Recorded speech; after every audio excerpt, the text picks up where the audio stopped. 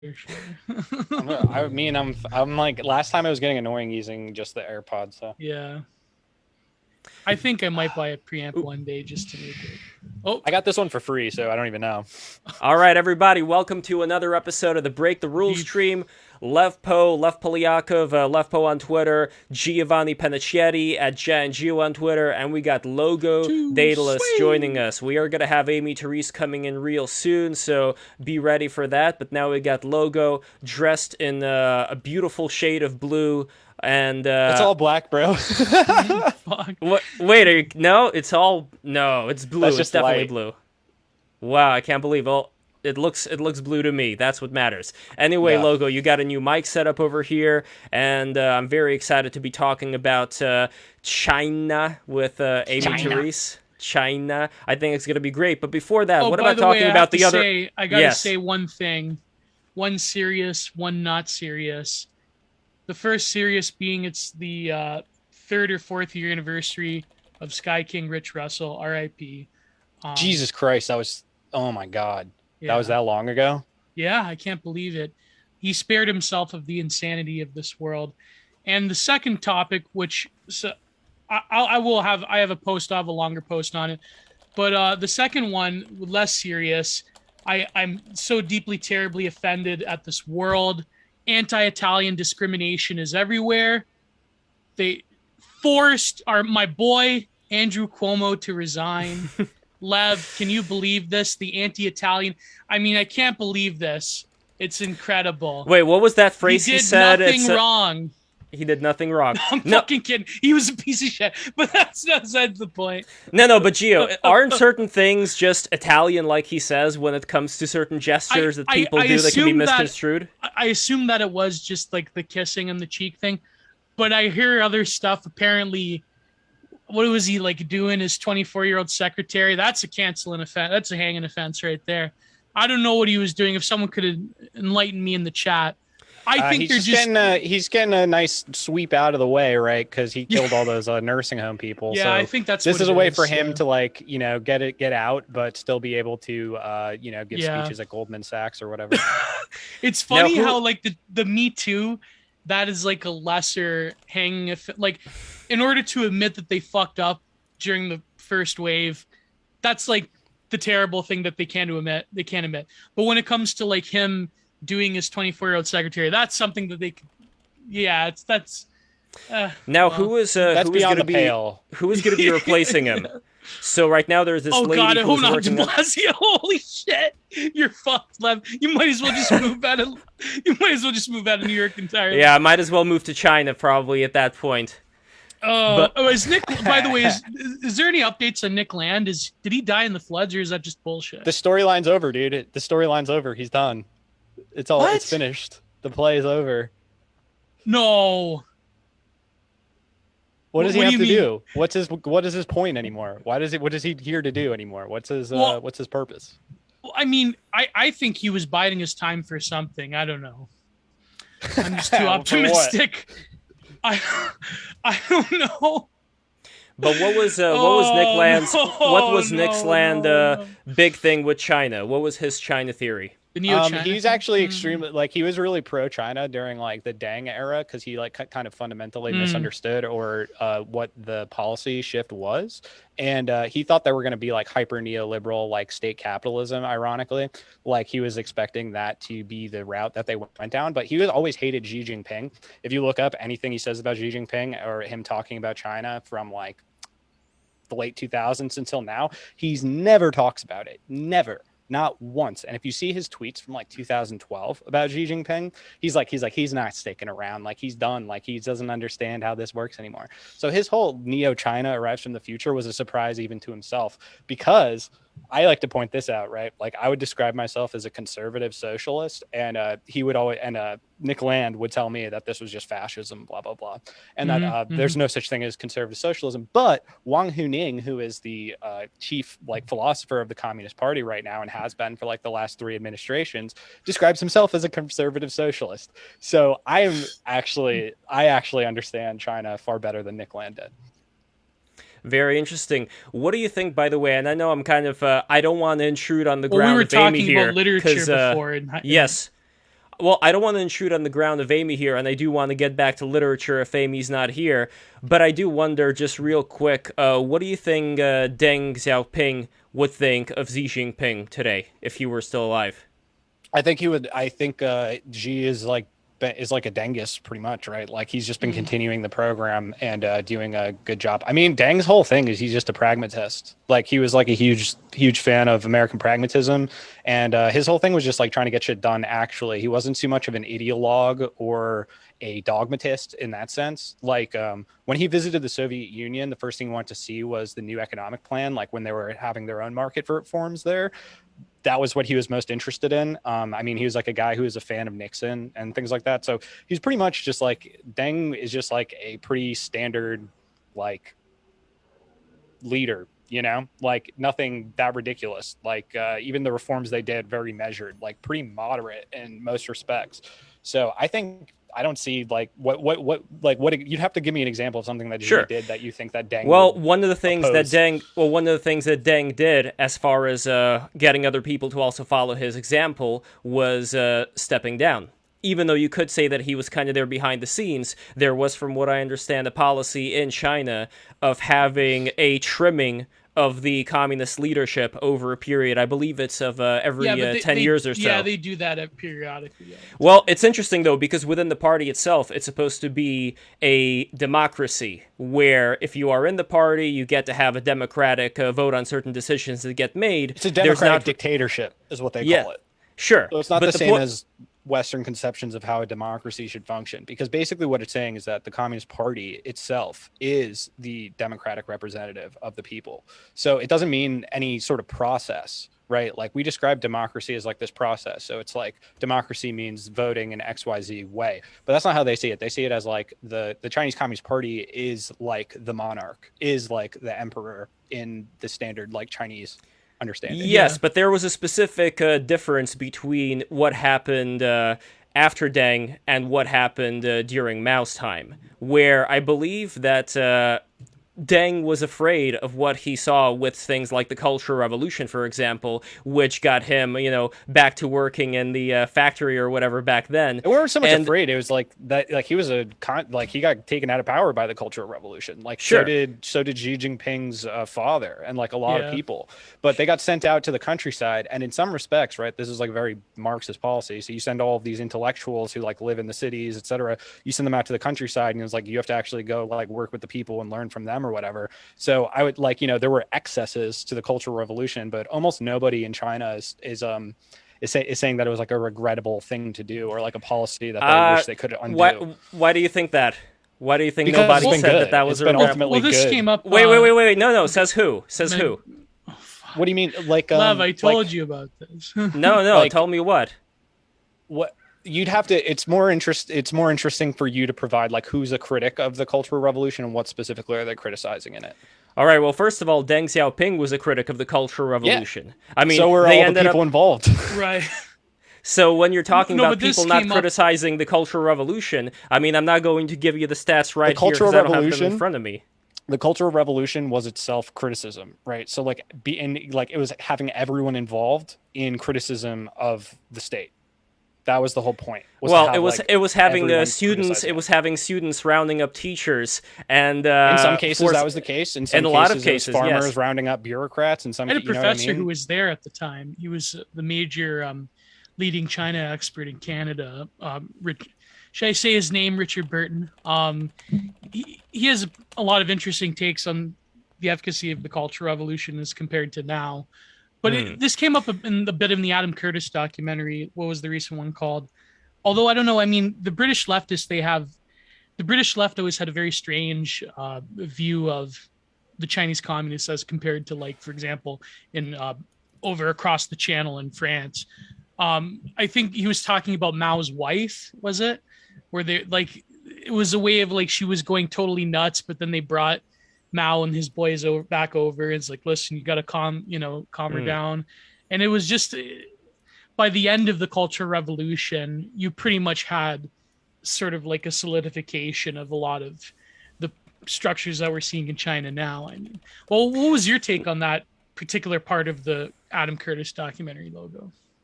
I mean, Adam Curtis is kind of like he's like his earlier stuff's better, but he has the same sort of faults that a lot of like especially Anglosphere leftists or like Marxists or whatever have, which is Mm. like they don't really understand the history of China. Like so there you can criticize Mao. Obviously everyone criticizes Mao.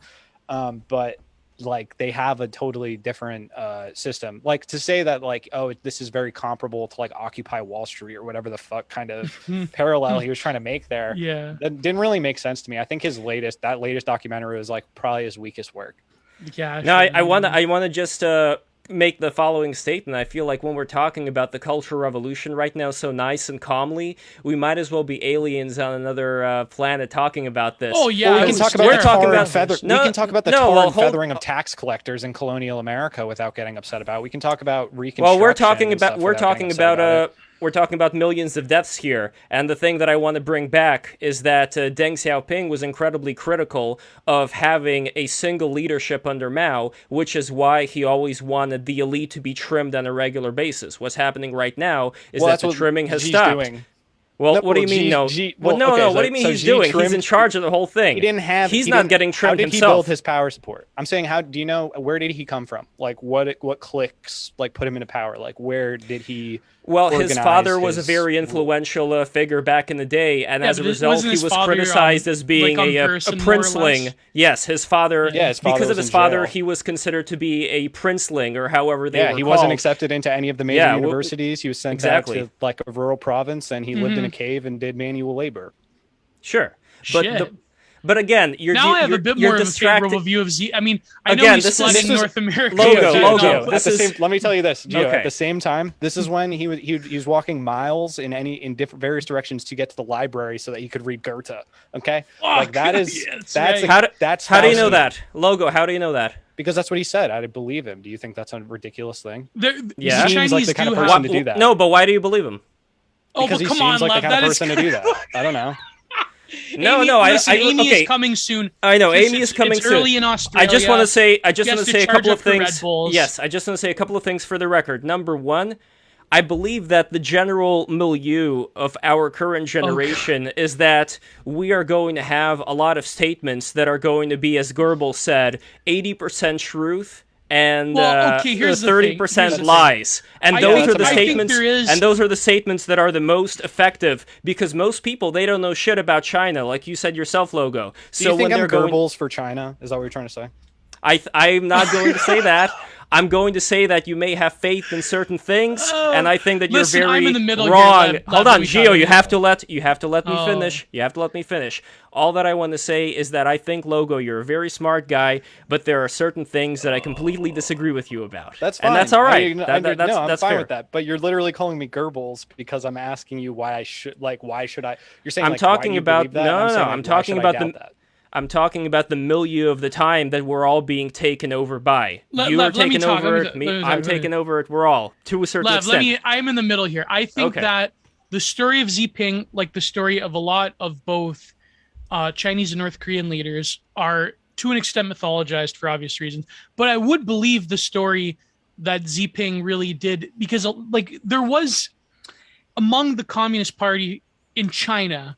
I know that there is a huge tradition of having an appreciation for certain aspects of Western literature. I know that they have an aesthetic sensibility towards France. I know that a lot of the leaders, they do tend to read Goethe and other German authors. I think, wasn't he also a fan of Holderlin or something They like read that? and Russian literature especially. I mean, Yeah, that's the thing. obviously. Yeah. Like it's not like that. Some aspects of Western civilization, what they wanted to do was to like translate all of the things that had been created by like the West and like the Anglosphere in particular in modernity and adopt that for themselves. So they wanted to learn from all of it. So they had an extreme interest in translation, and this is like literacy is something that they push for like extremely. That was one of the first major things that the Communist Party wanted to do, was to raise literacy to like as high as possible. And part of that was also like reforming the alphabet, right? But reforming the Chinese language. This happened in the Soviet Union too, so that they could have like a more standardized like literature that would, be capable of communicating to this massive country. Logo, I would say none of that matters, and I'll tell you a little bit why.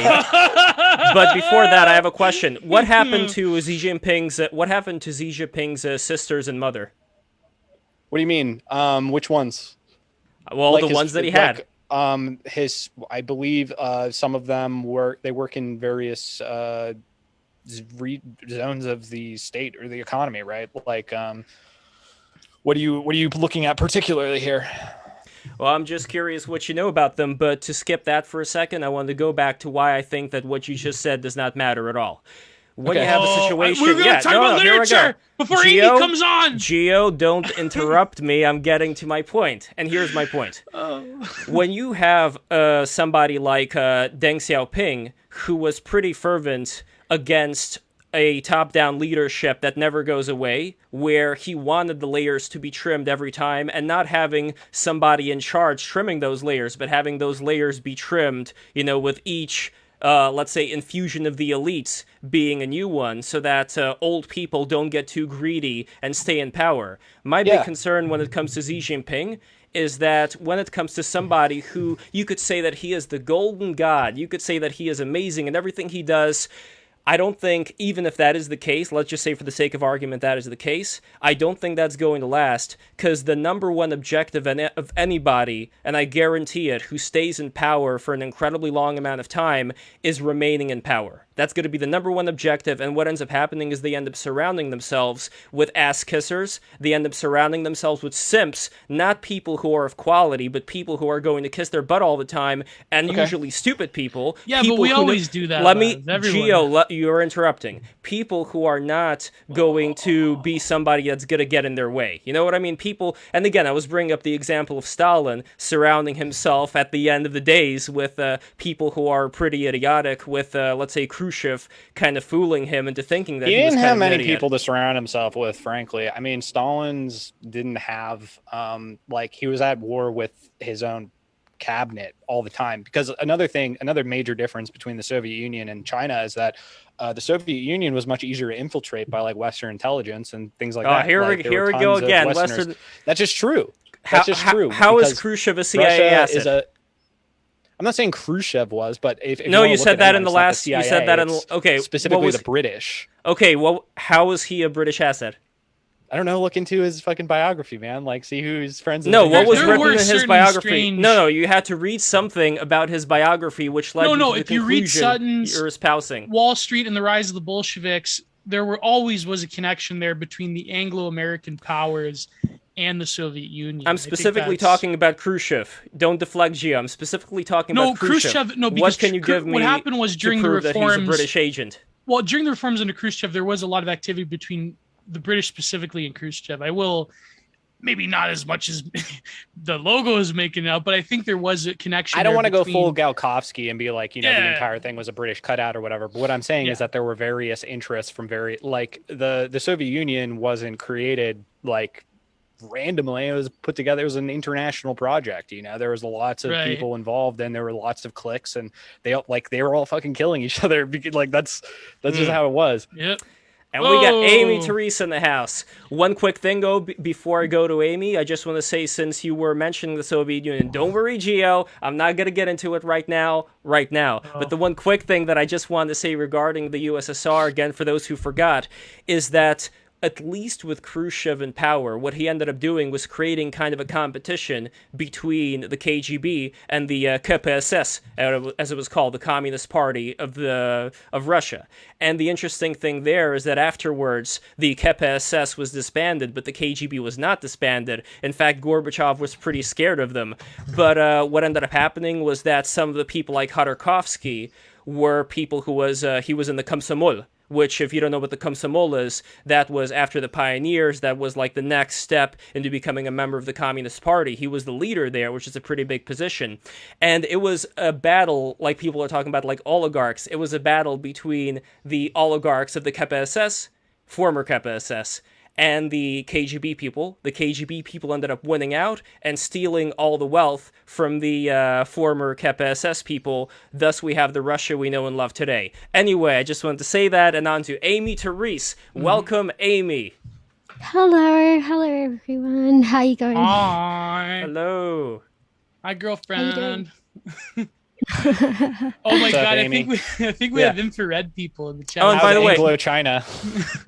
I'm Oh, not and by the way, listen. a comment. I would Wait, wait, like wait, to. wait, wait, wait. A comment from Chris Jimenez. Moderate, don't dominate. I want to make one thing nice and sparkling. Oh I my want to make god. one thing nice and sparkling clear, as Alex Oh, DeLarge said in Clockwork Orange to his droogs. I'm gonna make one thing nice and sparkling clear. We are not moderators. This is a naturally flowing conversation, and I am going to dominate it as I please. The Anyway, oh democratic god. I feel. dictatorship. exactly. Good. It's a Who's the democratic big Much guy? better. dictatorship. Who's the big droog that got the cane to the That was Dim, the grinning dim? bulldog. Oh god, Dim. I feel like dim right now.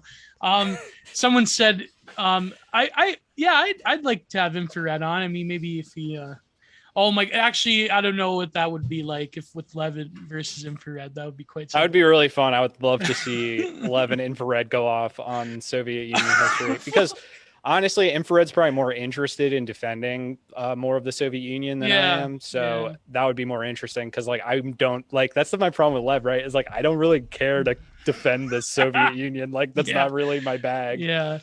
But before we move on, I wanted to ask you, Logo. You had this take today about uh, apparently John Locke wasn't a major influence on the American Revolution. Not as much as it's portrayed Oh, since the like yeah. Anglo-Atlantic merger That's is my true. point. I gotta respond to that though, Logo. So you, it's what not was about the- defending. No, it's not. It's not about defending. I wasn't defending the finished. Soviet. Okay, sorry, Gio, go on. What was the Cromwell, not the revolution, the British Civil War with Cromwell? You were saying the model of those Commonwealth land gentry that Cromwell was, like, that sort of translated more into. They weren't really land gentry. This was also like free sorry. laborers who were like given land from the land reforms under Cromwell, right? Oh, like, I see. So these were like workers and like serfs basically. And like Cromwell's whole thing was like with the new model army was he said he didn't care about like someone's skills, whether he cared if they knew what they were fighting for. So his whole thing was going around and like creating pamphlets and like training people and like creating like literally like an army made out of the people to fight the professional, basically like mercenary armies that the king had. So that's where like the whole militia tradition that is like the basis of our republicanism also comes from. Like that's why we have the Second Amendment is because of Cromwell. Yeah, that makes sense. I think, well, Locke was more, I would even say, at more of an elite discourse at certain points, because by that time he was more interested. No one reads Locke's metaphysics. No one reads Locke anyway. Okay. I want to get to Yeah, I want to that's get to I want to get to Aimee Terese, but real quick, I just want to respond to that quip about me and the Soviet Union. I don't think that you are for the Soviet Union at all. The reason why I mentioned it has to do with the conclusions people end up drawing. I'm not saying that this is your particular doing, Logo, but the conclusions people end up drawing from things that you write about being that having an authoritarian system would be much better than the system that we have today. We have an authoritarian. I disagree with the dichotomy between this notion that there's like authoritarian states and not authoritarian states. And I states. disagree with your disagreement. Yeah. But anyway, I'm going to go to Aimee Terese. Aimee, welcome. Thank you so much for being here. I know it's very early in the Australian environment where you're at with the kangaroos jumping up and down and the koalas eating the branches. No, they're on lockdown. They're on lockdown too. Yeah, they're all just sitting inside knitting. But anyway, Aimee, I want to find out what your particular disagreement with Logo is on the state of China, since that's what we're talking today. Today is China Day, so yeah. This is what I wanted to find out from you guys. Like, what specifically was what was the proposition that we're debating? But I actually, like, funnily enough, I do agree with Logo in terms of I think there's like authoritarian versus non-authoritarian meme is mystification. I think both countries under the domination of capital, and then like the political systems that happen basically in terms to sort of, to socially sort things are what occurs on top of the domination of capital. So I think certainly something like China is much more overt in its authoritarianism, for lack of a better word. But I think no reasonable person could look at the United States today and pretend that, it's that you don't have an ultimately authoritarian system it's too. worse. You have like fembot cock authoritarianism. Like authoritarianism, global homogenous authoritarianism. What's worse about it? I'll say what's worse about it. What's worse about it is that in order to have like legitimacy, or because we have this like notion of like that we consent to government, that means that we have to like manufacture that consent, which means that everyone is involved, right? You're a propagandist. You're a propagandist. You're a propagandist. You all got to come around. You got to like train. Everyone's training each other's sentiments to consent to what is happening, because that's how we, instead of in China, right, it'll be like, listen, this is the law, we just passed the law, we represent the people, we're going to enforce the law. Here we have to have like a PR campaign for the law, we have to have like arguments about the law, but like at the end of the day, you have to buy into your domination more. So it's like it's much more totalitarian in that sense. Yes, I agree with that. I'll give you a good example. When I was driving, I had to go mail some stuff. I was listening, I don't know why I still do this, but I was listening to one of the quote unquote conservative radio stations here in Canada, to John Oakley. And I called in his show one day and I kind of owned him a little bit, where they're talking about, and it's true, I would agree, when it comes specifically to the fentanyl issue about how China imports the vast majority of the world's fentanyl into the West. But then they were talking about like, they're like, well, this one guy was calling up, he tells like an old boomer, right? Well, China is importing the fentanyl and all this, which is true, right? But then in the same breath, they were talking about the vaccine, the Vagine passports, and how like, well, maybe we should, and a conservative saying, well, maybe we should have it because transparency or whatever. So I was thinking like the dichotomy between saying like, the Fox News demographic boomer being like, well, all China is a communist country, and now, well, I guess we're going to roll over and do this thing here. To me, I think the contrast is quite startling between what is ostensibly something that we quote unquote debate over, but it's going to happen. It's going to happen here in Canada. It'll happen to America too. Don't worry about it.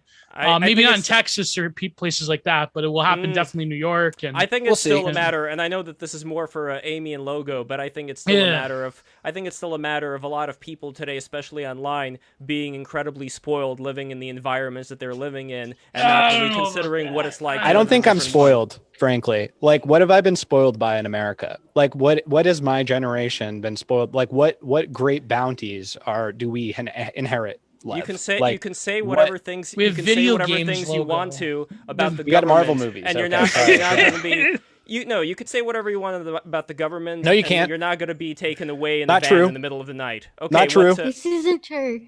Okay, give me an example without Michael Hastings. Well, here's my thing, that ultimately, like, the genre of sort of political repression that needed to exist in an era, in the 20s, 30s, 40s, whatever, like in an era where the way you communicated any kind of dissent with the government, verbally, like physically in person, then they need to like disappear you as a person. But like when the degree to which we participate is almost entirely mediated by digital technologies, and by, when our participation in social life is dictated by our capacity to access all sorts of infrastructure and services through digital platforms, like social death and needing to drag somebody away in a van and put them in a cell, are ultimately the same thing. They're just more efficient now. They don't. I wrote in 1776. They don't need to get their hands dirty. They don't need to have like a body to fucking deal with. They don't need to have like a person in a cage if they can literally just put you into like a social death is a death of sorts. Like the degree to which we in this particular like bullshit consent manufacturing process, whatever, like all of it, our like civic participation all exists on these platforms. So killing you, like depriving you of the capacity to engage with this society around you, is especially in a moment where everyone's fucking locked down completely and you're not allowed to physically see other human beings, then, deplatforming and like unbanking someone, unpersoning someone, which is what this PayPal ADL bullshit is. Oh yeah. This is literally like depriving you of the capacity to participate in any way. Not just that, Aimee, but we actually do have social death. Actual like.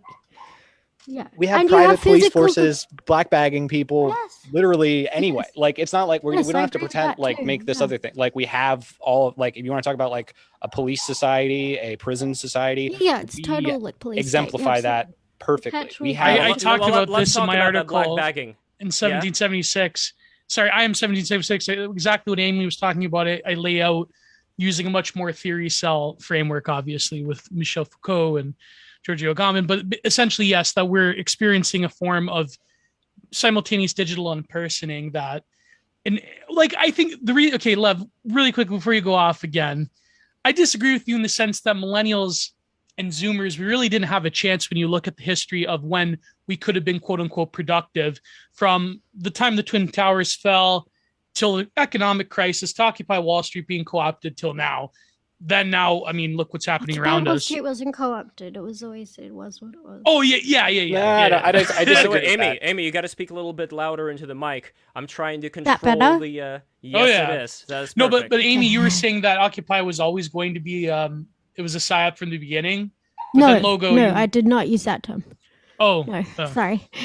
Sorry to be pedantic, but Occupy Wall Street was initially, like, the whole fucking thing, the idea, all of it, was started by an anarchist David magazine Graeber. called Adbusters. Mhm, Yeah, mhm. and the whole point was always one of these anarchist, like, performative loads of bullshit. Like, I think ultimately all of these performative things that involve, like, street protest or like rebranding, like the whole Naomi Klein no logo bullshit. Like all of these things are basically like forms of sort of expression within the middle class. And so no, like the middle class like expressing themselves in a fucking parade, the middle class buying like different non-multinational corporation products that are like, you know, buying the Palestinian what's it called? I always forget the name.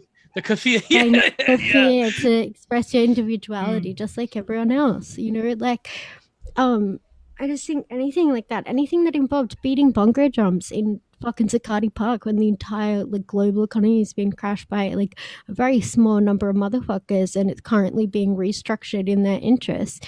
Sorry, but this was always like it didn't need to be co-opted. Yeah, no, I agree with you on that. I would say that there's more potential, like that's what it was set up to be, and it did go that way. But the real, like, it could have been like people were seeing like the failures, like oh, we can't just like do a demonstration and like do bongo drums and stuff. And actually, what when shit got real, there was when there was more outreach to people in like the Tea Party to be like, hey, we have these two. We have these two movements that are responding to this economic crisis and like the bailouts and whatnot, and they both have the same enemy. What if we got together on a same issue? And that is when I wouldn't say co-opted so much as like the FBI infiltrated. Totally. Yeah, there were like that. agent provocateurs, and you know there was a distinct push towards. We're not going to march with the racist white. Boomers. Yeah. Well, Logo, now that you said that, do you expect a van to pull up and pick you up and carry you away? Honestly, do you know, like, people make jokes, like I meet people from online all the time, but people make jokes being like, oh, I'm like a Fed or whatever. But it's not really that funny to me because I am fucking paranoid. Like I do like I don't you should be paranoid in this country, man. Yeah, like, I was gonna say I don't think it's paranoia if they actually had to get you. The difference that I would say in the example of Michael Hastings is that he was pursuing a story about a very prominent general. He may have been digging too deep. What I'm basically talking about is for the everyday Joe. And again, I'm not saying that the situation's great. You guys are searching for some kind of perfect utopian situation where there wouldn't be the state that persecutes people. Nope. Then what I don't believe that at all. I think the state should persecute some people. Okay, but then what are we aiming for? I think the state should persecute rich people and people who have power in the interest of the people. I think this is fundamentally, like, I think this is internally contradictory, this claim. All right, what do you mean? What do you mean? Well, what I mean is that, like, states, every nation state, exists to consolidate and naturalize the rule of the bourgeoisie. And so to say that, like, the state should persecute the class of people whose interests it exists to naturalize, whose class power it exists to enact, this is absurd. Okay, well, how would you explain, say, China's recent actions with people like Jack Ma. Like, what is that?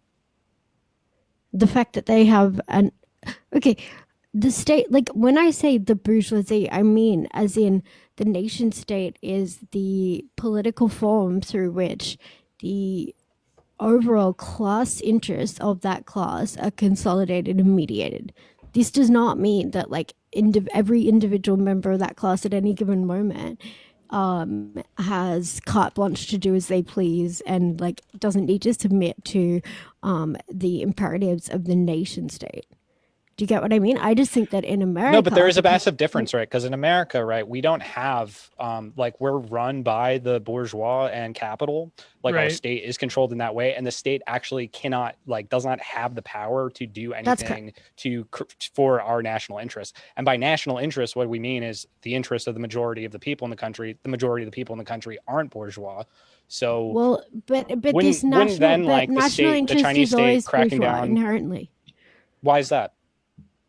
Because if you like, you can't have a nation state that isn't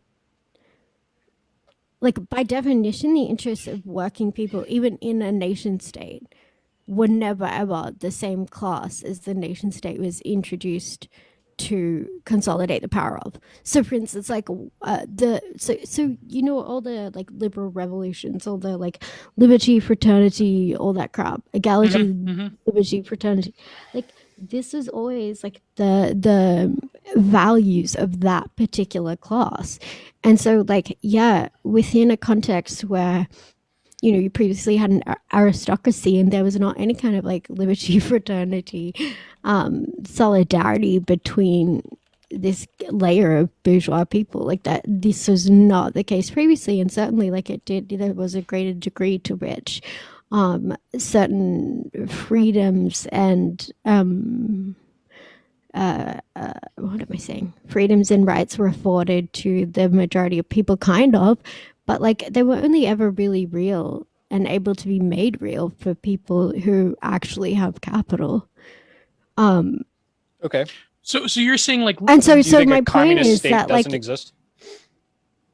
I guess what I would say is that freedom, to the extent it has ever existed, is sorry, I agree with Lenin on this one. It's freedom for slaveholders. Like any freedom that you think you have, if you are a wage laborer, like you are fundamentally unfree. You live in a state of unfreedom. Like if you need to go and sell your labor to somebody else, be yoked to all of their ruling imperatives, all of the way they structure society, and literally like the reason that they do that is to extract ever more surplus labor value from your work, you are not free.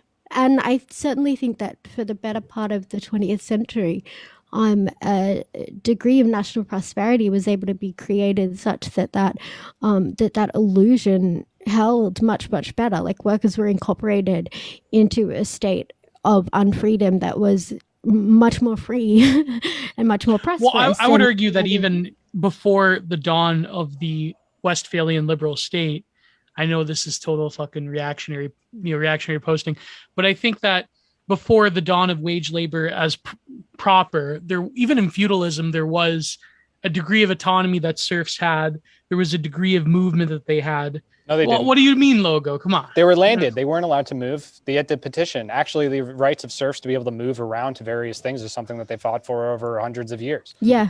I mean, with all of these things, basically what Marx looked at is like the totality of it. So on the one hand, like that, Marx never, for example, all these like libtard socialists say things like, oh yes, this is like more free, and more free is more good, and like this was, you know, an freedom advance, being principle that, No, like this is like Marx never made like value judgments of one being better than the other or worse than the other. Like for instance, like there is a huge amount that, for instance, like a paternalistic like feudal system where it is like totally patriarchal. You're bonded to the land. There's like real hierarchical structure in terms of like who owes what to whom, blah blah blah. But like there was actually, you know, it was nowhere near as shameless and brutal and alienating as it currently is, where you need to like go and sell yourself on a market. Sorry, that was my point. I don't think that's true. I don't think that's true. Marx supported wage labor over serfdom easily. Like, and you could see that in the Yes, support but for the Union over the this is Confederacy. because it was necessary. What when you say supported, I think Do you mean that Marx like signed a letter in support? Signed Yes, a letter I in agree support with for all the this. I'm International well aware Workmen's of all of Association. this. Yes, Yeah, yes. yeah, yeah. None of this is. I'm not disputing No, any but of do you that. think that he agreed with it in That terms these of moralistic? Let me finish. Some of these moralistic libtards make it out as if what Marx is saying is that one of these is like morally superior to the other, or one of these is no? It's experientially, more of like objectively better than the other for the people participating. No, the point he was making is that it is a necessary and totally and utterly unavoidable thing that we need to. That's what I was gonna say. Like the old feudal bonds, the old feudal order needs to be like necessarily it is a process that needs to be passed through, and then industrial development actually needs to occur and will occur before any other kind of society could emerge out of a far more productive, industrialized, technologically capable society. Like there's no like literally there's this is sort of the drama I got in over the whole like slavery bullshit last year. Like the reason that Marx was on the side of the North in the Civil War is not because he thought that like, Confederates are all like racist scum and the North are like good proletariat. It wasn't about sentiments. No, of course, exactly. That's my point. And so simply like I was gonna say that it was more there's so a that lot of communists writing about the fact that there's a greater degree of unfreedom in the present than there was in a patriarchal system, but this is not even like the point that's being made, if that makes sense. Yeah, that's what I mean. The economic arrangements of society at the time during what I would say forced industrialization of various peoples, it wasn't feudal. The feudal model was no longer conducive to the way labor was arranged within a city structure. Even like so, I think Marx, which just wasn't conducive to factory work. It's that simple. Right. Like you needed to have free laborers who you can pay by the hour in a wage rate. Rather than laborers who are bonded to the land. But I would ask before Logo, I would ask Aimee, but Logo go first, but then Aimee, I would ask you, because later, before I remember you disagree with sort of the dialectical, like sort of the Hegelian aspect of Marx as being like something that is a necessary transition. And also wanted to ask what? Well, like you said that was kind of like, that was being disrupted by various things, that it wasn't this like straight, like the progression from a capitalistic society to socialism to then communism. Like I don't think there is any, like, I don't think we've ever seen anything like that. Right, that's what I mean. But also, what would your vision of, because you said the state is instantiated within particular class interests. So, but you don't strike me as being like someone who wants some kind of like stateless society. I mean, I could be wrong. Yeah, that's fucking anarchist. Like anyone who wants a stateless society within the confines of the present just wants like some kind of middle class dystopia. It's just imperialism. It's just retardation. Yeah. No, I'm convinced anarchy is just imperialism. Like everyone who's an anarchist, right? You want to create anarchy, right? What is anarchy? Anarchy is the frontier. The frontier is where no one technically owns anything yet, and so there's no such thing as crime. That's every frontier that exists. There's no crime. So then you claim your territory, and then you create the laws, and now that's anarchy. It's also imperialism. All anarchists are imperialists. Yes, I agree with this. Wow. Actually. I'm not sure if amazing. I agree with the rationalization, but like ultimately, like all the like, I keep saying it's so frustrating. I hate to use terms like communist or Marxist because most of them are absolute. Yeah, in Anglosphere, like these terms are so abused to mean almost their exact opposite, which has been my point. Exactly. Like these conservative talk radio guys you've been listening to or whatever, they're the Marxists. They're closer to being Maoist than anyone who would identify as a Maoist. Like an integral state. What do you mean? They're the petit bourgeois and the peasantry from the middle of America, and they want to do a cultural revolution and get rid of all of these fucking academic bourgeois cucks. And I'm not national economy. I'm not a Maoist, so. Okay, so what you're saying is that if they were in the position of Chairman Mao, they would have enacted the same things. Do you think that if you gave Rush Limbaugh or someone like that, R.I.P. like that control, do you think he would be purging like leftist academics and things from the colleges? Absolutely. Oh, fuck yeah. Are you kidding me? There'd But be a that is major exactly cultural no. There's But no that way is to exactly purge leftism from the colleges. That's like just totally. That's just a No, but contradiction. Logo, Well, that is that's what the Cultural Revolution was. But Logo, when you're Yes, I talking about understand that, this, but they had a different. And journalists will get Minecrafted. I'm pretty sure. no, but again, I know They'll we go to a nice we get retreat in order to concentrate. So Yes, I know we get really giddy about what we're going to do to our enemies and all that good stuff. But I to don't pull it back a like little that. bit, well, that's good that you don't like that. I don't like that either. But to pull it back to what Logo just mentioned right now, Rush Limbaugh being corrupted by power of being able to do all these different things. That's the same reason again why I really don't. This is what people wanted Trump to do, by the way. This is what he had the mandate to do, and he failed to do. Everyone wanted him the to go and Groypers purge wanted Trump people. to be the Are you kidding me? America's mouth. We Great, wanted, but that's yes. exactly why I'm bringing up again the point of Xi Jinping. But If I'd you're say saying all that the- you want, if you're saying that you want Xi Jinping to rule for as long as possible, what's going to stop him from You know going what's mad? funny? And from Gio, don't interrupt me. Ah. What's going to stop Xi Jinping from just going full tyranny if there's nobody in his way? From just doing whatever the hell Wouldn't he you wants? say he's and already just done have that? Well, Isn't that that's what your premise is? My premise is that number one, it could always get worse. I don't know how bad it is in China. I don't live there. I don't speak Mandarin. Things are pretty good, and they're looking up, and they're all Again, super stoked on it. They love their government. They love their state. It has higher approval ratings than anything in America. Xi Jinping I would is argue more that if popular you than have any politician in incorporated, America. if you've incorporated workers into loving their own domination, I think that is not not a situation that can ever end well.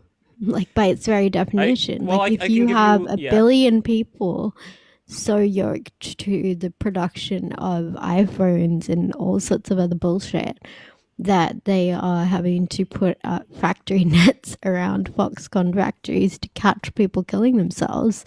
Yeah, I would agree with that's. Then what would Well, you can see a lot of those are reformed. That specific news article went through, and the Chinese have their own criticism of their own employment, and they've mostly been working on like protection laws and labor laws. That's fine, but I do not believe in the concept of states who exist to extract surplus labor value from workers being able to enact laws that are in the interests of working people as a class. So sure, narrowly tailored, there can be sort of interventions that might aim to moderate certain, aspects of a brutal system. But the reason they will put those into place is because it's more efficient and more productive and more able to achieve or aimed at achieving the interests of a well-functioning capitalist state. And a well-functioning capitalist state is a state where the vast majority of people are yoked to a very narrow class of owners and their interests at all times. And so, like, to me, the as much as I can sort of empathize with where Logo's going, I think that ultimately, like, what he's doing is this sort of, like, form of, I think that this sort of middle-class utopia of the, aspects of the 20th century in the United States have been so thoroughly destroyed. I guess the whole return, the whole fetishizing the 1950s thing. I get it. Like even myself, I find myself saying basic bitch shit. Like most people just want to fucking have a house and a couple of kids and be able to work a job and just live a decent life. I totally understand ruining the fact that this is seemingly no longer available and the actual material conditions by which that could be available. There's literally no reason why that should not still be the case. But at the same time, I honestly think that because it's sort of the Chinese economy at the present moment is in a sort of very similar state to the United States in sort of the early to mid 20th century, as in it's just had gangbusters industrialization. It's got far more productive capacity. It's got the resources and it's actually been sort of instituting all manner of different social and public infrastructure. All these sorts of things are happening in a way that is analogous to America in the basically the mid 20th century, early to mid 20th century. And I think that ultimately, like, what Logo's doing is just like a form of, it's similar to that, like, return to the 50s thing that sort of the trad tards do. Yeah, but it's Logo just that, hates the trad tards. That's Yeah, the no, thing. I don't no believe that at doubt. all, though. Yes, I agree. I know I you think the don't. Chinese have But, taken. like, I'm saying. I think that I don't have to say like this is a hypothetical world or it's a past world. I can say you can point to the state right now. The Chinese yes, state that's my exists, point. That's what I'm saying that you were and doing. they're doing a But better the job than point we is did in that the 20th century too. Like they okay, learned fine. from our But the model. point is, okay, fine. But like, if they are more efficient at achieving the ends of the bourgeoisie, then Who's the bourgeoisie how, in China? who is the bourgeoisie? The nation state Yeah. itself. Yes, So the nation state is the bourgeoisie. The well, Communist if you've Party instituted is a bourgeoisie. state, so it's yes, it's a state capitalist country. Okay, well, I can't agree with you on that. This is where our fundamental What do disagreement you comes down. mean? They sell commodities. You have to work. So why are commodities not a part of this? Is a debate they had of like amongst the Maoists, the Dengists, like this whole time. There's nowhere that says that commodity production is impossible under communism. What? Yeah, this is like the standard Chinese take. Like you can disagree with them, but they're also the oldest communist party. But if you just existence, redefine so. words to mean something other than what they actually mean, yeah, It's not sure. redefining it. No, it's like a development. They were saying that they've dialectically, like there was Marx, there was Lenin, there was Mao, and they've kept developing this thought. And that's how the Chinese look at it. They don't look at it as yes, but this you sort have a of narrow class of dogmatism. people. It's not dogmatism to But Logo, have wouldn't words you? means to have stable meanings. Like if you are producing No, words don't have commodities, stable meanings. They're dialectical. Like, you know what I mean? Like the word's meaning changes over time. Same thing with communism. Yes, Well, true, but Logo, wouldn't you say that to further Amy's point that the reason that China is experiencing this renaissance of return to the 50s or whatever is that because no, it's not a return to the 50s. It's a No, sorry, contemporary instantiation of a nation state that Right, is going through right, a right. similar phase of productive development. and there's similar at economic present conditions that the No, US but there is a big difference with China, if I'm not mistaken, about this. No, but the reason- the Chinese work for a really low amount of money, very low. What do you mean by low amount of money? Because I mean you the can look kind at of this, money but that you have to look at the Americans purchasing wouldn't power. want to. I'll No, give you the purchasing power is Yeah, much that- higher. So they're yeah, actually that's making true. more money than most Americans because things are cheaper and they can afford housing and healthcare and education. Okay, when you say they don't worry about these things. Logo, when you say they, how many people are we talking about in the entirety of China, and The how majority. sustainable? Number one, how do you know that? Number two, how sustainable is that if their entire economy has been based on creating cheap crap?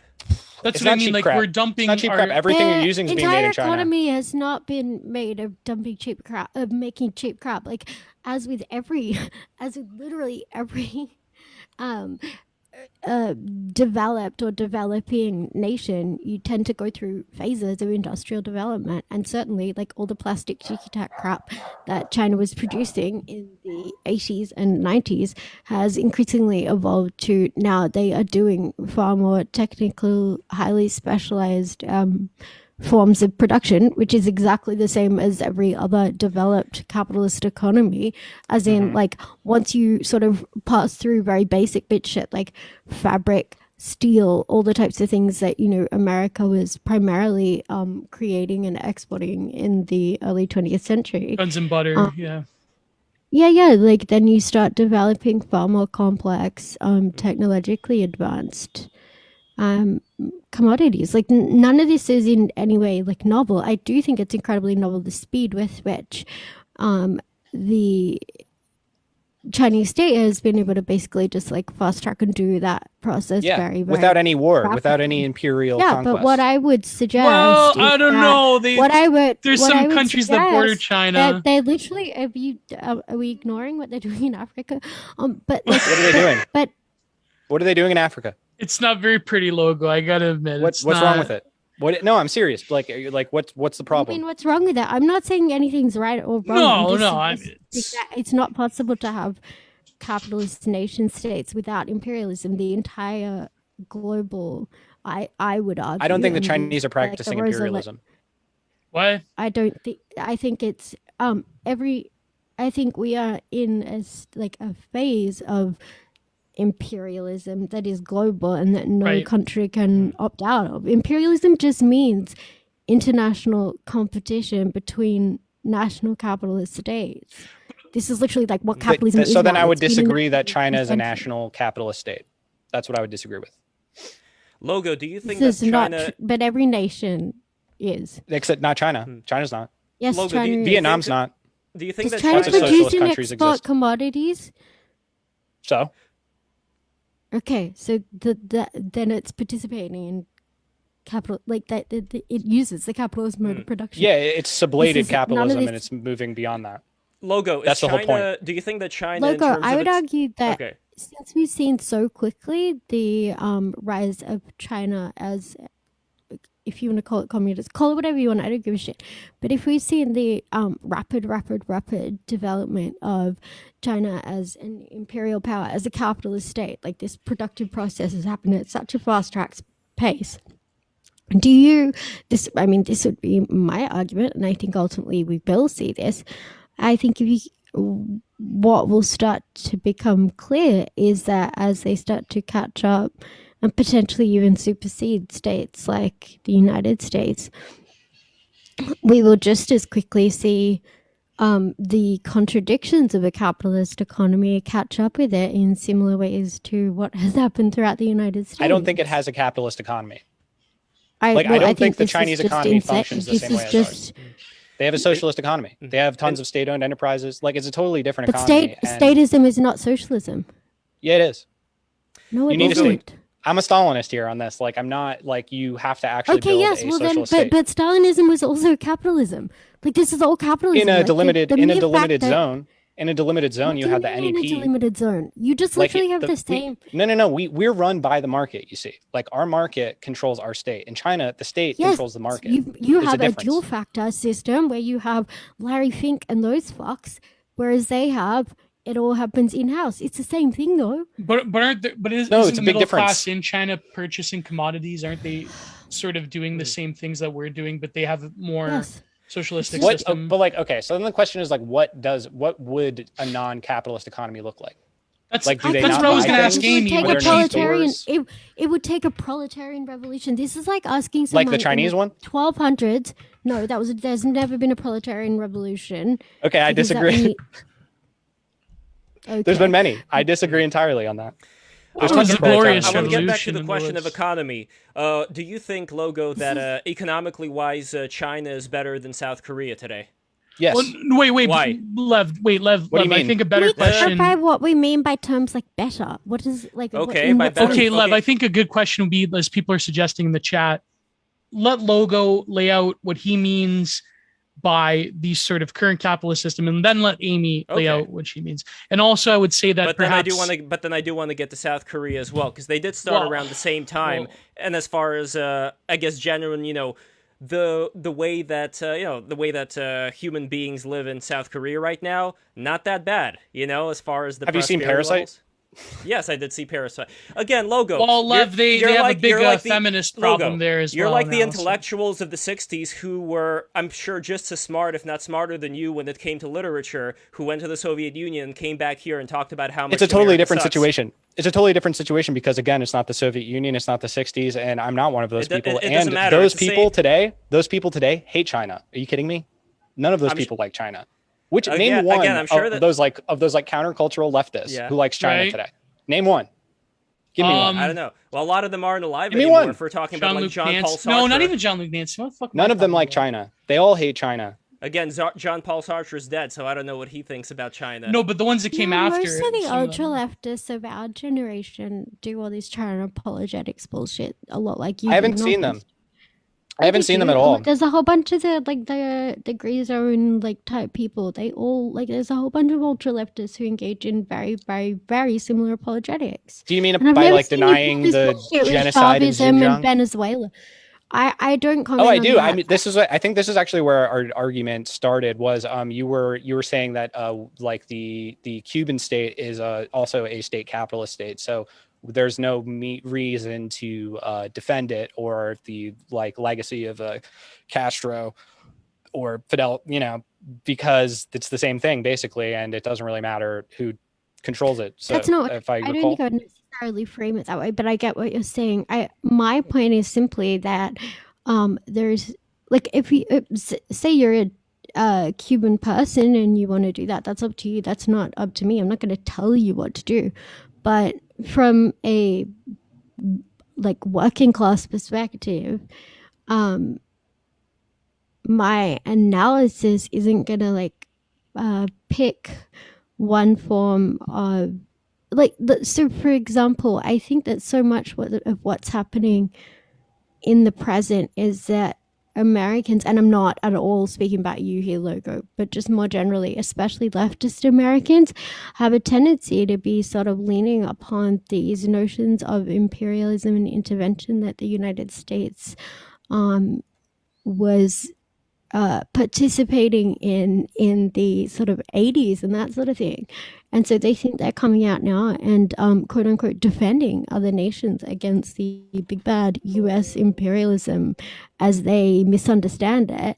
And in fact, what they're actually doing is manufacturing consent for contemporary forms of imperialism and fuckery. And even if they're not, I'm also keenly aware of the fact that like there's no like I'm sorry, but there's no proletarian interest in defending a totally reactionary form of devolved Stalinism in which most people are unable to get the resources that they need in the middle of a fucking pandemic. Sorry. And like, why can't they get those resources? Why can't they get those resources, Aimee? Who can't get like in Cuba? Let's just talk about Cuba. For myriad reasons, because but like, what is the major contributor? As a pariah state, sure, because they have because they're subject to sanctions by the imperial power. I'm not endorsing sanctions. Okay. I'm not endorsing sanctions. I don't. Okay, I don't me neither. I'm saying we should remove them. You should. I mean, I'm not. I don't. I guess this is where sort of I do piss people off, is insofar as like I'm unwilling to. I mean, if the Cuban people want to fucking have a riot, a revolution to like try to get the United States boot off their neck as they perceive it, I'm not gonna object to that. I don't. That's okay. What if they're having a riot to have the boot of America on their neck? You know, like a color revolution. Sure, you know, you have funded NGOs funding resistance movements in Cuba, like, you know, the Gusanos or whatever.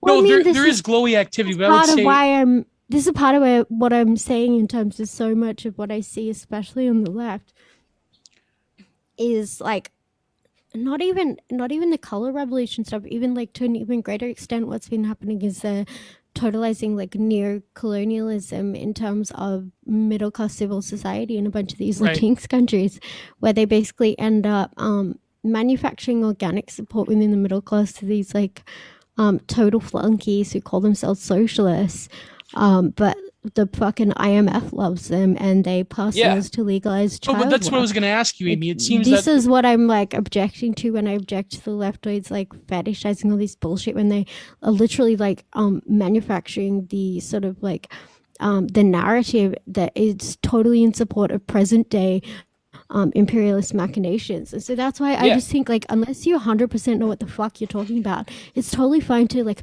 actually not have to weigh in on every fucking thing that comes across like 100%. I agree with you on that 100%. I think that like that I think Americans have a special problem with that because Americans think that they run the entire globe and that everything is America. And so like for instance, like I do earlier tend on to this agree with that. Earlier on this, right? I was like the Chinese people like their own state, and people were like, Psh, "You believe the Chinese polls?" Like in the chat here, right? Because it's impossible. Some probably do. I mean, I don't. I don't believe the Chinese polls to tell you the truth. The Russian people loved Stalin even after he sent them to the camp. They still love Stalin. They still love Stalin today. That's why they love Putler. Exactly. So if we're talking about what the people what's wrong with that? Here, I'll tell you what's wrong with that. If no, Lev, I told you. No Russian democracy. No. Lev is going to quote Walter Lippmann here. He's going to say democracy is too important to be left to the people. Democracy is fake and gay. What's wrong with you? All right, I'll give you this example. I'll give you this example. There is a Russian phrase, "Где ты работаешь, то, что имеешь." Do you know what that means? Where you work, that you eat. No, it means where you work. Where you work is what you have. Meaning that the way that the Soviet economy worked back in the day is that everybody stole. The people who worked in, like the food plant stole the food. The people who worked in the bookshop stole the books. The Soviet So Union is not really, again, exactly. like, No, but I again, try to like, talk we're about China using and this end up talking phrase. about the Soviet Union every Yes, time, and it's like, because it's not they're- the same system. Here's why I think they're very close. I think they're interlinked in the fact that both are totalitarian. And today, the system is getting more totalitarian than it Can was you tell me America's what totalitarian. totalitarian During means to you and why Lev, this is America's dangerous. not Dinesh totalitarian? D'Souza point right here. I'll tell you right now. Totalitarian to me. Logo's like, yep. Yes, totalitarian to me, Lev, the CIA asset over here, means that when like a 70-year-old man writes a comment on a website criticizing the way the government thugs were arresting this one female protester, that guy gets thrown in prison. Or when somebody's lawyers get thrown in prison as well as them. That's the other level. So again, I think that the Can I ask, conversation... do you consider Sure. it totalitarian that a major news outlet in 2020, just like 8-9 months ago, a major news outlet was flagrantly censored in the lead up to an election? Yes. Oh, yeah. It was I think literally that's- fucking deplatformed. I think that's in order horrible, to but protect again... your leader. Sure, Is I this think not that is very totalitarian? horrible. I think that's... Is I this think not that's up there. totalitarian? I think that's up there, but the Is point that I'm this getting not to... totalitarian? It is What's the difference? to an extent. You had riots across America. Sure. Where Again, I'm not going arsonists to be... were I'm not going to setting be... fire Yes.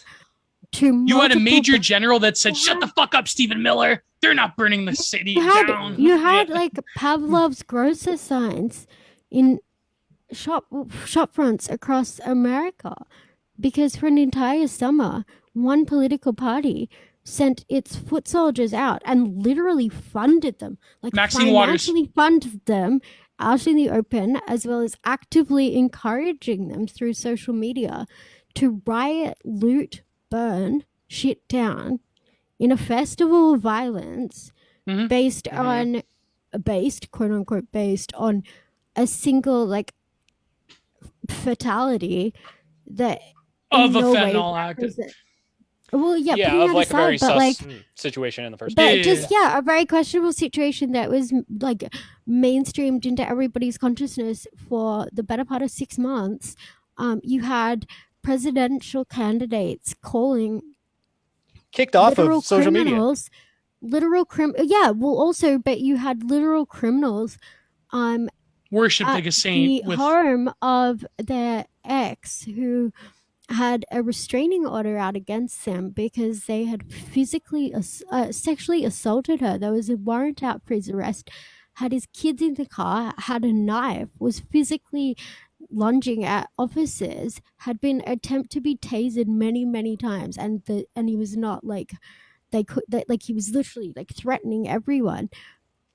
To have multiple presidential candidates call this person and say we are proud of you, and to have the NBA have a player striking this person's name, is there not something totalitarian? Think about that woman who had that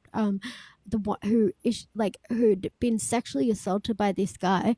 She's sitting at home in her house, and fucking Kamala Harris and Joe Biden have called her rapist to say we're proud of you, and the whole country is like venerating her fucking rapist. Gunder Using the belly, phrase- unborn Yeah, child, using the Gunder was it phrase- belly. totalitarian? Using the where they- phrase Black Sure. Lives Matter. Tell me which part of that is not totalitarian. Was it totalitarian when the American government was locking up Japanese Americans in internment camps during Yes. World War II? Yes. That was clearly yes. totalitarian. Yes, it is. But Okay, so what's again, the difference? They What locked up us system Italians, by the isn't way. Again, totalitarian? that whole aspect of people saying what's the difference, I think it's incredibly shallow because I don't. Why? think I didn't it say compares what's the one thing difference. to I another. said, tell me how it is not totalitarian. It is, but we have to use certain words Okay. to mean certain things when we're comparing one thing Okay, to another. point granted then. America is also totalitarian. On to the next No, thing. but Lev No, thinks. I'm No, not but gonna grant defend it. No, I'm Lev not for gonna a grant minute. you that Defend point. Lev for a minute. No. I'm not going to grant All you that point AOC had to because- do was make a post to Google and Apple saying, what are you going to do about my political enemies, in order for them to totally destroy and take AOC's political and quote-unquote industrial enemies out of a marketplace. Wait, I'm not sure I follow. totalitarianism. Like, AOC literally made a post immediately after the shit at the Capitol. Not Mm-hmm. yeah.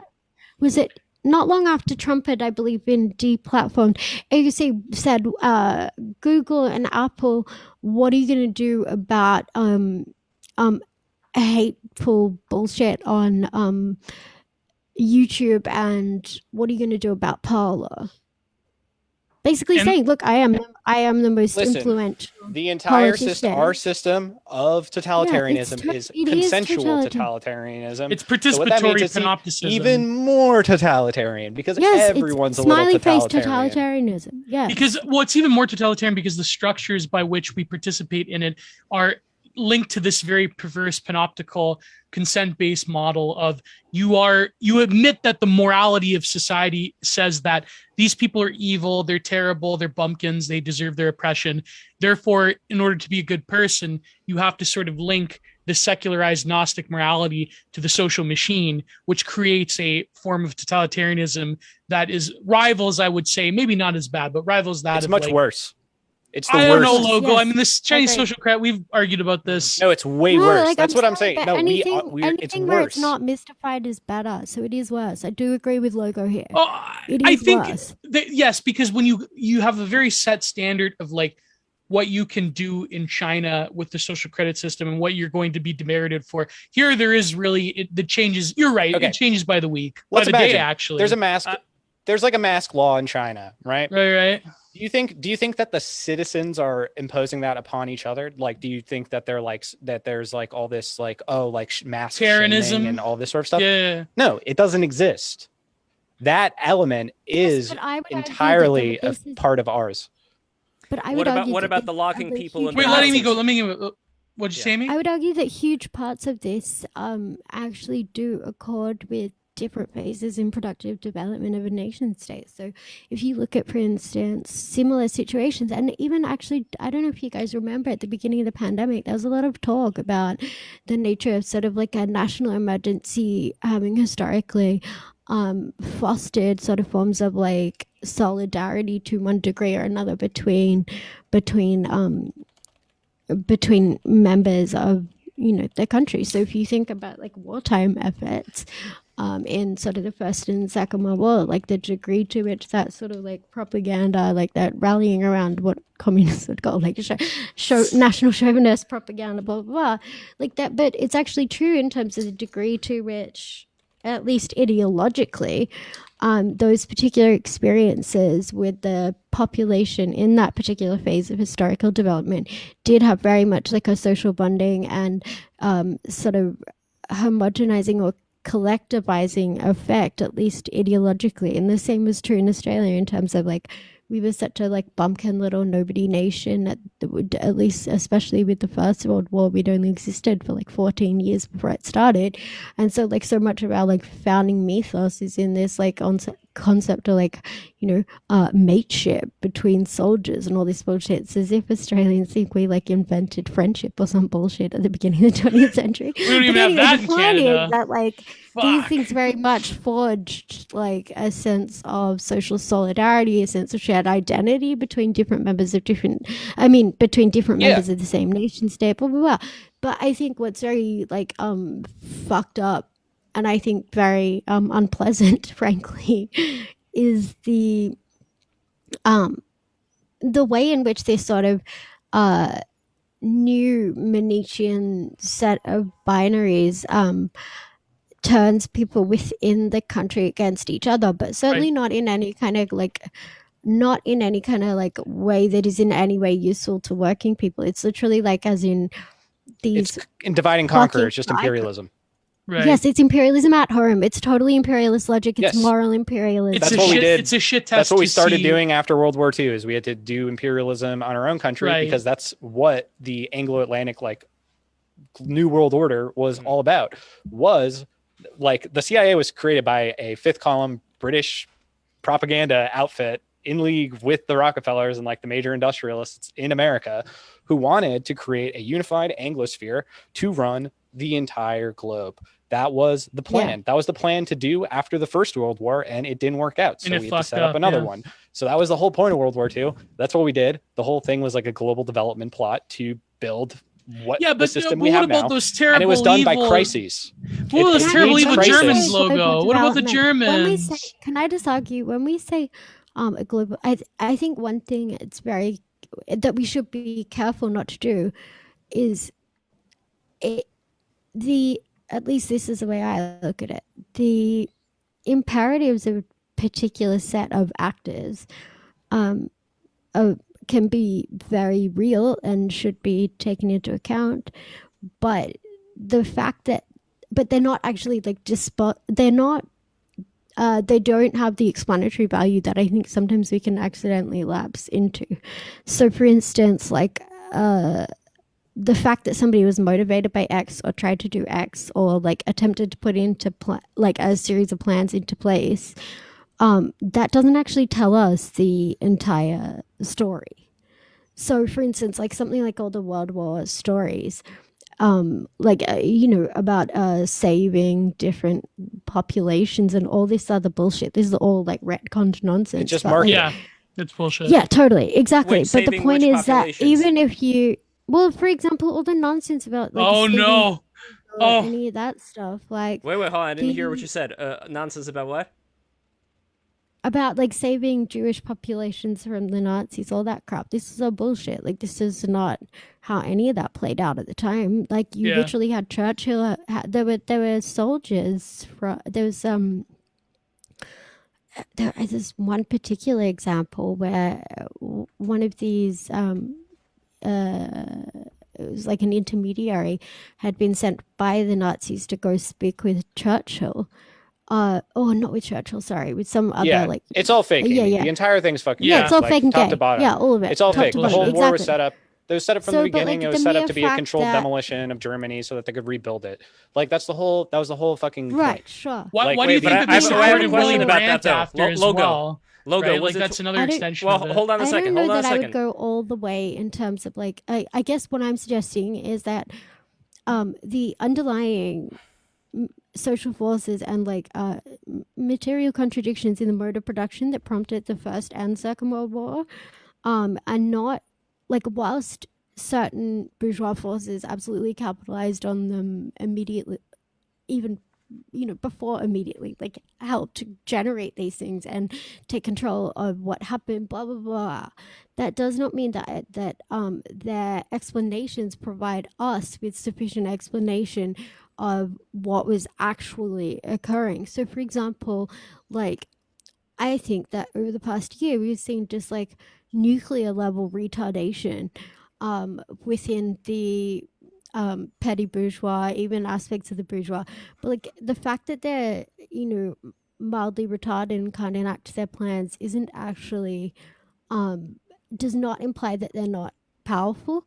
So I just want to be really like reticent to transpose the sort of intentions or plans of different factions of the bourgeoisie with like a thoroughgoing explanation of what actually happened, if that So makes wait, sense. you're saying, Amy, and I wanted to get I don't know what any Logan's- of that meant, but there was a hummingbird right here. It was really cool. I honestly have no idea what the fuck you just said. No, I went, okay, let me say that logo. I wanted to get your take. Someone asked you about the interwar conflict between the elites during World War II. I want to let you speak for a long time. We let Amy speak. But I wanted to say that, Amy, what you're saying is that logo and his other great friend, they potentially have an ability, they have a sort of problem with reifying the sort of conflicts between elites actors, and that you're saying that negates the whole picture. So logo, can you defend your position of looking I at don't think it negates the whole picture. I just think it's one aspect of not, it's inadequate and it doesn't actually but necessarily the thing tell is us that what's our happening. research is like informed by the sorts of things you're saying. You're saying it's like we're looking at like the actual like composition of the economy. Like we did a long investigation into like the whole history of political economy and like where all of that comes from. And basically like the important things to know about the City of London Corporation and international freighters and the ownership of the oceans, because it is in English jurisprudence where they claim ownership of the entire ocean. And that's what we do. The United States, what do? Right. We own the entire ocean. That is actual real material political economy. And this does actually give you a better picture of how things work. The intra-elite stuff is more to expose that this is the case, you know. That is like, it's more evidence for the very hermeneutic we're using is being backed up by the fact that we can unearth all of these connections and things, which almost nobody has talked about yet. Yes, absolutely. I do agree with this. I do think that actually what leftists have done for a very long time is that they will basically run this big deflection game on behalf of capitalist and bourgeois interests where they tell you to like, oh, look at the grassroots, quote unquote, look at the workers, all this bullshit. It's like, bitch, there is like a very narrow band of people who have all of the class power. It's such a fucking cope when you're making me read the bullshit about, you know, some lesbian separatists in the 70s. I don't give a fuck. Yeah, that shit's all doesn't fucking matter. No, but what does matter is like Herbert Hoover being in China for the Boxer Rebellion. You know, this is the sort of stuff that actually does impact history. Holy shit. Yes, I do think what I will give, like, I do give Logo props for is like, he's a far better, like, he's doing a form of like I don't know, there's history. Historicity and around better like scholarship in the fact that he's not actually. This is why I'll always stand Logo, even when I think he's out to lunch, even when he's like Logo, trying this to pick fights. In Well, these, to Logo's, I don't know, Logo, this sounds kind of like some Jordan Maxwell stuff. No, but to Logo's credit, in a world where people don't read at all, he reads a little bit. Yes. You know, reader. like yes, in the land of the absolutely. blind, the one-eyed man is king. Basically. But I know all of this. The thing, my whole point is that none of this is subtle. None of this is hard to discover. It is literally like the surface. Yes, hiding in plain sight. Yeah, it's like, it's not even hiding in plain sight. Right. They advertise it and they explain it to you. But you're what you have to do is be able to get out of that mind Yes. to like see it, because basically the entire, if you want to know the entire geopolitical strategy of the Anglosphere, you just watch Marvel movies. It's all laid out there. Like, I'm not even kidding. Like, it's not subtle. Forever. That's what they believe. Like, But you know, you're looking exactly. at the None of it's subtle. Well, You're it's looking funny at the because Anglosphere. Hold on, I gotta make Shiro a in the point. comments, I gotta he make says, a point. Wait, Thomas Shiro in the comments, really quickly, Lev, says that Spinoza, they read Spinoza and so forth. Politics is war. So again, it's true what I think Foucault said, that Yes, of course, politics is war by another means. Yes. Right. No, it's just by another means. No, it's like war, that's and education is war. Everything's war. Yes, everything's education war. is war. Yes, everything's class war. Yes, absolutely. That was Foucault's point about how even these systems of disciplinary action, that they transcend the normal. Foucault was a Nabla leftist, and he probably could have done. You don't need to more read discipline, Foucault. so He didn't Listen, come up with shut up, anything. guys. Shut up, Aimee. No, don't say that. Okay, I know. Please. What was he doing in Tangiers, Gio? Oh no! What was he doing in Tangiers? He's kitty fiddling. That's what. Oh God! I wanted to say that. Fuck! Ruined my point. I would say, oh God, that the sort of impersonal, John Dewey, like educational philanthropy that the world should read, fucking, you know, have literacy. That's all bullshit. That's an extension of the sort of war state of imperial liberalism. No, that's actually not true, because my point would be, as I made earlier in this, right? It was when I was saying that one of the first things that the Chinese communists wanted to accomplish was mass literacy, because mass literacy is actually like what the imperialists want is mass illiteracy, which is why everyone's getting stupider all the time in America. Well, and why I would books say are being burned all the time in America, and why the discourse is just getting stupider and stupider and stupider. No, but Logo, I think that is what imperialists need. Communists want to have an intelligent population. No, but Logo, I would say that literacy is not nations in their early phases of development need more highly competent, well-educated and competent people. But and once you get to a certain point where your productive forces have managed to automate huge, like vast swaths of production, I wouldn't say it's no, but that's what I don't understand about Korea, South Korea versus China here. They started more or less around the same time, yet one, from what I understand, has managed to way out automate the other one in terms of robotics. So why exactly, Logo, do you find that China is more successful than South Korea? That's a narrow industrial set of claims about I don't really know what that means. a thing related to. No, I don't think it is, because if you look at China I'm talking today, about automation in terms of capitalist production, which basically not just automation. production. Okay, not just automation. If we're talking about just general quality of life, most people in rural China, as far as I talk with people, again, I could be wrong about this, but they're still driving ox plows. China is still primarily They're an working agrarian their latest economy. 5-year plans. Their latest 5-year plan is specifically about addressing concerns in the rural areas. It's actually a pet concern of Xi Jinping because he is very fond of the rural areas. That's where a lot of his support comes from. So like that is one of the major things that they're working on, is like building like specifically small farms, and like enabling more people to like own land and doing land reform in that. And I would say, to add Logo's point, as much as I don't You stand the mean Chinese, just like the I would say that when you think about the small farm and how America was built upon the back of the regionalist small farm, is that a thing anymore in America? No, it's not. The small farm in America has been destroyed by giant agri companies that have just gutted these family businesses and offered them a pittance for what their families built. Sorry, Amy, go ahead. I wanted to ask a general Well, I was question. just going to let's say, move yeah, on. the tendency to monopolization is internal to the logic of capitalist accumulation. And I think what you will start to see in any number of years is that the degree of sort of distributed sort of middle class prosperity that is necessary in a developing economy is going to start to ebb away. And I think it will actually happen much faster than it did in the United States, because this is what we see every developing nation, is that they manage to recreate and transition through the phases that may have taken far, far longer in Well, you're talking about this recreate. is I think all right. Okay. This is supposed to be a debate, right? So I think this is something we can debate. So basically, what you're saying is that China is behind us, right, in historical development. Because that's not my claim. I'm saying that they are actually are actually behind the Chinese. The Chinese are the future. Well, I don't know. That's if you're saying that like wait before Amy goes. If you're saying a more overtly authoritarian form of No. We're not going to inherit what they have. The our system is going to fail, and their system is going to succeed. Right. We're not going to be able to reform our system. Okay, Logo. I have a question about that to you before Amy goes. My question is this: what have the Chinese, meaning the Chinese government, or the people under the Chinese government today in these modern times, what have they created? Like originally, what have they come up with? TikTok. That's very. I come on, Logo. That's kind of fucking. What do you mean? What did they invent? It's the most important social media platform. Get the fuck out of here! Yeah, it's demonic. It's utterly demonic. Yes. No, Logo. Okay, well, so I don't what think did we that's invent? Chinese fault.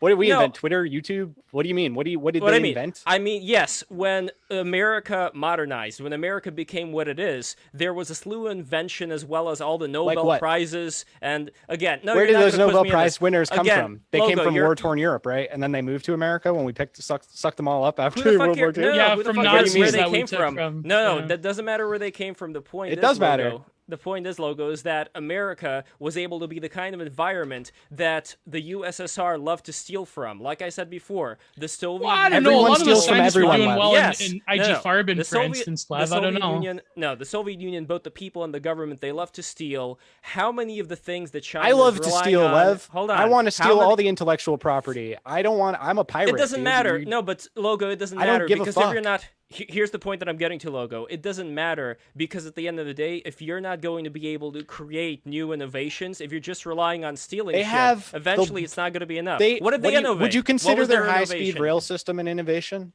Did they create it or the Japanese created it?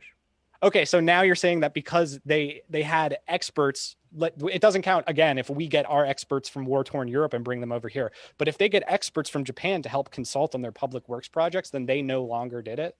Is this just a race thing? It's not just about outside check marks next to our racial backgrounds? Logo. It's not just about getting outside experts, because we had Chinese people who came in here to America as well as Chinese people who came to Europe who were able to contribute a hell more of a lot. Yeah, they built the railroads here too. Chinese people and the Chinese government. So the point that I'm getting to here, Logo, is that I really don't think in the constrained totalitarian system that you find to be so favorable with Xi Jinping, it's going to be the kind of system that would be a conduit to innovation.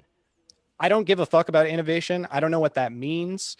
I don't know what you would mean by innovation, and I don't know how our system creates innovation. You're expecting China to be Gio, please, I have enough problem as it is. I must speak. So you think that China is going to be able to be self-sufficient and not having to rely on... What does self-sufficient mean? I mean not having to rely on exporting cheap labor. So eventually you think that China is going to be self-sufficient enough to not be able to need all What do the, you're saying that the Chinese Europe and state is America. funded right now by the export of cheap labor alone? Is that what you're saying? Okay, well, let's get rid of the cheap labor then. That's what I'm curious about. If we get rid of all the cheap labor, let's say that America and Europe just gets out of China, does their own thing, or goes to That's India. not going to happen. What's going to happen? Okay. No, theoretically, if that happens, what's going to happen to the Chinese economy? Will they be able? Theoretically, will they if a be able to be meteor hits the Earth, self-sufficient? what's going to happen to the Chinese economy? No, again, Logo, if we're looking at the Theoretically, long term here, if all the people came back from the dead, what would happen to the Chinese economy? I don't know. Are you There's a asking lot of what things we can happens think if about. like globalization no longer exists and every nation state is like a state unto themselves, like with the I internal wish that would economy happen, but it's not acting going to happen. externally? if China is moving into the direction possibly of being more self-sufficient than it is right now, if it doesn't want I to don't know create what cheap that labor means. anymore. You There's haven't no such defined thing what as that means. self-sufficiency. Yeah, there's every no such country, thing. every nation state, like Okay, every so then economy that is brings me- totally okay. into I completely laden with agree. every other. I I completely think agree. that in the future, China would probably have a better go at becoming a middle kingdom again and separating themselves if shit really hit the fan. Kingdom, Then, what?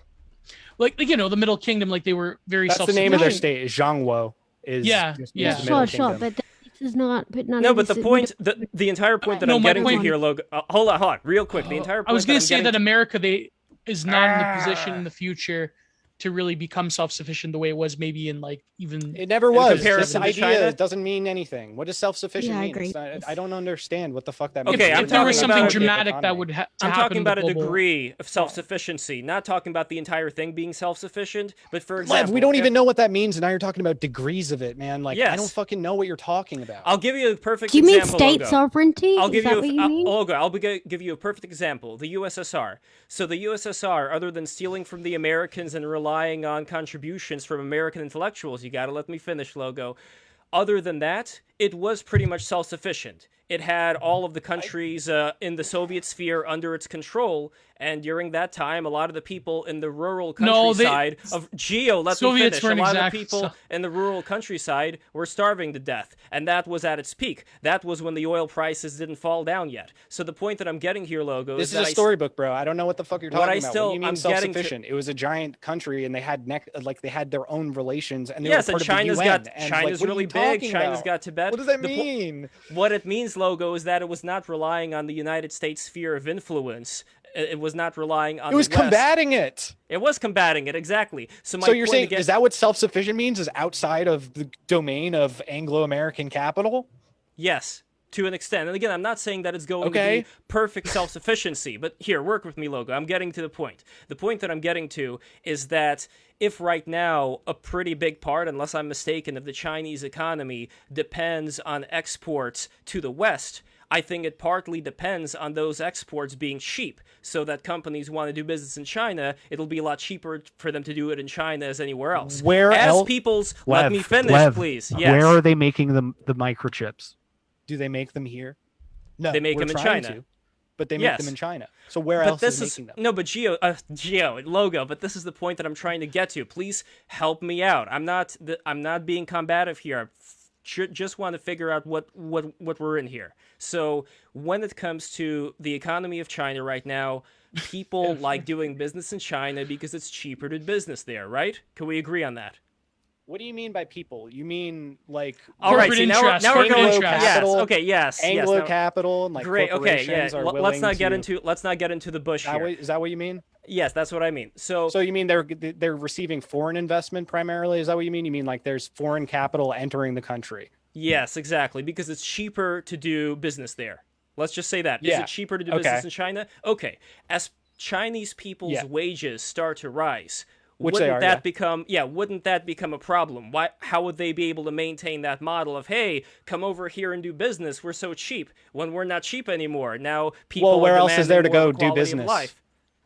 Well, partly is going to be automation. That's number one, but it doesn't even matter because eventually. But where are the plants that are automated going to be? Like you're Okay, saying, like no, you have to no, go no, do business let's somewhere forget else. about- Okay, no, we're talking let's about you forget- need a whole supply chain then, right? No, so, like, let's you want to scratch set up that. a semiconductor Logo, plant? let's- Like okay, that's let's a scratch. complicated operation. Okay, let's scratch that. But then we're kind of in a muddle here because on one hand you're saying the Chinese quality of life is going up and the Chinese people are going to want higher wages. How the hell are they going to have those higher wages if their entire Well, business I would depends say, on them Lev, being cheap? I would say, That's what I Lev, don't that get. the problem with your analysis and the problem I have with the boomer, not that I'm very pro China. Oh yeah, India. That's another one. Thank you, Ivan. India. Oh, They can go fuck to India. Yeah, They're not India is gonna the be real thing, significant, right? I don't India, think, compared to China. that India is going to be our little colonial staging ground for a war with China. Like the India-China conflict is the important shit that is going to happen. Yeah. Okay, but I don't want to go century. into the. I don't No, want to but go Lev, into the my woods argument here. against that would be my problem. Maybe Aimee, you could agree with me on this.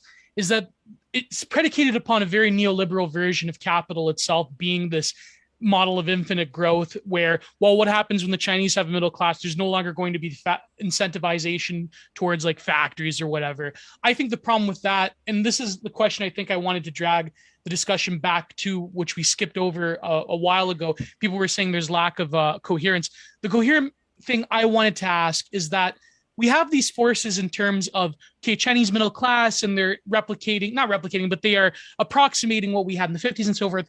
We mentioned this thing called freedom. No, I'm not. I'm not saying they're approximating anything. I'm just saying that the stage of productive development that the Chinese economy is currently passing through is somewhat analogous to that which was passed through. Right. But I wanted to ask the panel. I wanted to ask to bring a sort of a coherence to the panel. Is that we mentioned this thing called freedom, and I think freedom is a bullshit terminology that has a lot of baggage to it. What is an ideal? In the sense we use it.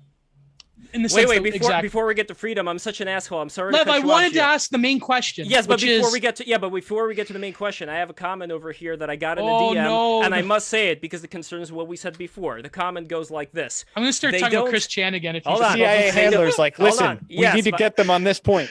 Yes, my CA handler wrote the following: they don't make microchips in China. Only the Dutch have the machines that can cut them. Only America, Taiwan, and the Dutch are able to produce. Huawei is hoarding Western chips because Chinese chips suck. Mexico, Poland, Romania, Hungary, that's where. Indonesia and Vietnam, India in a decade or so. China cannot produce semiconductors independently. We can't either. Yeah. Exactly. Nobody can. Nothing is produced. Who is going to make deals with anyone else? That's not how the countries. economy works anymore. What is this bullshit meme of like independence and self-sufficiency? Like most of the shit we use on an everyday basis has components from 12 different corners of the world. Like, that's how fucking capitalism works. That's why is it that China for all this time did not decide to invest in their own chip manufacturing plant like apparently it is said because in they were using Huawei too. They've just developed their economy in the past like 20, 30 years. Like this is, I don't really understand what the question is. Listen, and I wanted to ask about this question of, if our Anglo-American version of freedom is not sufficient in terms of how we're going to envision negative liberty. Yeah, liberty, whatever. Sufficient for whom? No, but Aimee, let me finish. This is what I wanted to ask you, is that when it comes to the Chinese model as opposed to the traditional Westphalian post-war Anglo model of doing things, which I would say America is an extension of, obviously, what is the sort of optimal future in terms of the metric of like the most amount of people going through what I think is going to be a lot of disastrous things that are coming our way in the future, not necessarily in terms of illness, I think in terms of economic collapse, but what do you think if freedom or quote unquote liberty is no longer this model? Because it seems that the boomers, they have this fixation with China being like, oh, they don't have American style liberty, whatever the fuck that means. They just talk about negative liberty and they're all little fucking Isaiah Berlins and they're all tiny little Ben Shapiro's, and it's just liberalism, right? We just go like, oh, like we have these negative liberties, which is like freedom from blah, but all of these are fake and none of them are real and we don't have any of them. But if that's true, as then opposed what to is the tradition of positive liberty, which is just goods, like public goods, like the public good. That is the Chinese conception of freedom, the freedom to be able to afford a house, the freedom to be able to afford going to the hospital, these sorts of things. That is what is incentivized. Whereas what we have is just the freedom of capital. Tell us about the freedom of millennials to afford houses in China. Over 70% of the millennials in China own property. Okay, do they own property or do they own the houses, leasing it from the state? Not the land. Do they own the land logo? The state actually, this is a cool thing about China, right? Is that they took this from Georgism, right? Like Henry George, is that the state actually owns all of the land. Ah, there we go. So people don't own the land. It's actually an Anglo tradition of Yeah, Georgism. technically we and, have like, that here, yeah. and Yeah, in the Canada we average don't have house that. price in my city is $2.89 million. Why do you think that's good? I don't That the think it's good. I government think owns the it's land. awful. Me? Oh, Why do I yeah. think so? Because the Yeah. state, if it's a legitimate state, it represents the people. So that's really the people owning the land. An integral What state does that this does mean? represent the people. This means you're buying into the notion of there being a bourgeoisie for the proletariat. This is a contradiction that I fundamentally reject. It's more like I'm a Republican. I believe in the Republic. I believe in the possibility of the res publica, which is just like the public good, or like Res publica, I'm a Republican. But how do you square the notion that a very small number of people own everything and the vast majority of people have to No. work? In this case, the state isn't 20 a small number of people. Everyone is part of the state. Can and they, like you were participating in the state. So actually everyone owns it. I wanted to ask Okay, Aimee Logo. specifically. Wait, hold on. But that's what the United States posits with all this. Can the people who own this Incorporating house and not the unitary land, action. can they pass this house to their next of kin or no?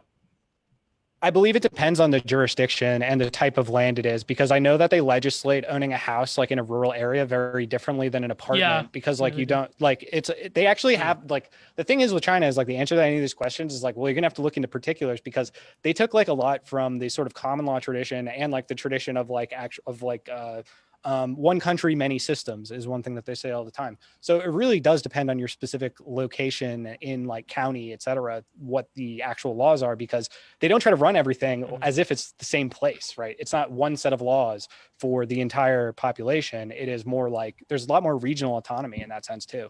So you'd have to look at specifically like like in the cities, you're talking the rural areas, which counties, et cetera. And there's different rules regarding inheritance and ownership and all. Well, I know here where in you North are. America, a lot of the rules in terms of zoning is complete fucking bullshit. But I I wanted to ask Aimee in particular. I know you spurn idealisms, but what would be your sort of more practical, for lack of a better term, integral state in terms of people having their needs met or feeling a sense of purpose away from the modern forces of deracination and ennui and exploitation? Well, better, on how do we level- create justice? Like, how do we implement justice yes. in the world? Well, Logo, I didn't know you transitioned into Aimee Terese, but I agree. You're But is this not a Rawlsian? Like, No. no, Everyone, I would like that's- Republicans have no, a I theory don't of agree with justice that. as how well. does I'm not a liberal. how does the bourgeoisie create justice for the people it has under its thumb? But you Yeah, would say it that No, how do the people create justice for themselves, Aimee? Which people? All the people. Working people. The people, working people, the proletariat. How do you have Right. proletarian So justice? again, so what you're doing is like conflating government, like of a nation state, with the people subject to its domination. No. I believe that the people can own and actually like have a legitimate government. You know, I don't believe that all governments are does illegitimate. this I'm mean? not an anarchist. Logo, what do you think of this tweet over here talking about? Well, I don't think any of them, PRCs? but like legitimacy and illegitimacy are internal claims about the in that particular efficacy society. See, no, of that society. I don't believe that they're internal. I don't believe that they're internal because I think that they All right, we'll get that they're later. reflective. For instance, we don't live in a Okay, legitimate so what's state. but what? Okay, so it's not an internal metric. It's what like. Is there some metaphysical being who settles whether or not justice has been achieved by a I state? believe in that. But Yeah, I that's, mean, I believe in God. Okay. I'm a Christian also. So, but I believe that man is God, right? That we're all the image of God. So that was what I mean. The no, people, man I is mean, not like, God. We are man. made in the image of God. Logo. This is some But very we heretical shit. We contain. Well, okay, contain- Emerson, maybe. Yeah. No, I can't this say is that as a self-reliance on God. track This is actually the one thing So- I agree with Logo on. do Logo, you I think agree with you. it was a Oh, legitimate? fuck To off! extent. Like, fuck- No, Can I we have just to get Okay, to a let me- higher Aimee, level of say your consciousness piece, to your get to piece, God. Aimee, say your Anyway, piece. okay. Can I just? This is what I have real trouble with. Is there a suggestion here that that a legitimate state, perhaps like something like the United States or the USSR back in like the mid 20th century, early to mid 20th century, like was this a legitimate state? Like No, No. No. I would say America lost its legitimacy as a state in the late 19th century. With in which regime logo? I would say specifically, if you want to pin it on someone, it's definitely Woodrow Wilson. Oh yeah. Yeah. See, but this I think is the seeds of that are earlier. I think that ultimately, like, and I don't mean this to sound unkind. I'm going to say it as nicely as I possibly can. Mm-hmm. I think that basically this is a form of kind of romantic idealism, and there's something very beautiful about it. I'm an absolute idealist. Yeah, Logo, I'm not as like a hardcore he's materialist. A bourgeois romantic. Like he's, but the problem with I'm a this petite is that bourgeois romantic. Okay. I yes, thought you were absolutely. a moral but like ultimately relativist. that class by its very nature is a class that is doomed by capitalism, and so the Yeah, we problem recognize is, like, if you fetishize like a class that necessarily has no future, like that No. I'm not fetishizing the petite bourgeois. No, what I'm saying is that. No, I understand this. What I'm saying is that the ideals and the values, and the sort of the skills, capacities, like worldview, like all of the things that emerge, like with the emergent, like rising petty bourgeoisie in these previous eras, that were very much, like, I think, stamped out and then are no longer created within that class anymore. You can't just like to attempt to sort of recreate those values in the absence of the political and economic conditions that produce them. I agree with you. No. I don't think there's hope for. No, I think the only thing that can happen to America to fix anything is a revolution. The only way that'll happen is with the like state to like fundamentally collapse. The destruction of material conditions, in other words. Yeah, and so this is all I think that is that's the only thing we can really hope for. I think that we have to pray for the death of Babylon here, and I agree. I agree. Actually, what system do you want to take its place? And by the way, Visionary Valley, I'm totally against Urizen. I do not. I hate Urizen. I hate Urizen. But what I wanted to ask Aimee. Wait. I had a question though for Logo. What system do you want in place? Wait, let me finish. Okay. Sorry. You're just mad Anglo-American dad, and so you want like somebody else's dad to come No.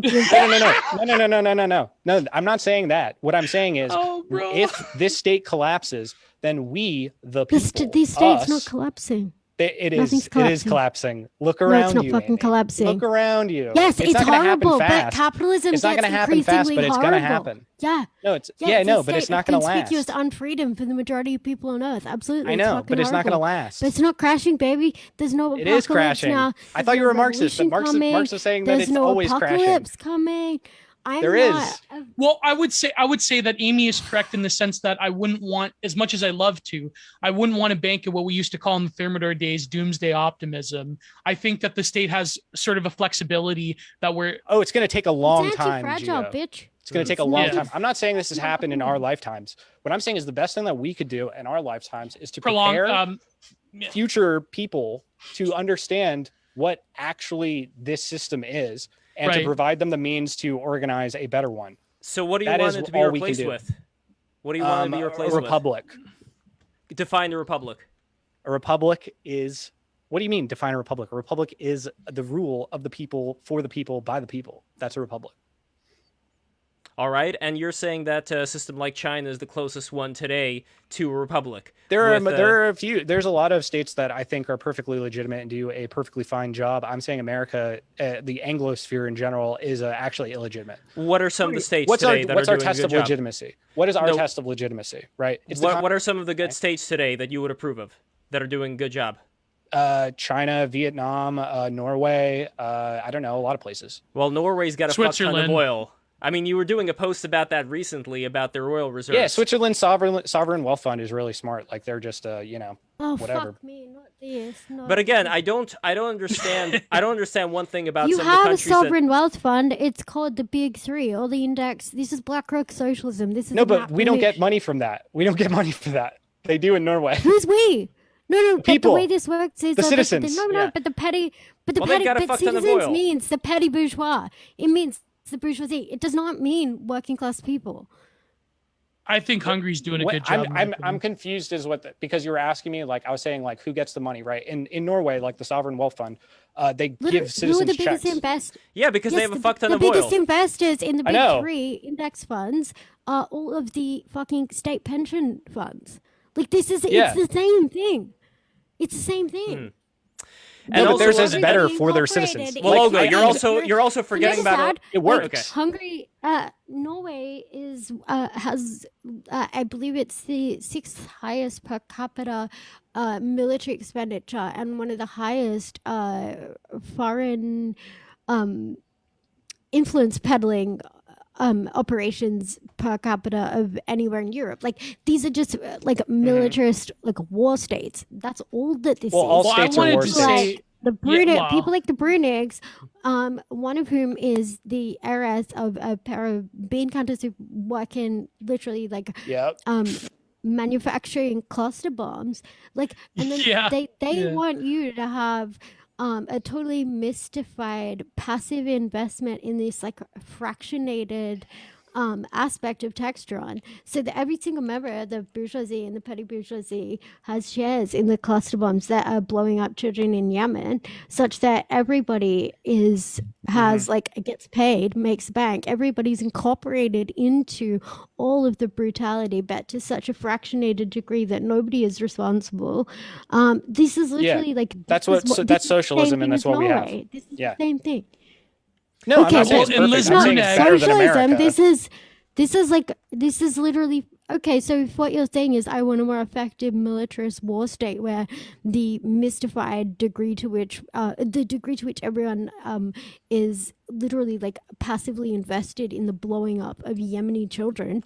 Like you can call that socialism if you want, but this is It is a form totally, of socialism, yeah. this is tyrannical bourgeois bullshit. Like this is Yeah, not. that can this also is be not- social. this Like they is have their own repulsive. conception of socialism. This is the tyrannical Yeah, bourgeois sure. Okay, socialism. bourgeois socialism is Yeah, fucking exactly. sociopathic. I have a, So I have a there Well, was question. social- and, what we and Liz have. Bruneg, she thinks that it's perfectly fine for her kids to watch heroin addicts shoot up in subways and I have Well, a I don't want to question talk for about Logo. what people Yeah, think because I I have a think quick- people.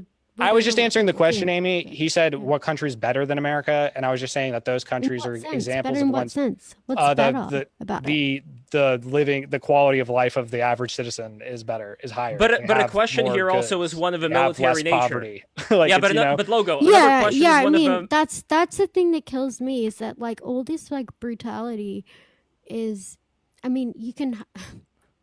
I just I mean I get what you mean in terms of having like material provision for everybody all that to a much matters. greater degree.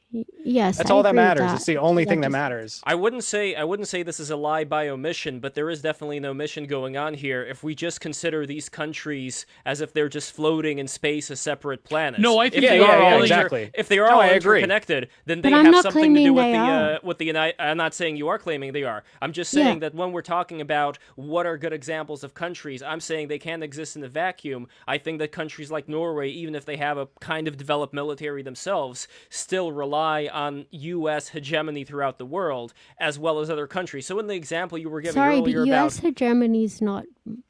I don't think you live in a multipolar world now. No, Sorry, not sorry. well. We're transitioning towards one, but we still own the entire ocean, Amy. Like that's not a joke. Like we literally patrol the entire. I think we're fucking overlooking ocean. the conditions within these countries, though, when you talk about Norway, Switzerland. Well, maybe not Switzerland, but Norway, Hungary, Switzerland. To Well, an Norway extent, and Switzerland are pretty good. I mean, Well, there's good Rosa brought quality up. of life Rosa there. wanted to ask the panel. I know this is going to be hotly fucking contested. I know what Amy's going to say. That these countries, what is the position of race and ethnicity? Because these countries are incredibly homogenous. That's another aspect that can't be replicated here in America. So I wonder if that could potentially be another reason why these countries are so successful, because they just have this is my national this is my thing, right? understanding. Well, the thing in China, right? They actually do, it isn't ethnically homogenous. There are different regions that are different Right, ethnicities, not in China, right? But they obviously. have a lot more regional autonomy also. So like, So they're almost that's like the little thing. ethno states within. And that's what I'm saying with the one country, multiple systems thing. Like they actually are able to take a lot of like what the benefits you would get from like a unitary system. It's a very like, it's a form of federalism. So it's like right? You could states' say. rights. To a degree, yeah, but it's more like regional. It's and like Right. they're more historically grounded than a lot of the states. Like a lot of the states in America are like, we really just have these regions. And I've always been in favor of like an increased like regional autonomy in America, and I think everyone is. And like this is also a thing, like the whole notion that like we're gonna have just like this like everyone's going to be in the same society. We're gonna have one big great society. That isn't something that anyone except for like the liberal progressives who were like the bourgeois socialists basically wanted. Nobody wanted that. Nobody was voting for that. That was literally imposed top down. Right. Because like they destroyed historically black like freedmen's towns, and they had their own schools, their own churches, they had their own societies. Like all they wanted was more money and better like conditions Right. for them to build their own society. And they Right. were doing that. And We by the went way, in I'm not and a fucked it all up. Well, Logo, I can agree Listen, with you. wait, before I'm not a racist. I just say that the reality of homogenous populations having a cohesion, I think, is just nature. It's not like real. It's not a contentious point. No, I can agree. Shit libs think it is. I can agree. And with Switzerland is not, but Switzerland replicates Yeah, that. they pretend sort of that our system regionalism. isn't. They pretend that our like quote our system or like the America should be the representative of the whole globe, but America is really like the exception, and it's Yeah. really like a fucking like fever dream country, like that is like totally fucking wild and batshit in every way. Yeah. And the fact that we have become like the global consciousness or whatever the fuck, like the way people think Through the culture industry. Yeah. is total fucking bonk. Like people, it's like it's Yeah, I fucking hate it so much. crazy. This is why I could only talk about US politics, because my country is basically at the point where like we just absorb Yeah, you're just like, soft dominant. power of America. bro. Yeah, What about absolutely. We're just, Canada? like, My the country's total too little black pilling to cocks who talk just about. like totally uncritically. Yeah, you guys fought in the Iraq adopt War, didn't you?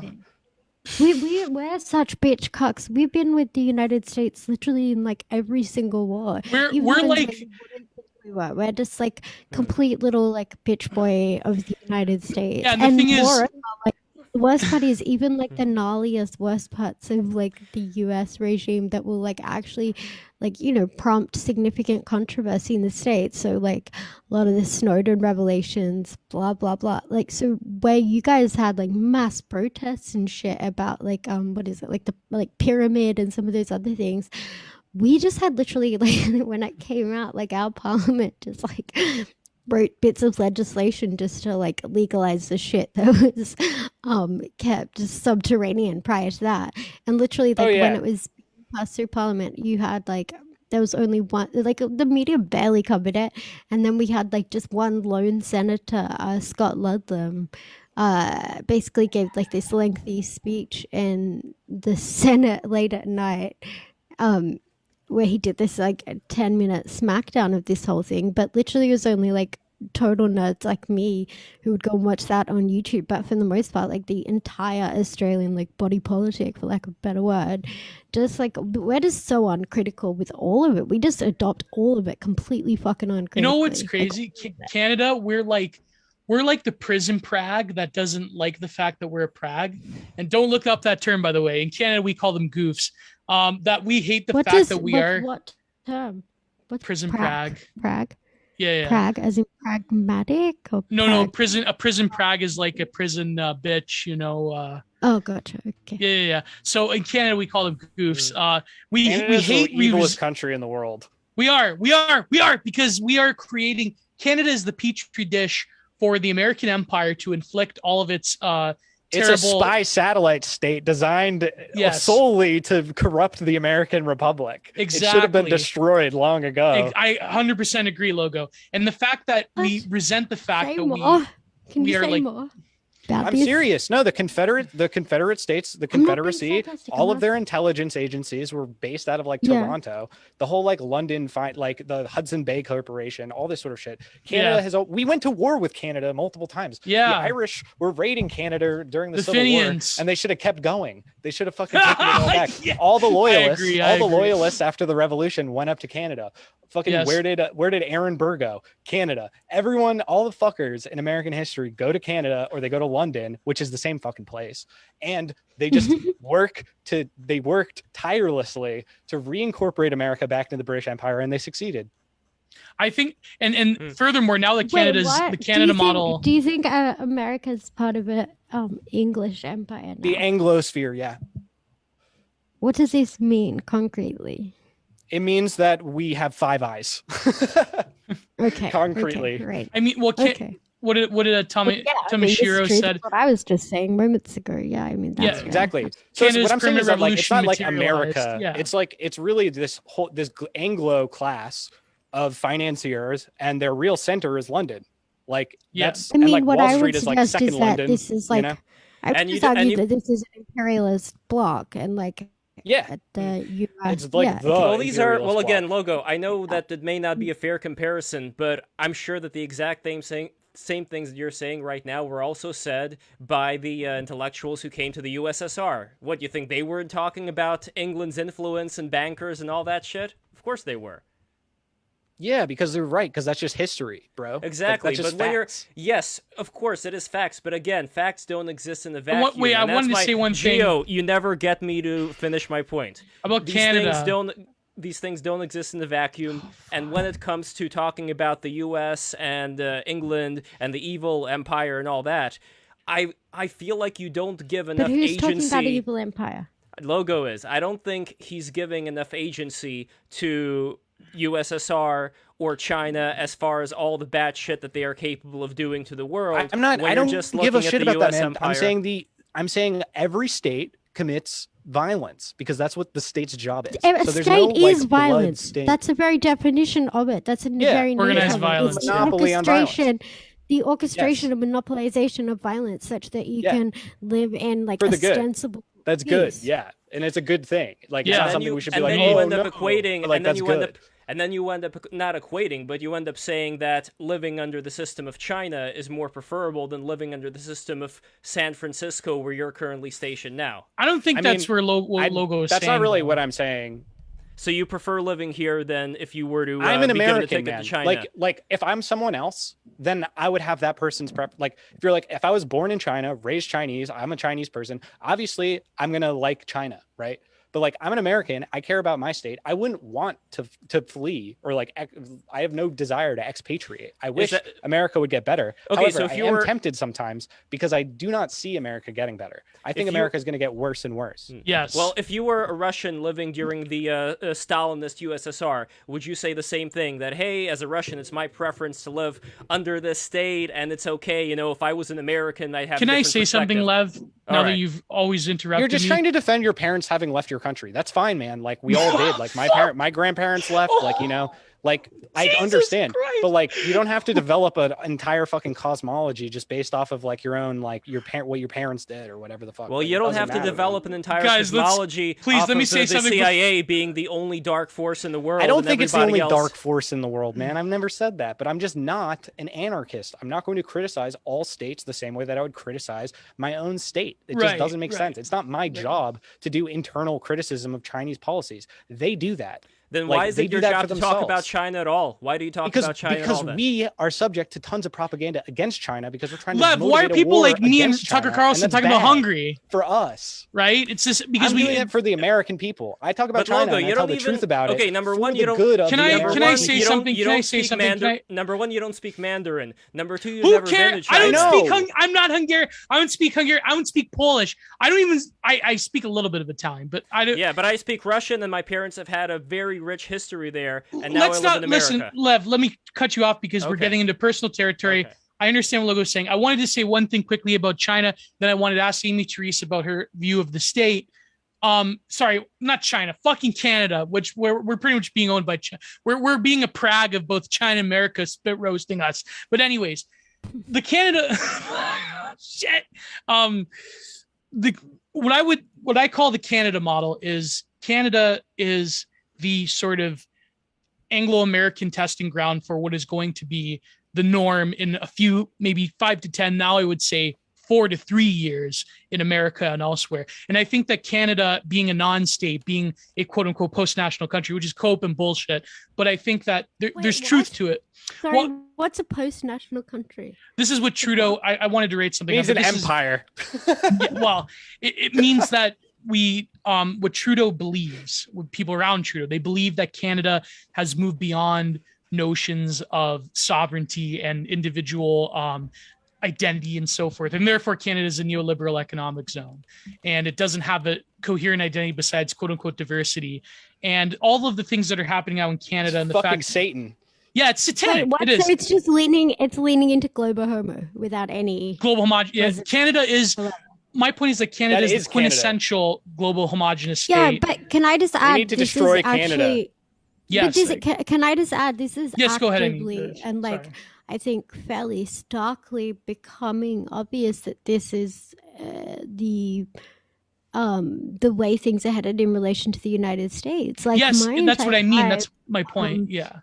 Yes, I've Aimee. been to the States many times, spent time there. Like I actually do sort of like, I admitted this on the show recently. Like I actually kind of love it. There's a lot that I like about it, even though it's like it's like the best of everything and the worst of everything in many ways. Yes. Like all at once. Canada has the worst of everything and none of the best. But and that's the way this that sort of- Canada sucks, and it should be fucking But burned this to the ground. totalizing, I agree. like, I think negation of quote unquote America as such, and then this like weird fetishism with this Wakanda forever bullshit that they're now doing is so fucking It's Liberia. anti-human. Wakanda's real. It's called Liberia. Yeah, and it's yeah, where all of the craters are. and it's fucking so brutal. anti-human, and it's also like this is also what's happening, I think, at the ground level of these middle class bullshitters.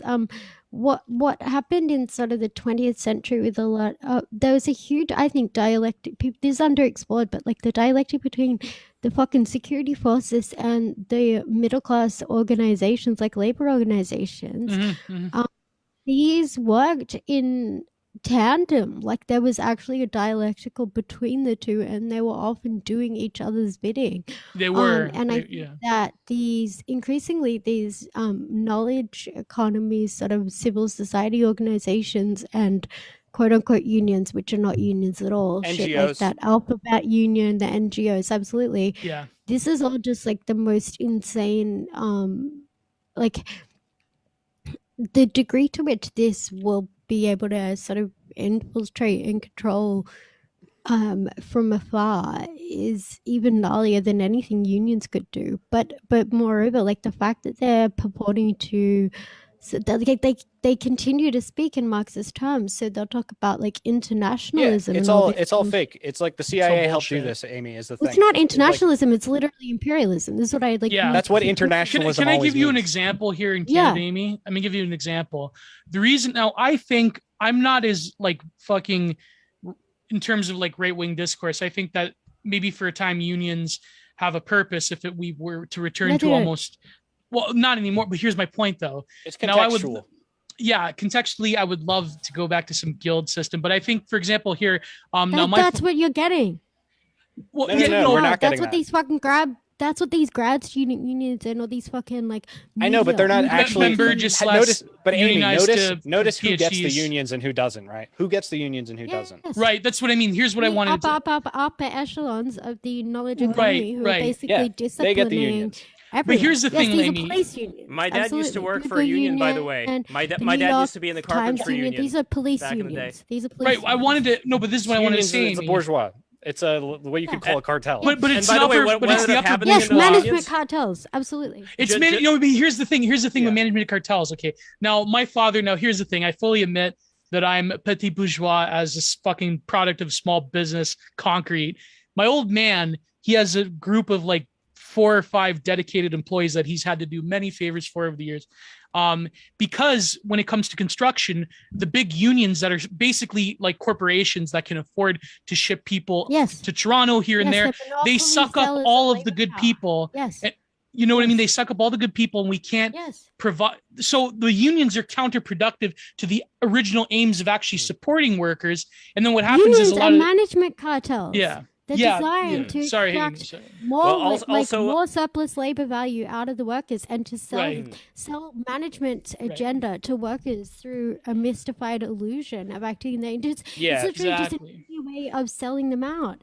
And what do you think? Like, I mean, wait, how every union works. Grad students. But that is how unions have come to be because of the various changes. This is like part of like what the liberal international socialism was like we're like, oh yeah, we are going to have unions, but the deal is like you're all going to support our foreign policy aims.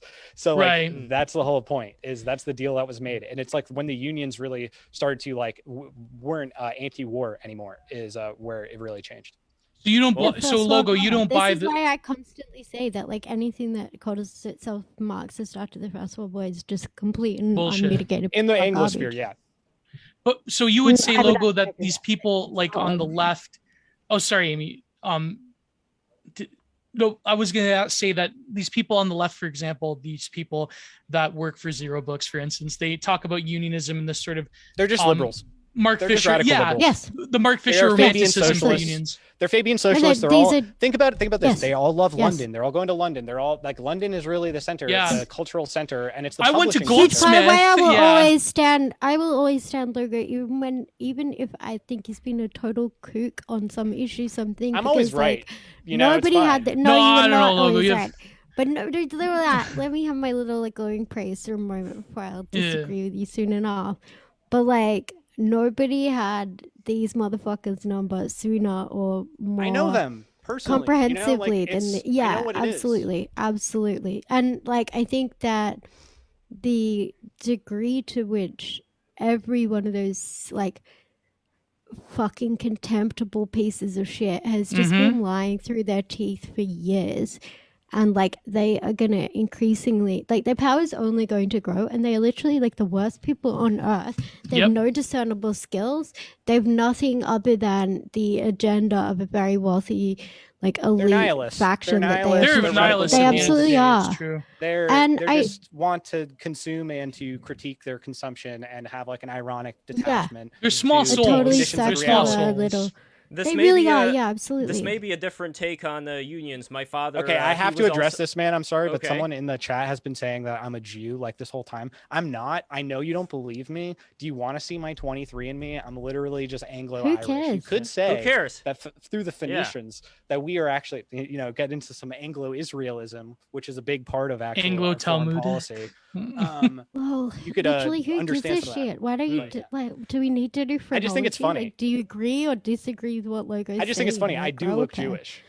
Well, I don't know if this is agreeing. I don't know if this is agreeing or disagreeing necessarily with Logo. I think it's just adding on to it that my dad, he was in the union. He was in the carpentry union, so kind of familiar with what Gio was talking about with his old man. Yeah. But in that carpentry union, pretty much nobody did shit. They pretended to work, and it's very Yes, similar unions to, are bullshit. Yeah, Fine. and it's My very grandfather similar, by was the in way, the to union as that, well. and it's very similar to that statement about like that quip about the USSR that we pretend to work and they pretend to pay us. Yeah, Yes, yeah. exactly. You know what's funny? I'll tell you a story of my grandfather. I'm totally doxing myself right now.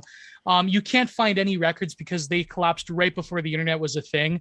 My father's family owned what was called General Concrete, which was one of the biggest block manufacturers in North America. And what happened was when they were unionized, my grandfather got pushed out of management position. They put like fucking college educated pieces of shit that didn't know anything. Yes. And then what happened Parasitism. was Yep. a Jewish company, the Waxmans, they ended up like picking up the pieces from in the 80s before Ronnie Reagan, where the fucking economy just tanked. They got slaughtered because they aligned with, I think it was American Asbestos or some corporation like that. So they got totally fucked over. And it was because of like this rapid expansion before the collapse under the Carter administration. And so my grandfather got fucked over, his family got fucked over, and he had to go to another company. And so Lev, your people basically gutted my people. No, I'm kidding. It wasn't like that. It was a mutual thing. But it's No, Gio, I think Italians are incapable of being actually like totalitarian. Anti-Semitic? Well, both what? anti-Semitic Lev, are you and kidding me? I totalitarian. find great offense to that, Lev. Yeah, I don't think Mussolini was totalitarian. Oh, I don't, well, I agree don't with think you there. Italians have it in them. I think Italians what- just too kind-hearted. Well, unlike, no, unlike not the really. Germans, unlike the Germans, and unlike the organ They harvesting just Chinese invaded government. Ethiopia out of the goodness of their hearts. Well, we should have kept Ethiopia, lovely women. Never mind. What I wanted to ask about this question of if the sort of Did you just say something about organ harvesting Chinese Yes, I did. government? Yes, I did. Can I Yeah, just that's talk fake. about briefly for a moment? yeah, go ahead. There are states in parts of the United States where a duly elected governor cannot govern in accordance with, the way he's been democratically elected to do, if he's unwilling to allow children to be castrated by a bunch of sociopathic eunuchs. Tell me which part of that is different. It's very strange, Aimee, because you put me in such a position where it's like this very blob-like universe where there's nothing we can grab onto and compare to anything else. So it's like, what do you want me to say? Of course that's bad. But at that point, it's just like Logo's doing. What I want there's to nothing, understand there's is nothing why we can compare to anything else in life. That's the why weird you thing to seem me. to have this set, like, I think basically, like, you're employing this totally bullshit mystification that, like, you know, these sort of authoritarian, quote unquote, authoritarian regimes out there are sort of qualitatively different, you know, than anything that happens in the United States. Absolutely, 100%. That is exactly what I'm doing. So you think that feeding puberty blockers to 13-year-old children, that if a governor who's been elected signs Aimee, he believes that if they choose to do that, there's nothing wrong with it. No, Logo, you know that is absolute bullshit. If you live in a society where again, 5-year-olds are being it's read these fucking gender horrible. bullshit books Aimee, to indoctrinate them from the jump. There is no choice there. Aimee, that is extremely horrible, and I am against it. But it's what are you going to do weird about thing.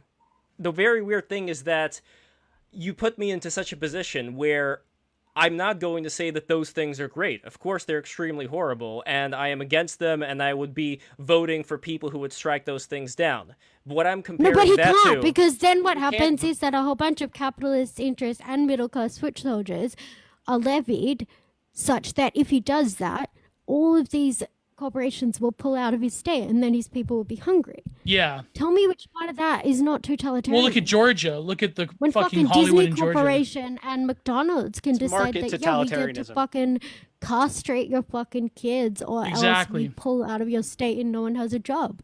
This is fucking totalitarian. Sorry. If you compare that with, let's say, a state where completely apolitical people, if they just write some Facebook posts or whatever, they'll get thrown in jail. Yes, man such is thing. political. Well, Lev, if you're truly that's how Aristotle defines man, I believe. Okay, yes, no. However you want to define it, it's a matter. It's a matter of degrees.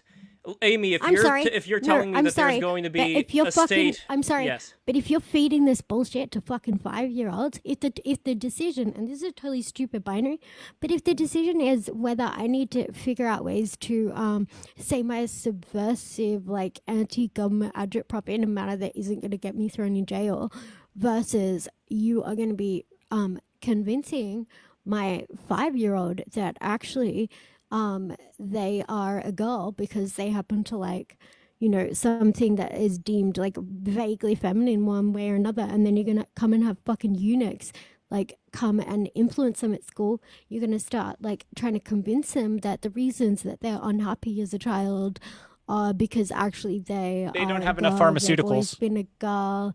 They don't have enough pharmaceuticals. And nobody's fighting against this right now. There's no opposition. There's no opposition in the United States. Not really, no. No? Not enough. Well, because they'll can be do shamed. anything. Well, like, here's my can point. Actually do anything. Let me say something controversial, and I'm not placing this on Aimee or Logo or whoever, but this is my.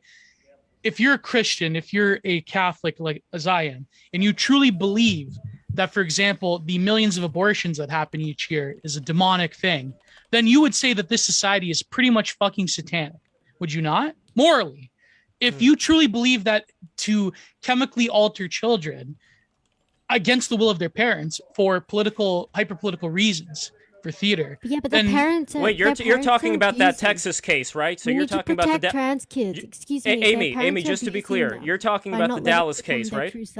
You're talking about the case in Dallas. Generally, this is happening. No, but I'm not talking about generally, because the case in Dallas that we're referring to, I think all of us are on the same page about. No, but I'm saying, Lev, it's just that I'm saying in general. That's my point. Gio, making a point. You got to let me finish. Well, if we're talking about the specific case in Dallas, Texas, where this kid, his mother wanted him to transition into a girl to take the hormones, the verdict of that case, as I read, was that even though the mom has legal control over the kid, she does not have the legal right to give him the hormones. That was the current verdict of the case. So it's not the case that this kid who's 8 years old is going to have to be taking these hormones. So is that the case? Only if a social worker, if a state social worker, double however, mastectomies to 13-year-old girls. Wait. Say a couple of things here. What do you mean by the state social worker? Okay, Amy's making basically the same point, which is that they're still doing this fucked up shit, and it shouldn't be legal in the first place. Like, it just shouldn't be possible. Like, kids shouldn't be having double mastectomies or being put on pharmaceutical like fucking treatments to alter their fucking. I agree, but are they delay puberty? I and things agree, like but this. are they It's absolute being, insanity, and that should be Okay. This is illegal. And the reason why it's not is because it's profitable. Massive And clip it's across the profitable entire country, for the and they've pharmaceutical managed to corporations. basically suppress every single person who's talking about this in the same way as they do with euthanasia. There are Right. huge numbers of people actively being killed in the different states that have legalized physician-assisted suicide. Even if you're And depressed. the nature Yeah, of it's the a eugenics backstops that program. have been incorporated into these systems as such that you just don't hear about it. Yes. And- Because then Yeah, no, it's all on the but then to surface. point It's it all out- right in front of your Yeah. face every day. It's just Well, that you can either see it or not. You know, that's all that Exactly. it is. Okay, so the consensus, from what I understand, is that because it's of this literal particular, necropolitics, literally.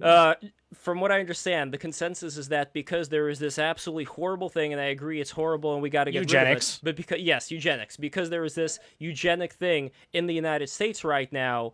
We can easily say that the United States, in terms of let's say, the freedom that most people are going to experience, is just as bad, if not worse, than Russia or any We're despotic mutilating- state. Sorry, can we just We're mutilating clarify? people. We're mutilating. Wait, Amy, go ahead, go The ahead. model, the body. But can of I just the clarify, public like, is what? being I mutilated. Yeah, think go there ahead, is Amy. something very frustrating, Lev. Sorry, Logo said. All right. Unwillingness to define a term like totalitarian and then to lean on this specter of totalitarianism. Because that it's a matter of allegedly- degrees. Okay, I'll give you an example of totalitarianism. So, for What example, is totalitarian. I'll not give you an example. totalitarian I'll give you an example. about We already agreed, Lev, that convincing everywhere is totalitarian. parents. I'm sorry. No, you but if already agreed that everywhere is totalitarian. parents to send their 13-year-old children to surgeons to cut off their breasts that are perfectly healthy. Tell me which part of that is not totalitarian. It's extremely totalitarian, but number one, you're saying as if there Okay, is no case closed. single Next topic. opposition about it. Let's move on, please. I wanted to No, talk no, about... it's very difficult for me. We have the because loyal opposition I would, who does fuck What all. is not So totalitarian did the about a Soviet Union. society that will tell you you are affirming and protecting trans lives when you mutilate children? No, it is extremely totalitarian, that portion Thank of it. But you. I can't. Boom. But I Done. can't take Okay, that boom. one portion and define an entire governmental system Boom. by that portion. That's what it produces. Again, no, this is very strange. What did because- Jesus say? Judge by the fruits. By the fruits you shall know them. Yes. So By isn't your this one of fruits the ye shall fruits judge. of our That And you're, was, civilization? and you're judging by in a single. Matthew, or- was You're it Matthew judging or- by a single rotten apple. It's not a that's single growing thing. It's a on this mass tree. phenomenon Oh my that's God, are happening you all over the serious? place. Are you fucking serious, dude? You Like, could you're get saying your this is kids like a taken single away in case? I'm Canada. not talking about a single case. We're talking about something that we all see all the time. It's not a single case. It's Literally, a fucking Right. almost every massive, Planned Parenthood massive has as program, many man. trans clients as it does anything else at this point. You can literally get you can get euthanasia pills or hormone and testosterone injections prescribed over Zoom. Yeah. Children can. All right, so basically, if we're going to pit that in the ring I'm against, not let's say, the pitting kind anything of. against anything. No, what no, I'm no. saying is that the specter totalitarianism that I you am insist pitting. is associated only with the USSR is just a stupid false fucking mystification that you rely on to make an argument instead of actually making an argument. And it falls So, apart when you actually look at the degree of totalitarianism that actually exists in the United States also. Yeah. So I'm just saying would- that, like, I as a would- differentiating factor, it's not doing the legwork that you want it to do. Sorry. Well, in that case, I mean, I hope that neither you nor Logo would actually live under the kind of regime that I'm thinking of here. This is so This transparent, is so what? dude. It's so transparent. No, what It's is just what is bullshit. transparent? It's No, just what is bullshit? Man. It's Talking- just a Love's bullshit going on relationship. Sean No, Hannity again, next week. bullshit coming from coming from If a you love it, spoil- leave it, man. Coming If you from don't a- like it, leave yeah. it, man. If you don't no, like no, it, just get the I'm fuck going. and shut up, Yeah, man. that is Go away. exactly it. It's just you're No, that is refusing a exactly it because conversation. it's. You're actually rejecting dialectics entirely, and you're making it impossible to. Well, You're not even making an argument. Actually, basically you're ta- not even making an argument. You're saying if you criticize the state, leave it. Like that's all you're saying. Like so, if I so I'm like saying that there are pretend things that we can I've compare to other teleported, things. and now I'm in Okay, China, yes, and I'm yes, saying the same great. things, and I'm like, actually, it's better here. What do you say?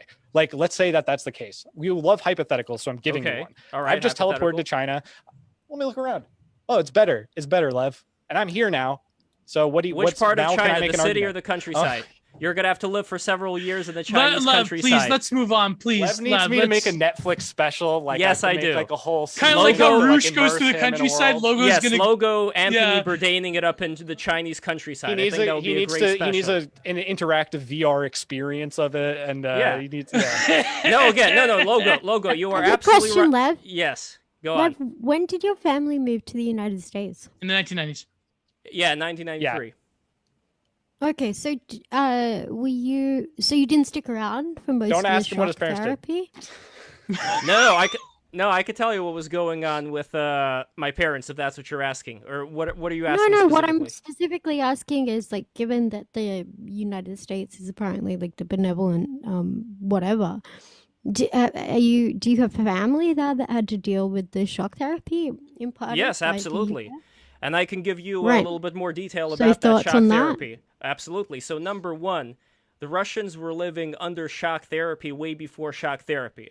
There was this term called sausage train, which I don't know if you're familiar with. What that basically meant was people were going from the countryside through the trains into the cities and trying to smuggle out as much food as they possibly can, because in the countryside, during the peak economic prosperity back before the oil prices crashed, Russia was full of starving people out in the countryside. That's number one. Kind of like Number the two, Great Depression in the U.S. oh, much worse than the Great Depression in the U.S. Much worse. So when we're talking about this, Wasn't Gio, the USSR pretty Gio, decent don't during the Gio, don't simp. mind. Gio, don't simp. Okay, number two. Shut up with that.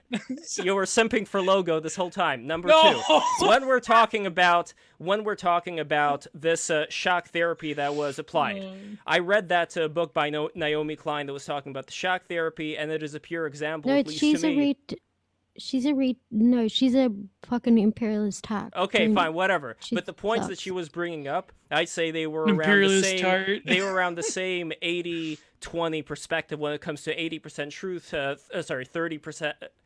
80, 90, 20% lies. And the reason why I'm saying this is when she was talking about how the IMF did not want to give as much investments to Russia as it, let's say, gave to Poland.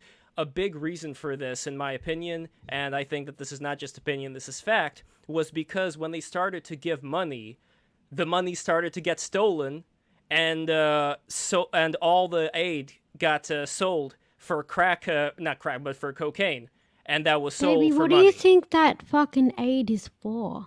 What do you think the CIA was doing with crack cocaine? This is what they do. This is what they do. No, what do you mean what they do? What They we're talking don't. They about don't here- give foreign aid on the pretext that We're helping people. We would like this to all be utilized in a. No, they want to above-board return on their not investment trying to, like, eventually. They want to exercise return on their co- investment, but the point was Just what I'm trying to get to, Amy. patron-client relations. man. Can I just No. clarify? Like, Okay. there are different types of returns on investment when what you're doing is enacting national strategy as opposed to just being like a capitalist in a marketplace. So a return on investment might be the continued Right. destabilization and prevention of the development of productive forces of another nation state. But that It was would always not the necessarily be the return on investment in a capitalist sense that you might get in terms of like very efficient, stable, orderly governmental. No, like, but Amy, what I'm specifically talking administration. about here is Russia was brought into, money was brought into Russia, and after the money was brought into it, a lot of it ended up getting That's stolen not what shock by the therapy is. oligarchs. That's not what shock therapy is. That's But not what I'm that's saying what shock therapy is. either. Yeah. So when like for clarify for people who haven't read Naomi Klein, what is shock therapy? No, I'm not talking about Naomi Klein. I'm talking about. That's what they Yeah, called so- it themselves. That's like the people. No, who I know, did it but- called it but that, what is so the it's general not pra- like she invented the term or something. No, I know, but she likes okay, to think she the invented the term. general idea of a shock No, therapy. but she didn't. It was literally called shock therapy. in Okay, all the of general idea of in all shock the therapy publications is at that the you got all time. Shock these doctrine. you got all these Yeah. various experts from like the Chicago School and so on and so Yes, forth yes. to become advisors to Russia. The So Washington Consensus. Yeah, they would. So what they did? Do you know how it worked? Yes, I do know how it worked. So they Let me ended up read getting. this for you real quick. Yeah, Okay, so let they ended Logo up- read it, please. Okay, and just go on, Logo. for who is in the chat? Oh, we have another $20. And by the way, Thank you very no. much. But Logo, before you read it, if there is this impression of, oh my God, the shock therapy happened, and now we have all these people who were starving, who are destitute. Keep in mind that way before the shock therapy actually happened, so many people were starving, Yeah, including I get people it. in the city. There were So- problems, yeah. There were problems. It's not, no, it's not that there were problems. Is that there were problems? Okay. Then the shock therapy happened, and guess I know, what, but you're, Logo? Hold on, I know, Logo, and you left, Logo, and you haven't hold had on. to deal with any of the consequences because you're No, American now. no, Logo. Let me get to that point with my family, okay? Here's what happened with my dad. Okay, let me tell you about my dad. So during the shock therapy, while a lot of people who formerly had positions of power, like various college professors and so on, they were all of a sudden out of a job. My father, he was able to find a job, and he was able to actually start making some money, and it didn't take that much time, and finally, people actually had food that was on the shelves. So again, the point was that before the shock therapy, they didn't have any food. Here, Lev, okay. Lev, I find your devotion to your parents like very admirable and like honorable, and like your loyalty to like their decisions and explaining over and over. Literally every time I come on here, like the decisions your parents made and the reasoning for them. I know, but he can't help himself. And I think it's important to actually separate. It's nice, like, but that's but you if you want to have a like, view, you need to be able to. You have to like, step away I from think that. You my know? unyielding thing is that like trying to shame individual people or sort of suggest that any one of us can kind of escape our class position or sort of somehow be some sort of like moral hero that's outside of class contradictions is fucking obscene. So for example, like I just think this is like a very silly way to look at it, but I do think what we do need to understand is that like unfortunately, because we are all like sentient human beings and not like perfect automaton autists, we do tend to, I think, be influenced very much by our own subjectivity. And so like, yeah, I have sort of biases or like, you know, I'll lean towards one thing over another in ways that I think sometimes can cloud my perspective. And I think that that's what's happening here with Lev, which is not an indictment of him like morally or to say that he's silly or anything like that, or to demand that he do different. I'm not even saying that, but I just think that this massive differentiation between, you know, the crimes of one versus another is, I think, very facile. I think every state in a capitalist globe is existing in a state of imperialist competition. And so the states who are the most successful, the states who are sort of top of the pops in terms of the amount of power that they wield as imperialist, if not hegemons, then just sort of leading imperialist states. Like, talking about this in some like moral sense is, as far as I'm concerned, just fucking stupid. It's that Noam Chomsky bullshit. Like, these states do what they do. They act blindly in terms of class forces. Like, this is not something that, like, you know, a nicer bunch of foreign policy administrators could do some nice foreign policy instead of this big bad mean foreign policy. Like, it's just silly. Like, states accrue power. That's what they exist to do. That's what they try to do. And they're going to do fucking brutal things to people without power in order to continue to accrue power. Like, pretending that like Stalinism or fucking Xi Jinping or fucking America or any one of these like big nation states is like doing something inherently like is like evil or not evil, this axis of evil bullshit. Like, this is just fucking stupid. Sorry. Right. Dumb. I know, I would disagree. I think that people have a certain preference for what kind of government system they want to live under. Oh my god, no way. Yes. No way. Your tastes are like formed by the experiences that you've had. Yeah, no shit. Like, what's As it is said in Revelation book 3, Christ will have reign over all kingdoms. Anyways, that's my point. And the taste of the people who have lived under Stalinism. Amen, Gio. Amen. I wanted to ask one.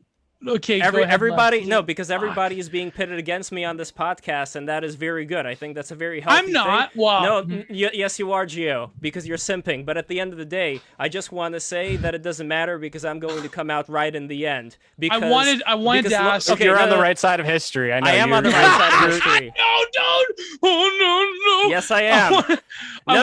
No, Logo. I've got the mandate.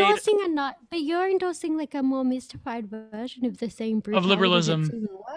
I am a liberal. I can't deny the fact that I am a liberal, but I also cannot deny. If we're talking about this policy that was done to get the USSR out of a state-controlled system into the system that it existed afterwards, I think there are certain things that we're not seeing. For example, we're not seeing the fact that oil was at about $5 a barrel during the bad old days of the end of the USSR. And So afterwards, when why Putin was got it in, appropriate for the yes. United States to be in the USSR, having its, economic actors controlling another nation? Well, if we're talking about economic actors, the Soviet Union was already falling apart. Gorbachev was already having various meetings with people. George H.W. Bush did not want the USSR to fall apart at that point because he did not want there to be various different actors. I wish we could of talk about unknown- China. I Yes, really we are. do. No, that's But true. Logo. I already You're knew abso- coming into this that I know Yes, you way did. too much about China already, and no one in the West knows anything about China. But I don't even know that much about China, so we can't really talk about it, right? No, but It's just like, real who, quick. who One else thing is I even would knows ask is, anything about it? can No, I but ask what something, problem Logo? do you have with Logo, my? would you Okay. acknowledge that maybe there's a significant number of people, like working people in China, who actually like, okay, let's say even if they're having an okay time at the present, Yeah. that structurally an economy that's premised on the exploitation and necessarily needing to like sell your labor or be subjected to the domination of one particular class or one particular Yeah. nation state that is necessarily acting The states have. blindly. I kind of see. Can I just interrupt you because I kind of see where this is going? Yeah. Yeah. So the difference is actually like a total like categorical, structural, juridical, like an actual world historical difference in the way the Chinese state functions compared to the way, say, the Anglosphere functions. And you can see this just in the way that time is presented itself, right? In the Anglosphere, we're not accomplishing anything.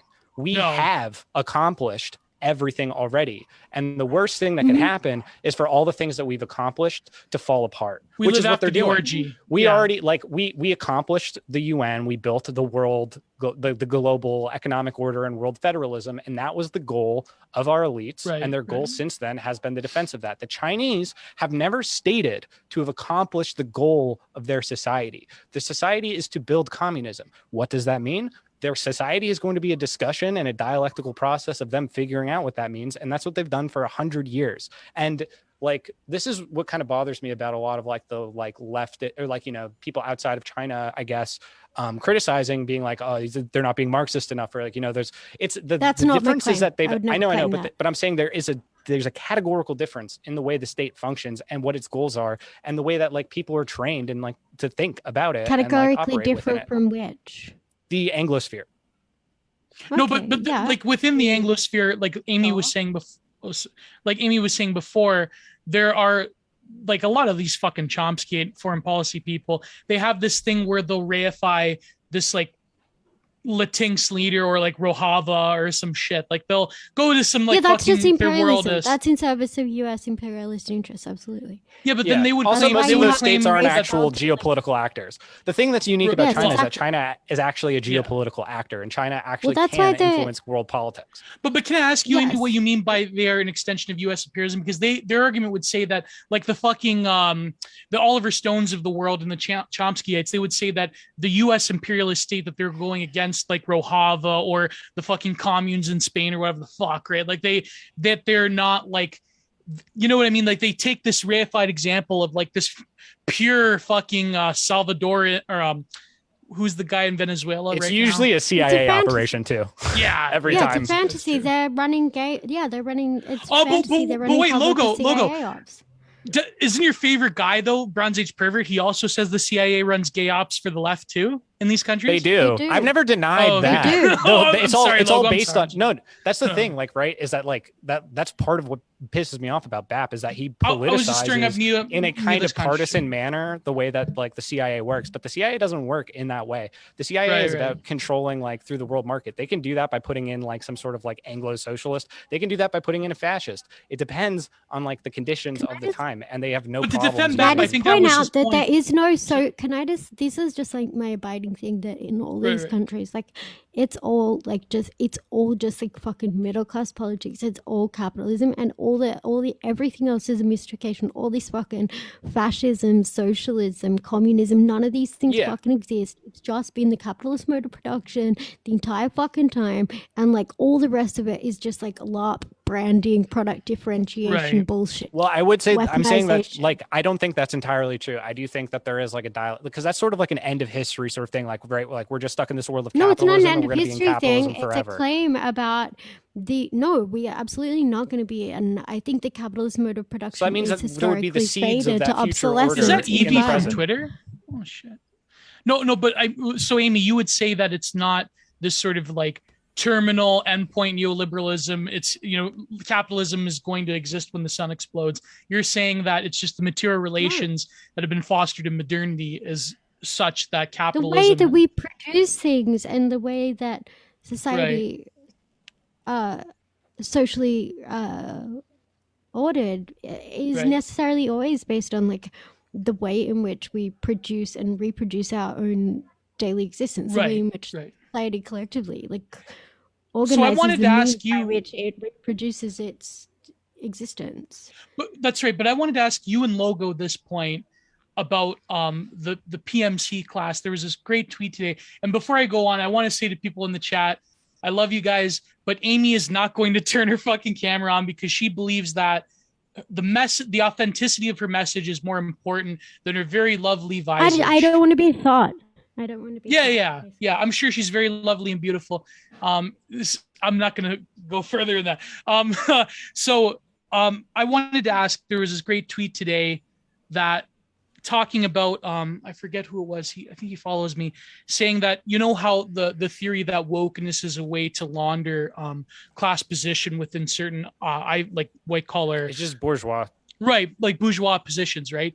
He's saying that this tweet, I have to dig it up, says that the PMCs they're going to become in the coming years because of the lockdowns and because of other things and economic crises and so forth, that they're going to become proletarianized. So now all of these people with fucking PhDs and grad degrees, some of us included, that There's they're going very to be... little risk of that happening. No, I think that they're going to get a lot of jobs, actually. I think they're going to be given a lot of jobs under this new economy, and they're going to be jobs doing like sociology, police work fundamentally, and just surveillance work. Yes, and absolutely. What their 100%. jobs is going to be. 100%. So I don't really, let me actually dig up. proletarianized. One thing that I think is fucking hilarious about this whole overproduction of elites meme. Lead overproduction. That fucking petty bourgeois right emergent sphere of influences and whomever else. It's just like literally the most retarded, like mistaken and also like actually disempowering. Like okay, so usually what happens, at least on the left, is where I will take issue with like the theory underlying something because it's like some specious load of shit that all these leftoids are suddenly peddling, and I'll be like, hang on, this makes no sense, it's totally contradictory here. Yeah, they're just liberals. It's all mystification. Yeah, but the point is that ordinarily, at the very least, like with the leftoids, like when it becomes apparent that actually something is like serving a ideological, i.e. material function, you need to stop arguing about it in any like theoretical sense. Total waste of time. But like at the very least, every single time that happens, like I will see it, like it actually helps them accrue power to be weaponizing whatever this specific thing is. So this overproduction conceptually from these rightoids literally is a way of like, they think that it's beneficial to say things like, actually, there's too many elites. Literally, like, dude, you're so dumb that you're not even like thinking up something that has any appeal to anyone other than your little cruel people. Elite overproduction is like, hey, there's too many people competing and me and my friends got stiffed, and fuck these other elites. We want to be the elites. Yes. The left is smart enough to come up with this absolute fucking insane set of lies about how they're the real Nietzscheans. We're acting on behalf. They're the real of Nietzscheans. No, I can't. My right-wing brain is fucking going crazy right now. We are the proletariat. We are the workers. We're doing it for the fucking workers. That's why we have all these unions and Black Lives Matter for like all these fucking. They're literally just doing They're announcing the transvaluation of all values. They're like, we are the overman. We are the trans man. We are beyond all of your categorizations. Fuck. They are the Nietzschean left, and what they really are is just the avant-garde of capitalism. They are the Nietzschean. It's such fucking pathetic, feckless cope, and such a like loserdom loser strategy to even be using this Malthusian fucking overproduction of elites bullshit. Because literally, what are you saying to people? Oh, actually, if you, it's like that shit that John Stossel used to do on Fox, where it's like, oh, you show someone on welfare how they have a microwave, and you're like, oh, see, they live in my house. There's a microwave. They have an It's like, iPhone. bitch, that's not how anything works anymore. Those things that doesn't mean that, like, this is so fucking stupid and embarrassing, and you're actually like, it's not that you're being clever and doing something really like conniving in a manner that's actually even gonna be of use to you.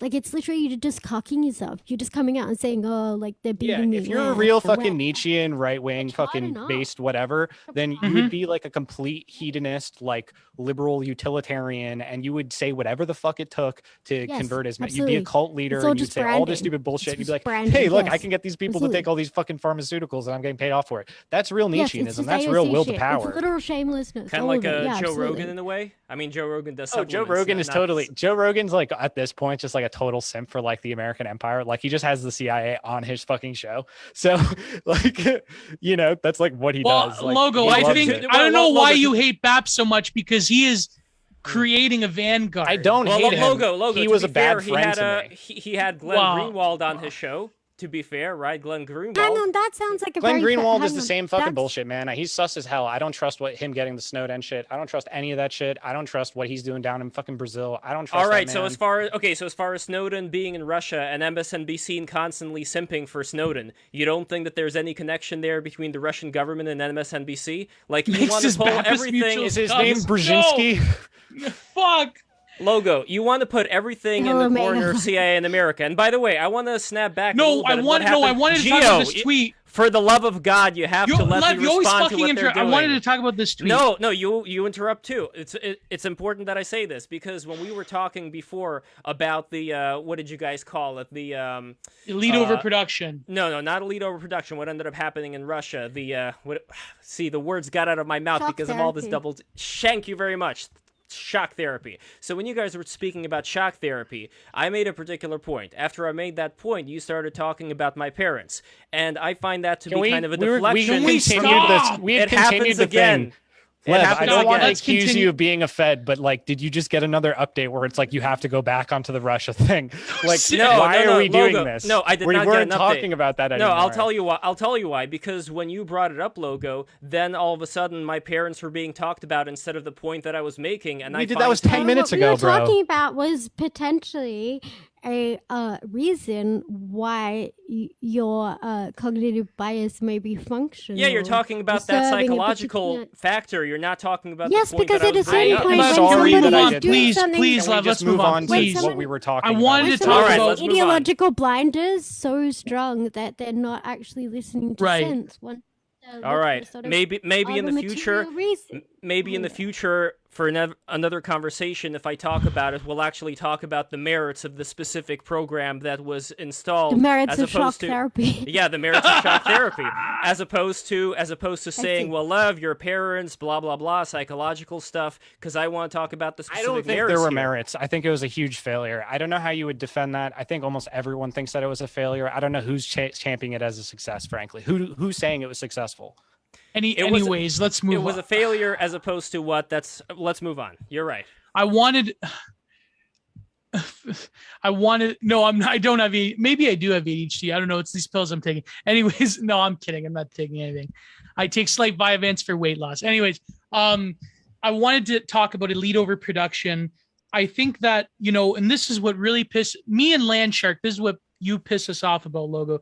I think that years ago, I would defend the idea of going to university. I even wrote a guide, and I would say that maybe actually being like this Nietzschean sort of having a will to power to actually exert your will in institutions is a way to go. But I think I'm souring that. I'm sort of more of a fan of like the Baptist approach of we need to destroy these fucking institutions. We need to create our own vanguard. That's what we're going to do. Well, that's just communism. You want to build a vanguard party of the people? Like, then start organizing. Well, but the thing is that pisses me off is that I hate to say it, but I would agree that your critiques are accurate because let's face it, the left in America is a left Nietzschean entity that has a will to power. But what I wanted because to it's all just capital. It's just the operative ideology. they are the capitalism. the vanguard of capital. But what I wanted, Absolutely. Lev, if you could scroll up to that tweet, I wanted to talk about this. What I wanted you and Logo's take on this. Aimee and Logo's take. If you could scroll up, Lev, to this tweet. Wait, scroll up to where? I don't know posted where the tweet in the chat. You could scroll Okay. up. Yeah. I mean, the thing is like I've read all of Nietzsche. You know, I'm not half-assing it, and like I never was me like too. a I've in the Nietzschean, grad level, but I've always read read Nietzsche, and Right. you know, I think he's mostly like a poet. Like he's a romantic poet in the same way Right, Bap is, where right. Bap is really just a romantic poet. Right. And Is this it at right the end here? of the day? Yeah. So he's saying, I'll go up I a little think bit. of Bap as an artist more than a... Oh Yeah, yeah, that's what I'm saying. yeah, I would say. Yeah. Alexi Aurora. Oh fuck, Lev, you have to fucking do it. Go I have go to up do to it the again. thing. And he's while saying- I'm okay, here we he's go. saying that. Okay, yeah, please subscribe. Everybody Go to the subscribe, Patreon, subscribe. please. Yes. Gio is buck breaking himself with that. No, I'm not. Oh, come on. Try and figure out another system for people under a communist regime to transition to capitalism.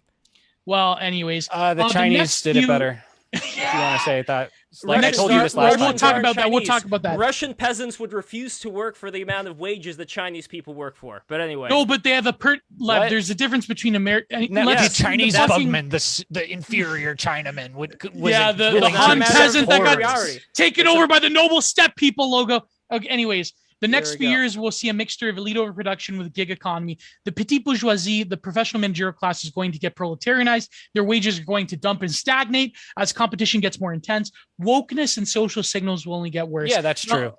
But so- that's not going to happen to all of them. That's going to happen to the ones the that lower- are to the lower. Can I just point echelons. out, actually, I think something that none of these, that because everyone's not actually Marxist in any way, shape, or form and has no fucking idea what they're talking about with class politics. That includes left and right, no offense to everybody.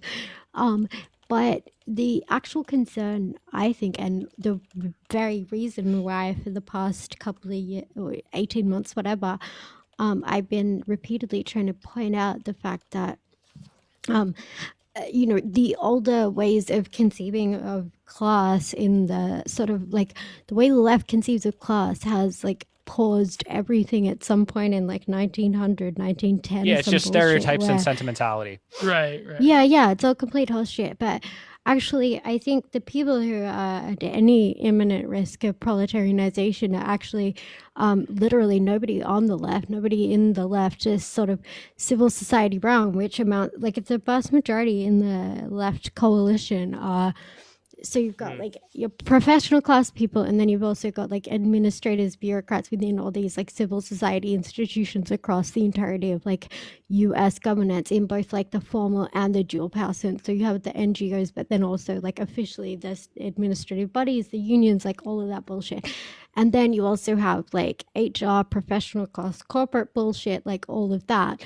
And so when we talk about like, kids with graduate degrees potentially being proletarianized, this is just horseshit. Like, this is not what is occurring at all. What actually is at very real risk of, and is in fact actually happening, is that the backwards fractions of very small middling capital are being vacated and liquidated in order for, and then accumulated by Bezos, and like the very real power that those civil society actors have in all of those administrative institutions is being enacted in a fairly totalizing, like weaponized, like the surgical strike against the lower middle class, and these are the people being proletarianized Right. that the left refers to as the boat dealing chuds. It is actually class war. This is So actually now the- the yes. actual They're the real working malice. class is the trans woman of color instead of the fucking Yes, hick in the it's Appalachian. and all of those people, they're college graduates and they have degrees in the social sciences, and what they Yes, want to do is absolutely. do surveillance on everyone, and that's what they want their job to be, Yes. is doing surveillance and criticism of everything that exists. Because guess I'm what? sorry, That's the most but popular thing in America right now anyway. It's the reaction channel, and that's what people want Right. to do. Literally look at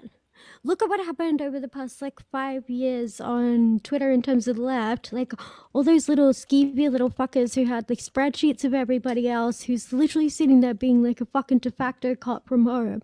They've all been like half of them incorporated into the national security state. Suddenly fucking PayPal and like all of the big tech companies and all this bullshit is all being instituted to literally like institutionalize everything that these fags were doing for the past 5 years.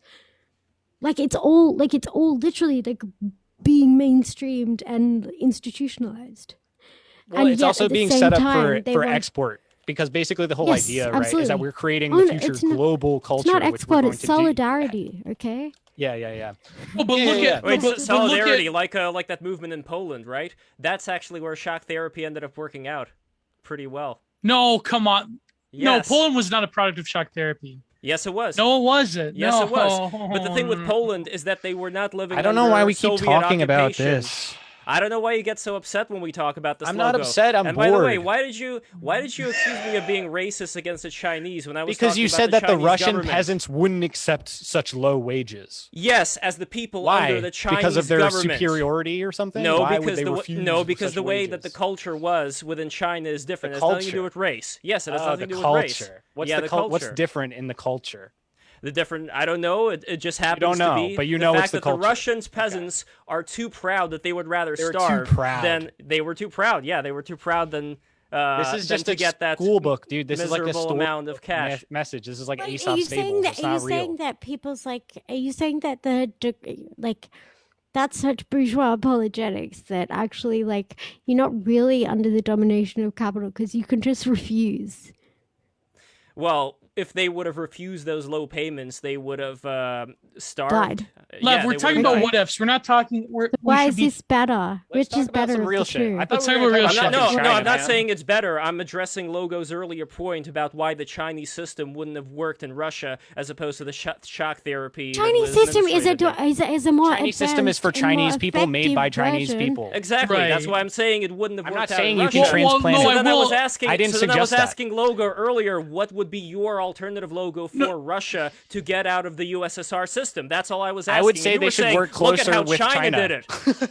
oh But again, God. what do you mean by that? We're closer with China. Like That's the work part I on the don't Belt and Lev, Road what you're Initiative, saying build is- like Lev, infrastructure to Lev, circumvent Anglo hegemony. Yes. Lev, what you're Yes. saying is, what's your you're assuming that it's like the role of the imperialist U.S. state to like you're saying be a U.S. imperialist. Tell me No, your I don't better care imperialist about plans. Amy, I don't care about whose role it is. I'm just talking about what system of governance is preferable to a particular place. Well- in well- the case of Russia, Gio, for the love Well, of God. why in the didn't case, they? I'll give Why you an weren't example. they enabled In to the figure case it of out Russia, for themselves? I'll explain. I'll explain. In the case of Russia, it's like teaching somebody to swim in an empty pool. You have to imagine that all these Russian people, for an incredibly long amount of time, they were living under the Soviet Union. They were used to getting checks on particular days. That was the money that they would sometimes spend on food, if there was food in the marketplace. If we're talking about the countryside, there was hardly any food there at all. You know, in the Well, here's the pretty good criticism times. for Logo. Explain to me why the U.S. is dictating terms to a foreign country.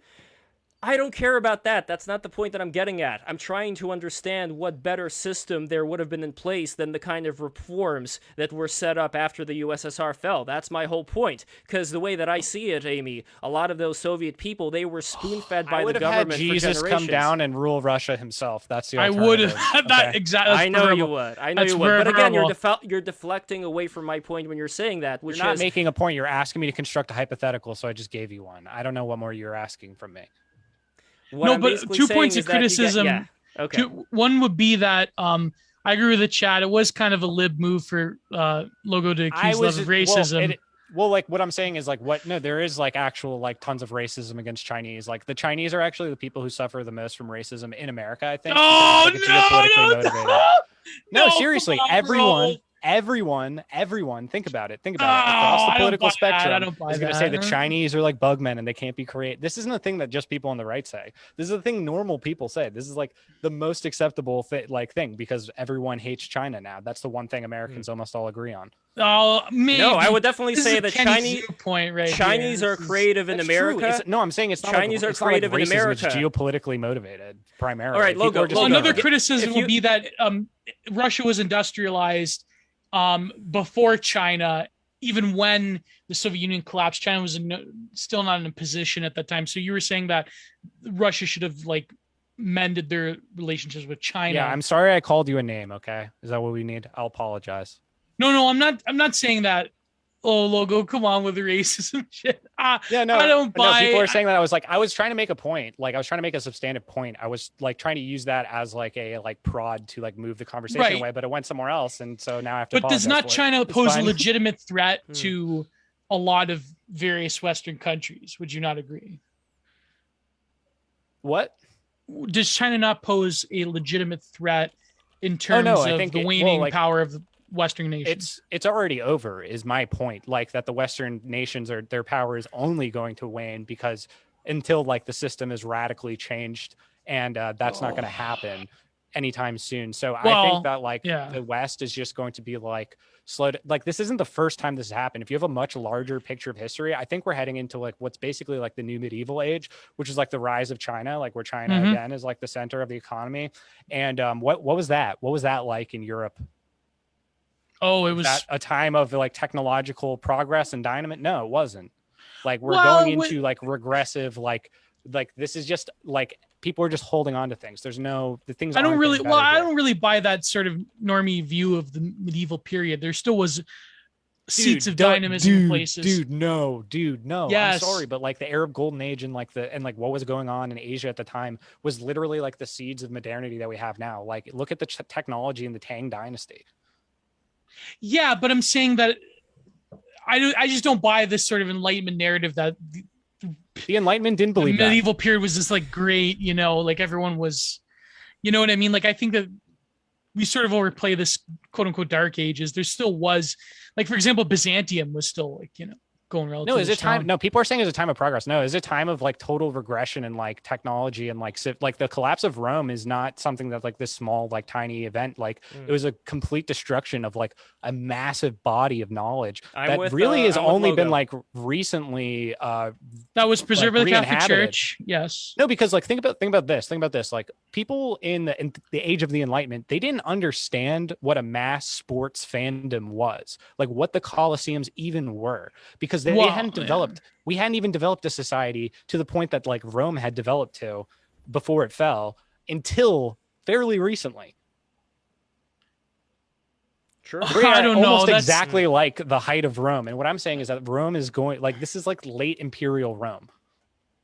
There was a collapse, but I'm saying to the veracity of the collapse that historians up until even very recently, I just think that this is again another hobgoblin of the Enlightenment. This is like fucking Edward Gibbon and shit. You know what I mean? But back to China for a second. Gibbon blamed it on Christianity. Okay. That's not what I'm blaming. Like, no, I have of course, but I'm vision of it, But no, like Rome did collapse. Like that. It did collapse in the West, yes, of course. But all right. Byzantium took longer. Yeah, right. Enough about Rome. I want to get back to China. So there is an article about the U.S. news rankings. I think I'm preferring to talk about Rome, actually. Which again, like you could say that's CIA or whatever, but they ranked #1 school for engineering, Tsinghua University, but they only ranked at #1. Like China was making a big deal about that in terms of the amount of scholarly reports that they put out, but as far as the actual rank for like the quality of it or whatever you would call it, it was like around 186. So it's like a research university. Yeah, exactly. So and they're the #1 in research.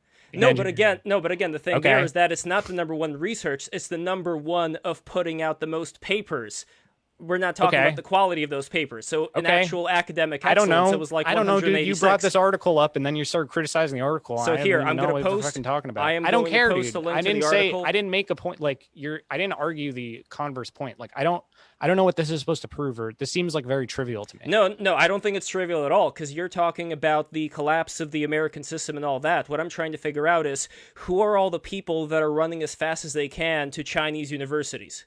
A lot of American scholars who can't do work in America, actually. Okay, why can't they do the work in America? Because they're they not do good stuff. enough? What do you mean? You think that it's a meritocracy? You think it's a fucking meritocracy in American not, academia, no. buddy? Do you really believe that?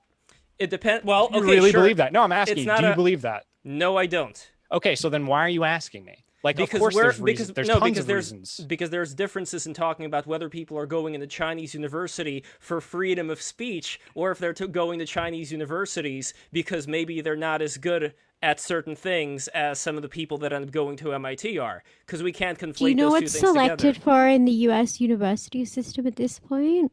Sociopathy. Literally, Yeah, like the most manipulative, scheming, like sociopathic motherfucker. I agree, That's what it Aimee. I'm selects just for. talking. Okay. I'm just talking. Despite So- that, I completely agree with you. That's a horrible situation with our universities, but everybody No, knows I'm not that. saying it's horrible or good. I don't give a shit because I do give a shit. I don't think it's Universities good. are institutions of a particular class, Okay. and like what is optimal for that particular class at this particular moment in history is like hardcore, like psychopolitical fucking info wars, like fembot Yes. tyrannical Yeah.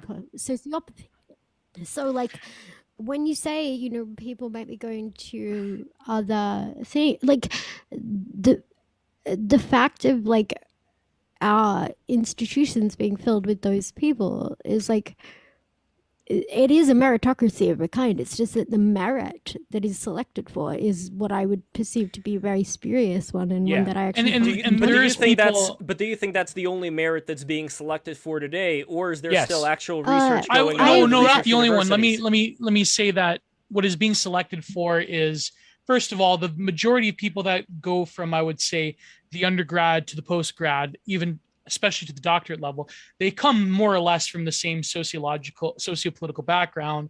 They come from the same class of people. They have, in a way, they select for sociopathy, but sociopaths who are midwits. I'm sorry, that's all that it Yeah. selects for. yeah, but also I would say they have a sort of a personality of like faux deference that I, for example, couldn't hack it beyond the master's level because there's a lot of impersonal metrics They're as to how people obsequious. go into PhDs. It's just, Yeah. it's just like it's about navigating the institution and like shaking Yeah. hands and networking and going to Yeah. the right conferences and getting your fucking Just being a stipends and fucking like little narcissist. yeah, who well, climbs out There- it's of there really are just people being I a knew brown that I noser. It's a helped. being a brown Yeah. noser, and it's being someone who's really good at like, you know, rifling and getting money for things. Oh, yeah. That's like what I know people like some of if them. you're actually fully yeah. devoted to the work itself, you're not going to make it. That was Be my that- fucking problem. Okay, I be was that- like a fucking Yeah, hermit exactly. when I It's was all in masters. parasitism, Yeah. all of it. All It's the way fair. down, Yeah. I When agree with everything Same you as guys the are saying, union. but I'm saying beyond all of that, would there be any legitimacy to saying that beyond that there is still innovation that's coming out of not just What American innovation? universities, For who? Academia? What innovation for who? No, there's no. technology, whether we're talking about robots, whether we're talking about, you know, all that transhumanist No, stuff. That's what I'm talking For about. who? For who? For the Yeah, prosperity who of the profits? American people. Who Eventually. profits? The evil corporations profit. The CIA profits. That's The who. capitalist profit. Yes, exactly. Okay, By the so way, you're just Logan- saying that will capital Yeah. keep making money here? Yes. But it's not just about okay, Logo, again, this is a weird comparison because if we're talking about the USSR, they had shit medicine there. A lot of people ended up dying over things. By the way, Not talk about the USSR. hold on, including me. I almost died back in the USSR. What We have a saved horrible me- medical care what system saved here, and no me- one can afford it. So I don't really want to talk about healthcare. Logo, what ended up saving me was a Oh, God, not European, not an American, not an healthcare. American, Oh, was no. a European antibiotic.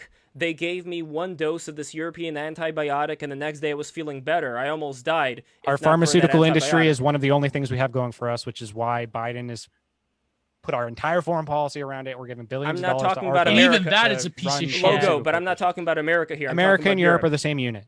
Okay, whatever. basically. But okay, that's fine. But the point that I'm getting to is that that was a result of some kind of innovation, right? Better medicine, better medical facilities. Military industrial complex, yeah. Okay, fine, whatever. But the point is that I ended up living. My parents ended up surviving as well from things that could have killed them, and I appreciate that, despite all the blackpilling that you're offering up to us. And my point again is that that is something that I do see coming out of university systems, despite all the negative aspects that you're talking about right now. I think that the innovation that Good things happen, yes, but they're universities- the result of workers, right? So like who Right. actually did those innovations? That's a bunch of different like scientists who are like working and probably getting wage labor, right? So like all of these innovations are not produced by the system; they're produced by people under the system, and the Yeah. system takes responsibility for them. But they don't actually. That's not how it works. You're basically saying that this is like why people believe Elon Musk is a genius when he just gives money to people who are actually smart, and then he makes more money off of it than they do. That is what the capitalist does. They are just like their intelligence is just parasitizing off of people who are more competent than they are. I don't care though. That's not my point. My point is that when you compare that to the USSR, where they had to steal those innovations as opposed to making I'm not them. defending the USSR. I have no interest in doing so. I don't really care. Can we stop talking about the USSR? Please? Okay, but let's then talk about a current relevant. No, but then let's it doesn't talk even about exist, China. dude. This state That's hasn't fine. existed in 30 years. I don't want to talk about it. But Logo, the reason why I keep mentioning it is I do want to compare it to China, just because Xi Jinping is in there for life. It's two totally different states. Nobody's gonna replace Xi Jinping now unless somebody knocks him out. Unless somebody kills him, we're gonna have Xi Jinping. That's not necessarily what that means. He removed that is term exactly limits. what That doesn't mean that he'll be there forever. If he got rid of term limits, what incentive would he have to leave? Maybe he doesn't want to do it anymore. Like, what incentive does anyone have to leave? No, Logo. That's not usually the way that it works. Well, Franco stepped down. No one steps down from power voluntarily. Hardly in the kind of totalitarian system that you have today. Franco It's did. very dangerous. Sure, but What stops our presidents? It's an incredibly dangerous precedent to set when you have somebody. I don't who gets care. rid of I don't term think it's limits. dangerous. I don't give a shit about term limits. I'm No, not but I making think an idol out of it. if anything, term limits have hobbled the ability of the American state to actually do things productive for its people when you actually look at it. That's my... It's very risky. That's all I'm saying. Because you don't know what's going to happen to Xi Jinping or any other dictator. Again, he can surround himself with brown nosers. Bro, the electoral system is not like, oh, like maybe a miracle can happen through the fucking electoral system at any time. We could have the candidate. No, that doesn't happen. It doesn't work. No. It doesn't fucking work that way. It's not this great, idea that like because we move from Republican to Democrat back and forth like this, it's like, we have this. This isn't this so great when we change presidents and everyone's involved in this fucking mass psyop and like is just brutalizing each other for no fucking reason. Here. This is so great. No, Logo. I know it's a horrible system, and comparing one thing to another, I don't think it's necessarily the case that you're afraid that a CIA van is gonna pick you up and body bag you into some black site. I really don't will. Think they have done that to Americans. They could. They have. No, they could. I think you have absolute freedom to say whatever the fuck you want about America. That's not true. And nobody's gonna stop you. Let's stop this, please. I think you're very comfy Lev, criticizing whatever you want. Yes. Lev. Yes. I criticized, I did totally politicized engagement with a set of political actors, i.e. the left. I got deplatformed for more than a year. I had these freaks contacting different members of my entire family. They're rifling through every bit of history, every bit of my life that these people can access. They've overturned. There is literally not a single, nobody interrogates literally fucking anything that they're doing. They have completely unchecked cultural and media and economic power, and they use it as a moral battering ram for the interests of incredibly wealthy people like Jeff Bezos, and they use trauma as a means by which to enact trauma on other people, and every single time it is so sort of distributed and diffused among seemingly powerless and meaningless type scenarios, for instance my deplatforming, such that everyone involved can deny their role in any of it and just laugh and be like, oh, that dumb bitch has such an overinflated sense of importance, blah, blah, blah. I'm sorry, but why the fuck is it there's only one person who had any kind of comprehensive understanding of what these bitches were up to and was criticizing them in the public sphere? That is so fucking totalitarian. Well, it's just because you had an audience that intersected more with their audience. There were people criticizing them at the same time in the exact same way. It's just why they don't go after right. It's an absolutely horrible thing that happened with you, Aimee. I don't care about horrible. I'm over it. It doesn't matter to me. I would not equate that as Aimee, you should you actually haven't displayed the full horror of it, right? Because if you actually really, really want to get down into it, a lot of the big thing that the intelligence communities in America have done, especially in the latter half of the 20th century, was to use hacking groups and to definitely very much be involved in that sort of early internet digital white knight hacker Just the culture. level And of so fucking websites like Encyclopedia gaslighting. Dramatica was Yeah. created by an employee at the Department of Energy. Now, why would that happen? Well, the Department of Energy is one of the departments that we use to do a lot of covert ops in. That's like for instance, the iPhone was developed initially out of a subsegment of the Department of Energy, which was funded. God, I forgot who funded it. Anyway, that's just an example. So you look at something like Kiwi Farms, you look at all these sorts of it's just freelance intelligence work. That's what all of it's doing. Yeah. We're creating 100%. like This came up freelance yesterday with a intelligence Chris Chan warriors. stream, by the way. Yes, exactly. Saturnalia the Sundown same was point. talking about the connection between like Laurel Canyon, Silicon So, Valley yeah, I groups, could say Kiwi that Farms. I have been chased by feds, right? I have people doxing me on Right. like Kiwi Farms. There's a whole thread on me and people like going into like me and my wife's like posting my fucking wedding registry. Yeah, I going saw into, like, that. Yeah, yeah. everything about that they can. I don't have that much about me on the internet, thankfully, because like I expected this to happen to me eventually. But that's the reality that I actually deal with. Like you're telling me like, oh, you're like literally being like, you have it so good. You don't even know how cozy you can say whatever you want. There's no, it's bullshit. I live with it. I know better. Well, like than people you were do. pointing out in the chat, there's like people just for their political affiliations, whether you want to call them white nationalists or whatnot, who are in prisons all over America. They're basically destroying Julian Assange physically, right as we speak. I They mean, do it to that's tons of people. I yeah. can count like so many people I know. Like I've been on the internet too long, and I know too many people who were like good at what they were doing. And look what fucking happens, man. Like Yeah. we don't live in this fucking bullshit society that you've imagined. It doesn't exist. Like look at reality. When you're talking about these things, they're very bad. And I guess the whole conversation has pretty much been me talking about, like, oh, there's this totalitarian system where an old man can write a comment and they'll get arrested and their lawyer's going to get arrested. And then you're going back at me saying, well, all these horrible things have happened to me. All that I'm trying to do here, I don't want to downplay the horrible experiences that you've had. It's cheaper to not send me to prison. I just want to compare them that's to what true. the alternatives would be. Way. That's all I'm doing. And right now, I'm still Dude, seeing I very fucking different. wish. Dude, But I this fucking is wish a I more lived under the effective czar. and insidious listen, man. inaction of the Listen, man. same thing. I wish I lived in Tsarist Russia, dude, and you know you write your poetry and like holy shit, like the censors are gonna read it and it's like, oh my god, and you're being sent to Siberia. Like that'd be great because then you'd at least know, like the people would like be like, oh, they would know like what is actually like not allowed, and then that's like a development of Stable consciousness. boundaries. You said that in the Fed post. Speaking Yeah. of Tsarist Russia, do you know this painting over here? Hold on, let me scroll down to it here. Do you see the painting on the screen? Is that our involvement in the Russian Civil War? No, this painting is by I.K. Ayavzovsky. It's called Food Distribution.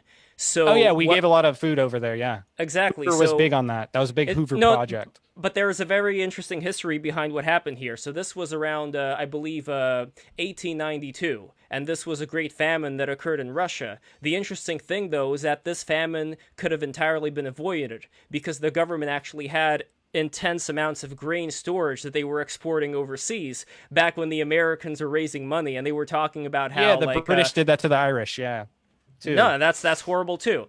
But I just wanted to bring that up again, just as an example of like, I kind of see that as being compared to what ended Why up are we happening. still talking about the Soviet Okay, Union? whatever, Holy shit. No more. Because it's his ancestral trauma, and he has to like defeat it, and like so he can ascend from being a liberal. Well,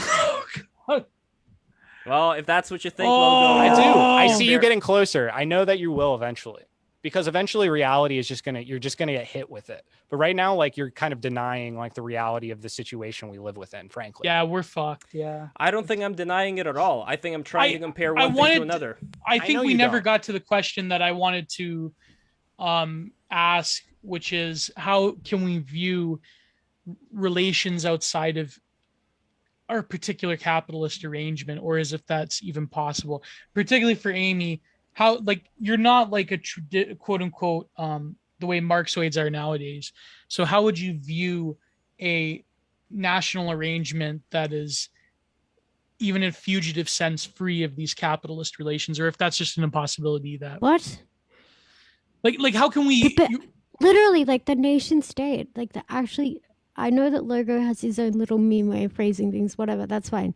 But like the actually existing nation state is a state that is orchestrated to consolidate the power of the bourgeois class and to administer to one degree or another a set of capitalist social relations. As So the like nation state in the modern. asking me That's not how the how, Chinese like, state was what founded, sort though. of, that's fine. I'm not disputing. I can't be bothered with any of that for now. I'm not saying it's how anything was founded. I'm saying that the particular, whatever. The point is that in asking, it's like asking someone. So, for instance, you know, when you had like the revolutionaries, the American revolutionaries Mm-hmm. and the founders, it's like asking them, like, what kind of monarchy do they envisage for their new monarchy? It's like, bitch, we don't want a monarchy. We're doing something altogether different. Well, I wouldn't say they were doing something different, but yeah, I get what your point. But I'm saying like how okay, maybe nation state is a bad word, but I'm saying what do you envision beyond the capitalist nation state if there ever is such a thing? Like what I would don't be write your recipes for the cook shops of the future. I don't think it's possible. I'm not utopian. no, not in a utopian sense, but rather what would you think is the best situation going forward for people nowadays living in our neoliberal capitalist hellscape? I mean, what do you think is the best sort of action for you? I want to also ask Logo the same.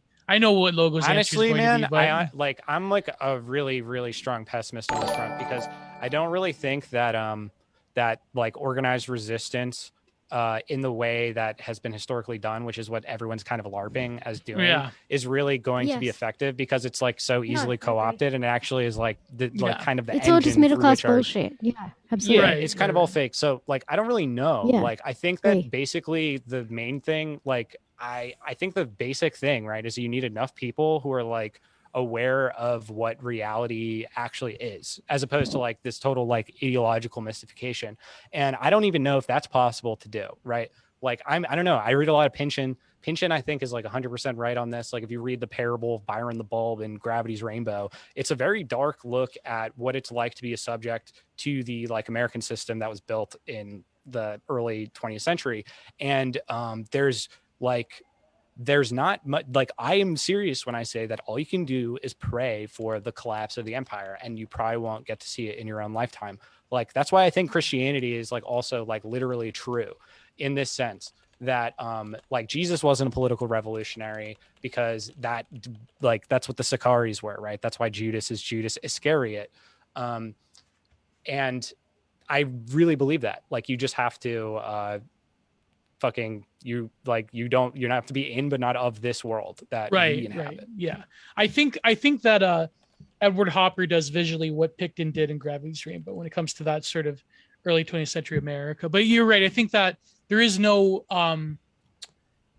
salvation in this earth is impossible, obviously. But I think like things are shit's going to get fucked up way worse than we can think. But I don't know, maybe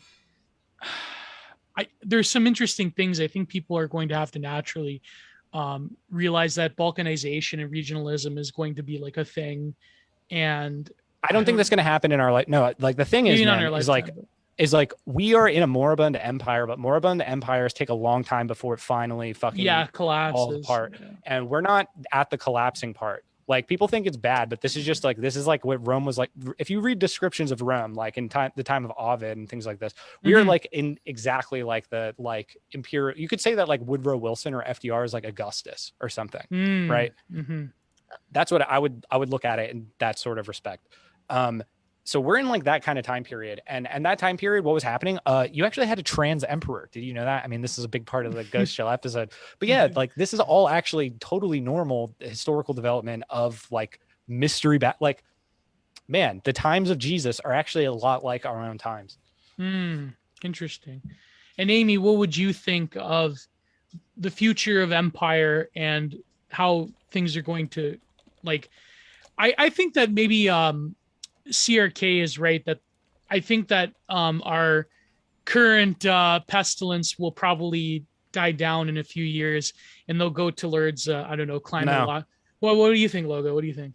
I think we're accelerating more and more into like the pharmaceutical. The whole push with pharmaceuticals and tech is to create like Neuralink plus like drug combinations to have a Right. perfectly Yes, this servile is what all the moral workforce. imperialism and the psychopolitics is all about. I Right, think this right, is like right. a new. It's the imperialism over like the human body and the human mind, Yes, and like It's we're it's to and protect everything. it's to protect their yes. life above all else. I Yeah, think it's- no, not that crap. No, what do you mean no. not that I crap? think that It is bare I'm not life. into that stuff. I Well, think that It is ultimately, satanic. like You what could we're say that talking they're about just is capital parasites. accumulation. Like I think that Luciferian, human yeah. beings, and like their literal like boundaries that humans have between each other and They're between going to themselves dissolve. in a given marketplace are being battered down by this sociopathic parasitic vampire left, such that you get to a point where you can basically like capitalize upon people's feelings to a degree that is heretofore just completely unprecedented. You can create desires and needs based solely on people's thoughts, not on any physical Right. thing whatsoever. Convince them that they feel like that everything about the way they are physically, like who they are physically, who they are, is just a woefully inadequate, like bottomless pit Right, that right. requires like It's constant modification. This is just it's the subject totally shot through with power and um, Well, knowledge. That's speaking of the We're modification, creating human beings to export into space because the Yeah. idea is to create like human drones that well, we can send out speaking of that to colonize modification, space. at its this most was core. Like there's no this longer even a frontier in terms of like wage work where you go and you're being exploited like It's a by the virtual hour or whatever. This is just like a oh, totally Amy, it's a sorry, virtual real quick, frontier, I in other wanted to show words. you. This is making the workers and the world unite, as this Dia is the said. article over here about You are just the a site of capitalist accumulation in much the same way as like oh a boy, all forest right. or whatever once was. Like I've seen the shit that these tech industry psychos write, and like the whole Yeah. trans thing is just an industry. It's industrial predation for So in other profit. words, the body becomes a site of All of it. capitalist And all the accumulation. moral bullshit is too. Right. So this particular article talking about the that case with that poor kid whose mom got custody over here, it says Jor Gulas, who's the mom, can also determine the children's medical, psychiatric, and psychological care exclusively, but cannot seek hormonal therapy, puberty blocking treatment, or gender affirming surgeries for the children without the consent of parents or court order. So Is that the Tavistock? Okay. That was Judgment? sponsored, that clinic, yeah, by Tavistock. yes, I'm not sure Sorry, where the clinic my is, but I'm thing just cut I'm out just for a curious bit, about so I the missed how oh we got to that. Sorry. well, I just wanted to bring up Oh, that that's particular why. case in the United States. So this is the one that I think people were talking about before when it comes to this this kid whose mother got custody of him, and she is prevented from giving the puberty blockers or the gender affirming surgeries, as they're calling it. In So- Washington and Affirming, California, Jesus. you No. can in Washington and California, 13-year-old children can go and get this shit without their parents' involvement, But- and it's a criminal offense for a doctor or a caregiver to report to the parent what the child is doing and seeking medically without the consent of the child. So the child has basically reached medical majority, the age of medical majority at Yeah. 13. I want to look this up. Where could I find this particular law? There's an excellent article by Abigail Schreier at City Journal. Oh, she's a transphobe. You can't trust that.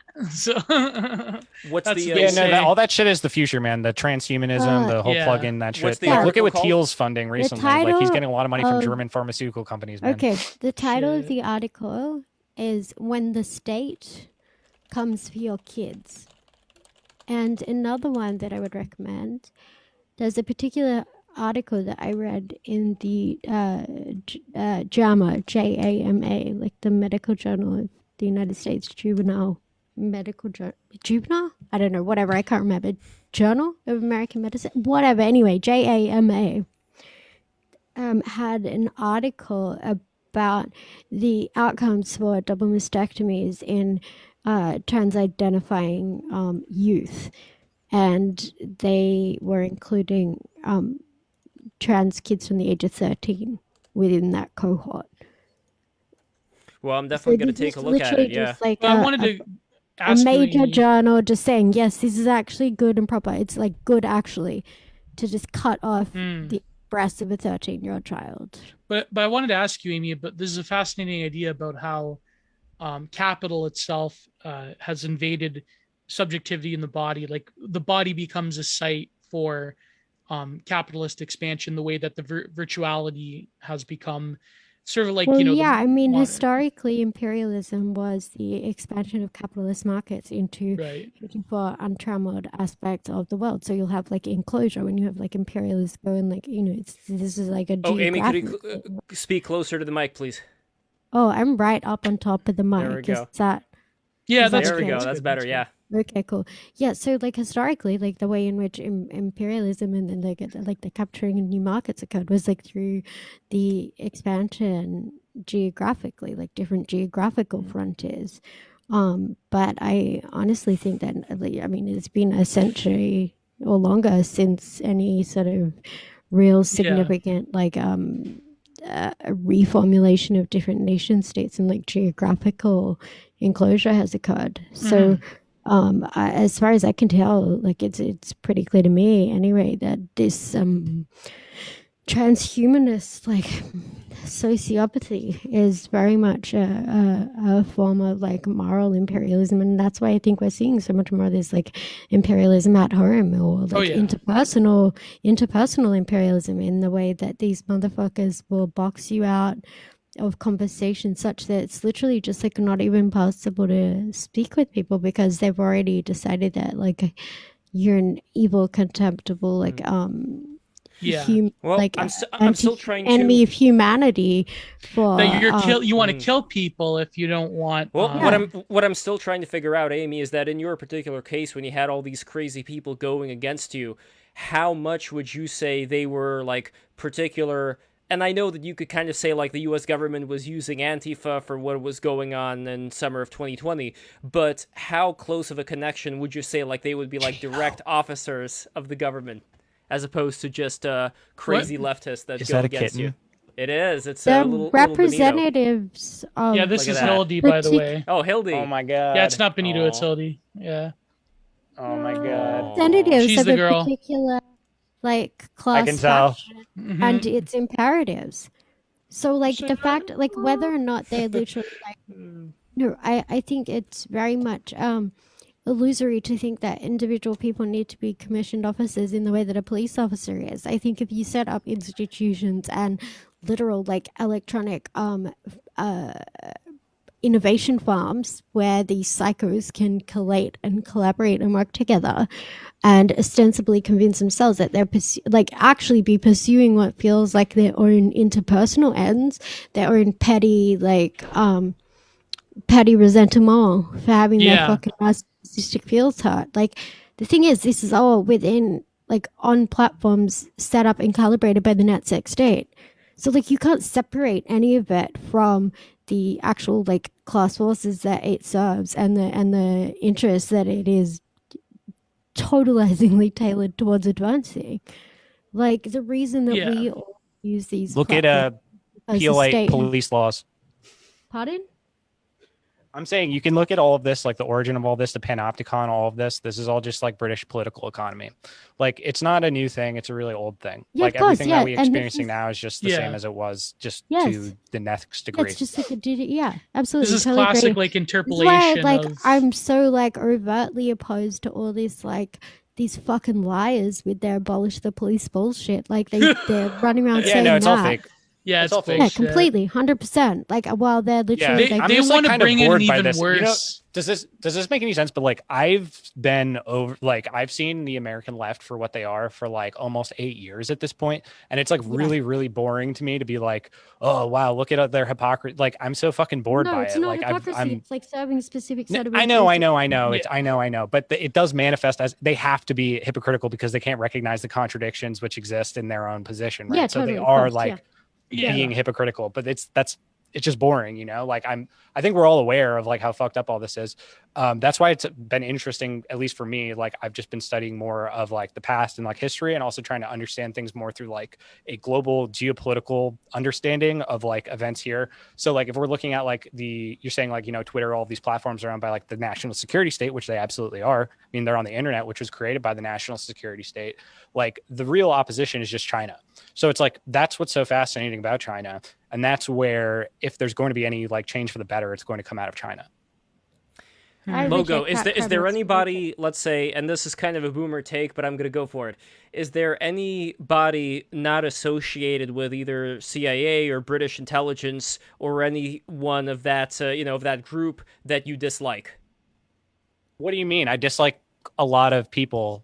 No, as far as organizations go. We know. As that's what I mean. Like, what do you mean? As... Like, there's tons of things I like in America. Like, I'm an actual like super patriot. I actually love America so much more than you can understand.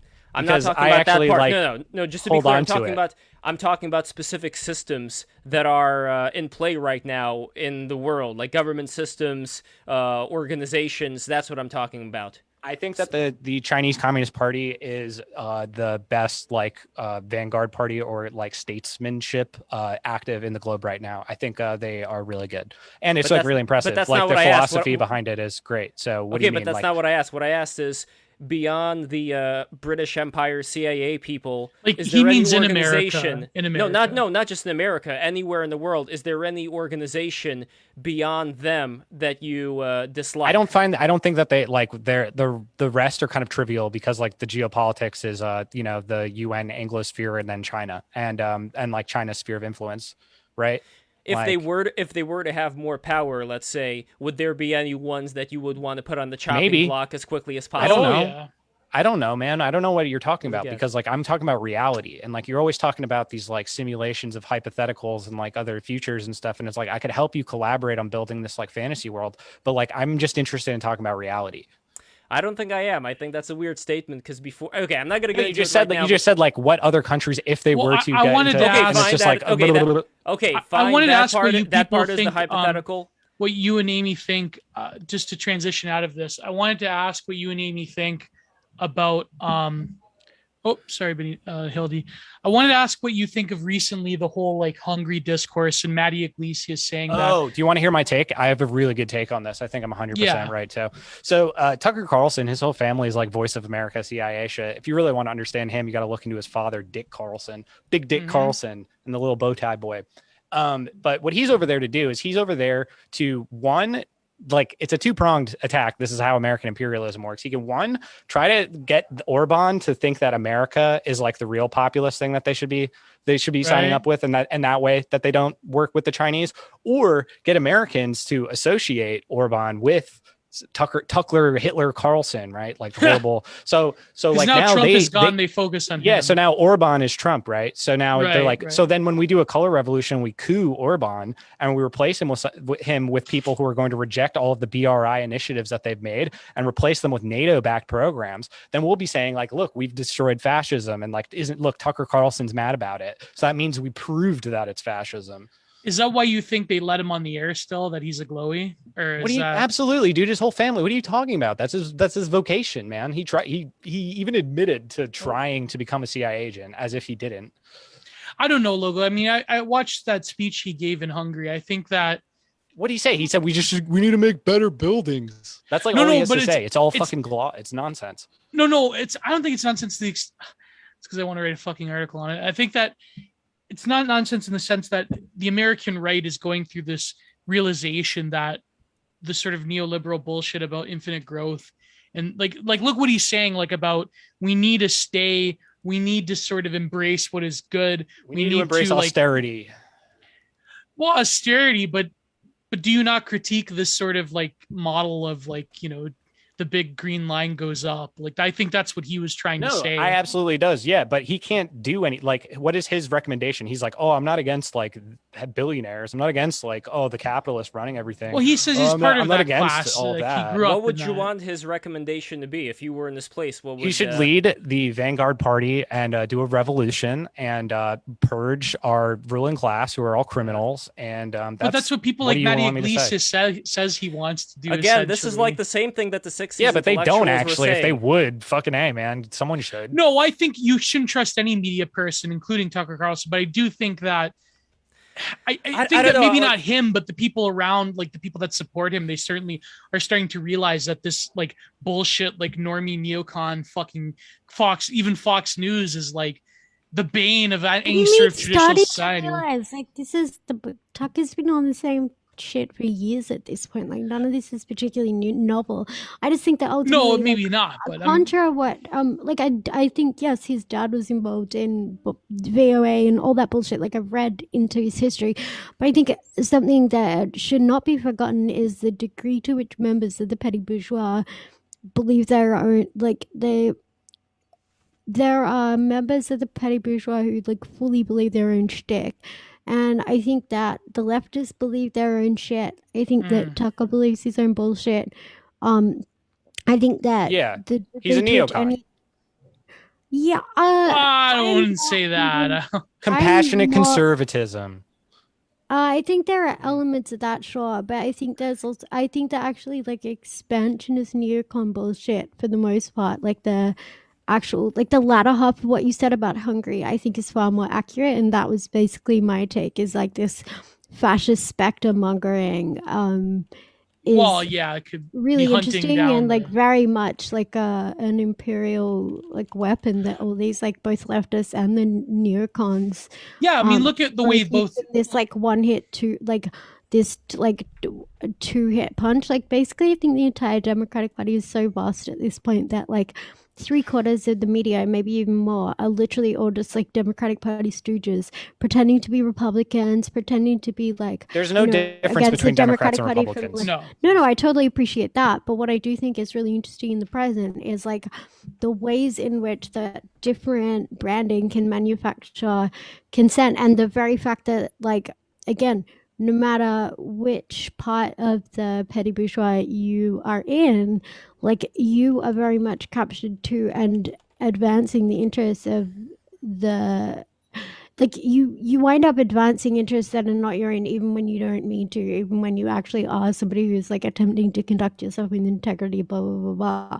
There's no way to be like a petty bourgeois, like a media person, without actually advancing the interests of the class that media exists to fucking advance the interests of. Do you know what I mean? Like otherwise you just get ejected from it right. in one. Like if you look at So the way like like just because these people have framed somebody as like, their ultimate antagonist, like there is a utility to that sort of tension also. kayfabe And heel. none of this Yeah. requires anyone like none of this requires Tucker being like overtly an op or any bullshit like that. I actually do like to the extent that I They familiar with created this apparatus of the specter of fascist evil around yeah, him now I that Trump is actually do gone. think that like I think actually Tuck is pretty genuine, but that doesn't mean that Yeah.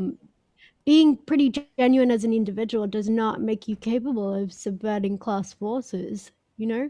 Right, So but I think that yeah, when you look at, for example, the way that Matty Iglesias and David Frum attacked Tucker and the recent Hungary trip, I think that what I mean is the novel thing is I think a lot of like particularly older boomers are being like, well, maybe this capital like American capitalist bullshit, maybe it doesn't serve our interests. I mean, that's a fantasy, obviously. capitalism But never required this is the thing that I think is an illusion is that capitalism like capitalism never actually required the ideological affirmation of particular like these particular actors as like an ideology, as like an a priori set of like assumptions. It's like it just is, and so then the rest comes after that. And really what I actually think yeah, but is some happening, Marxists would this point is my that the, black pill, is that about 40 years ago Milton Friedman, maybe 45 years ago, I can't remember, Milton Friedman, motherfucker, all these he came out with the whole like individualist neo-libtardery like as a right, manifesto in Friedrich New York Hayek. Times. Yeah, well, yeah, exactly. When there was just like this totalizing deep throating of individualist accumulation that helped sort of, coming out of stagflation, it helped the people who own everything to sort of break up any of the, further deracinate and disembed people. And then, 40 years later, we're now entering the era of quote unquote stakeholder capitalism. And so, all these motherfuckers are slowly quote unquote realizing that that's not so great because they've been propagandized to, not propagandized, like, the situation around them. They're basically just starting to adopt the new ideology. That's all that's happening. Yeah. We have a great comment here from PCSS. Aimee hates middle class. Not saying that you do, Aimee. This is just a comment. Lev hates USSR. Logo hates CIA. What does Gio hate? And then we have over here Seth Rogaine it's not the middle class. It's a middle class left. All right. Well, then, so Seth Rogaine here writes, Gio hates the Antichrist. That's true. I hate the Antichrist.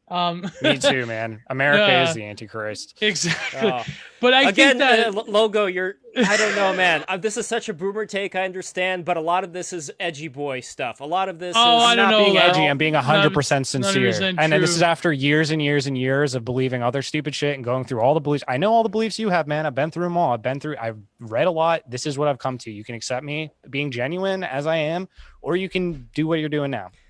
I can accept you as being genuine and edgy at the same time. I think that it may be a little bit naive. But to respond to what oh, sorry, Logo. I just like I'm not the naive one. Like, you're just projecting. You're advocating for a revolution. Okay, you're advocating for the kind of like my system... forefathers, like the American Revolution. Like, what a fucking horrific anti-patriotic thing to say, right? If you're a fan of a system where there's a dictatorship in place right now and you're calling for a revolution, that makes me question what kind of revolution you'd prefer. That's all I'm saying. We are all living in dictatorship, the dictatorship of capital. All of these class forces, all of these political actors, they act blindly, yoked to the imperatives of capital accumulation. They act blindly, and they are yoked to it. And for all the individual autonomy and like freedom and liberty that the individuals involved think that they don't have it. It's an illusion. Well, let's get back to China because I think this is kind of no. I wanted to talk about what Aimee said about. Okay. No, okay, go ahead, Lev. Fuck, you ruined All right. because apparently I interrupt everybody. All right. Because I think Logo, you didn't answer this, so I want to get back to this question that I had. Thank you. I want to get back to this question that I had about Xi Jinping. And by the way, I found out over here, I got a comment from my CAA handler who says, my internet cut out. Okay, student militants ransacked Xi Jinping's family home, and one of Xi's sister, Xi Jinping, committed suicide from the pressure. So that was just a side thing that my CAA handler. Yeah, man. He had fought off his own like sort of corruption on his way up, man. It's a pretty crazy story. I recommend learning about it. But the reason why I think this is pertinent to the point here is that if these are the kind of things happen when somebody like Chairman Mao had a lot of power, I don't see why there's not one part of you that would anticipate somebody like Xi Jinping being in power, wanting to still be in power. Everyone in power does stuff like that. Deteriorate. Everyone in power in the entirety of history does that because that's what power is the license to do that. And that's why throughout history, it's a responsibility. People abuse it. People do good things with it. And that's reality. That's why we do have something like the Great Leap Forward versus the United States, where there were internment camps for Japanese Americans, which was a horrible, horrible thing. But this is why, in my position, I'm not going to say one thing is like the other. I'm not going to equate them, which is, again, why I have the big problem with you. Yeah, because one is just done in a state that you're defending, and one is done by a state you're not defending. So they're different. Okay, so that's we're just treading. We already talked about this. No, but I still didn't get the answer about what is going to happen with the mental deterioration of somebody who sticks to being in power and doesn't want to leave. That's present in any dictatorship. Do you see how Lev? Do you remember when I said like I wanted to talk about reality, and you just always want to create like hypothetical, fictitious scenarios, which we like role play? That's the nature of totalitarianism. That's the nature of totalitarianism. Yes, okay, well, we have Joe Biden in president. Who do you think is more mentally capable or fucking like off the rocker and decaying? Do you think it's Joe Biden or Xi Jinping? You tell me. Joe Biden is not the dictator. 10 million times more of a competent leader than I don't even think Joe Biden knows what day of the week it is. So who's totalitarian then? Because we're being ruled by an incompetent old man who's But we're putting not. like No, by but that's the whole fiat. thing. So what the fuck are you talking But that's the about, whole frankly? thing. We're not being ruled by it. I know this is such an ultra turbo boomer tank, but I still believe that there is a power to checks and balances. even though No, you don't no, believe it. Lev, no, Lev, no, this is no, all no, no, fiction. no. This is all not No. real. This is all fiction. I truly believe I was talking It about doesn't matter if this. you think it's fiction. The point is, Lev. can it be used to overturn the state that we're in right No, now? do you want a nuclear black pill? Okay, I talked shit about Canada before. FDR was partly working for the Russians. Okay, he was No, partly working he with wasn't, Stalin. anyways. Other way around. Other way around. Oh boy. Yeah, And The still, nuclear we were black able pill to get is out of that this. situation. Okay, fine. I was talking with Trash World Citizen on Twitter, AGD Henry, and we were talking about because I'm like, yeah, fucking Canada sucks, blah blah blah. He's saying, well, when you actually look at it now, the Canadian neoliberal order is shit. It's the model that they want to go. It's not even a real country, but it's in terms of actual stability in the coming years, in some weird fucked up way. Let me just lower my thing. Canada will be a bit more stable than.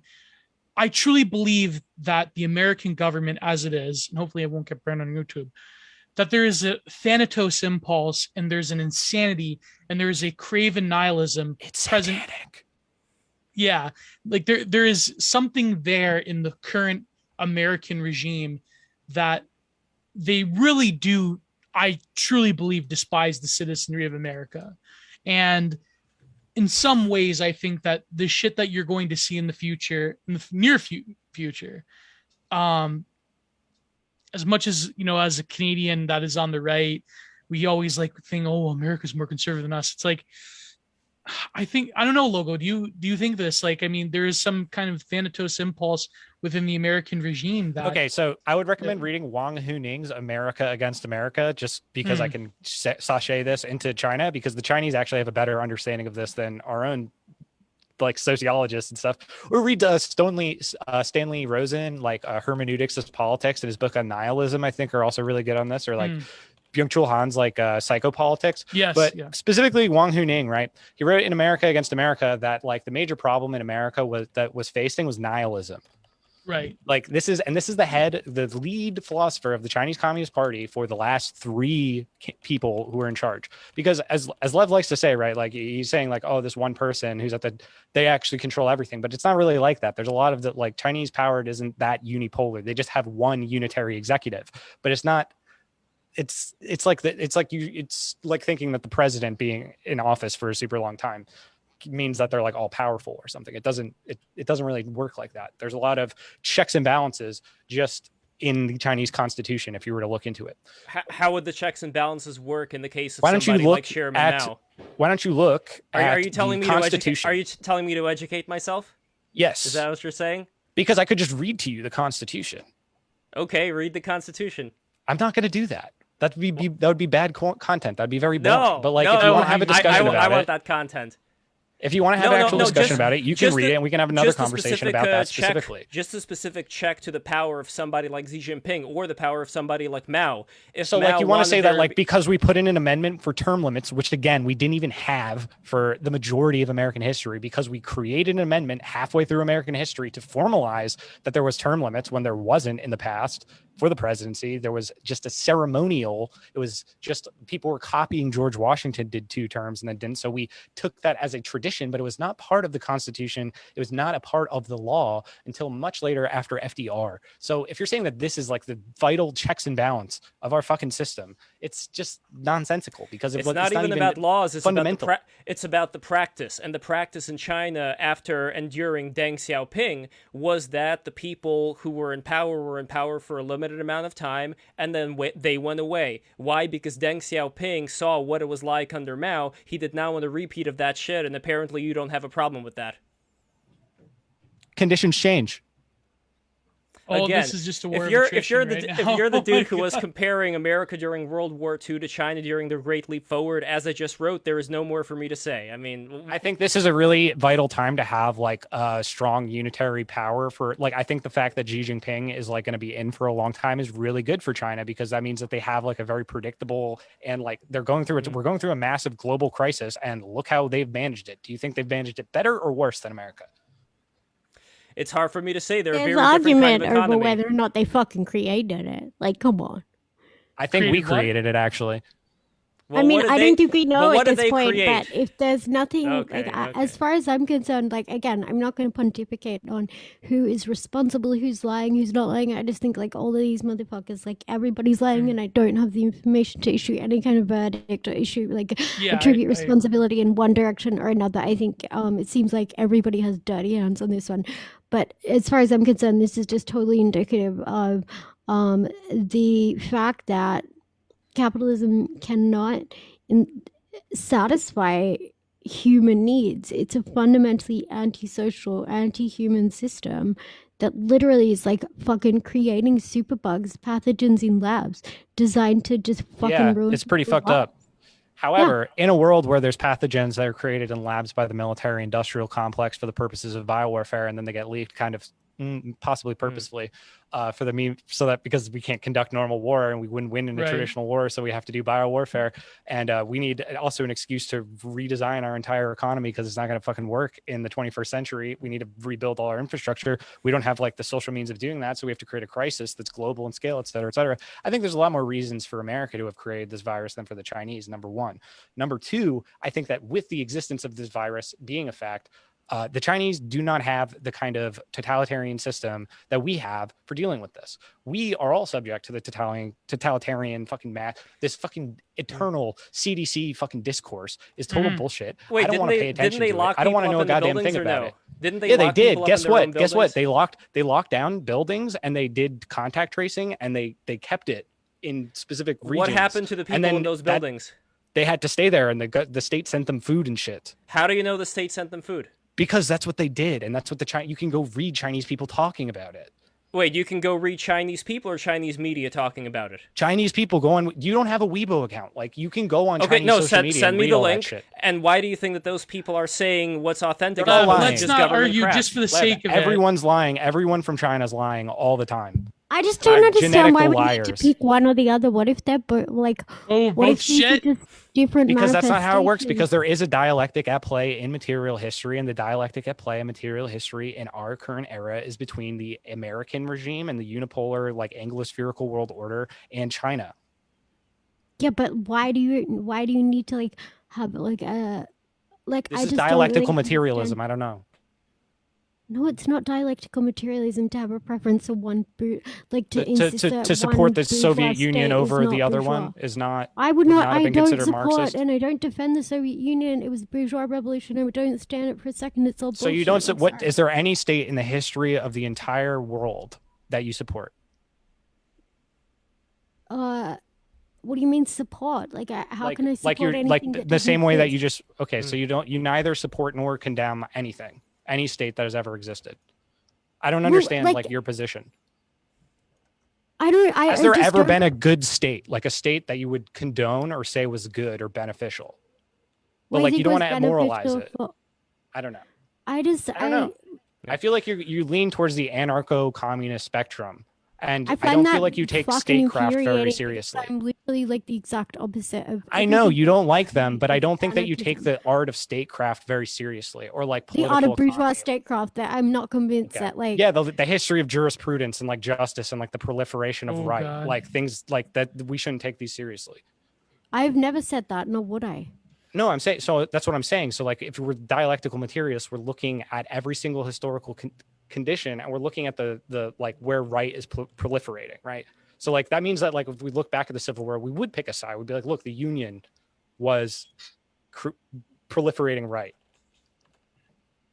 Well, I mean, think that yes, I would like to imagine in that. So then you would say that you would context, I support probably would Abraham have that. Lincoln, right? So like the Union was like the better state. I in don't that need sense, to right? support it. It was just going to happen anyway because one way or another. No, you- okay, yeah. You didn't make it happen through your support, but what I'm saying is that in our analysis, right, we're saying that the seeds of communism were in the Union and not in the Confederacy, right? I reject the premise seeds of communism. This makes no sense. No, it was. This is like the capitalism. dialectical process. It was the capitalist mode of production that was being Yeah, established. and that It was better the- than the feudal form of production, right? Like it was. I disagree with better. It was different. Well, then, but is it not getting closer to the culmination of history? Is that like are you like a Marxist, but one that's just like an eternal skeptic? One that like there's no actual positive project in history. There's just like endless rapaciousness. I do not think that um, that I think Marx was absolutely right in terms of the internal contradictions of class stratified society being such that uh, like it is fated to its own collapse. Like it does produce its own gravediggers.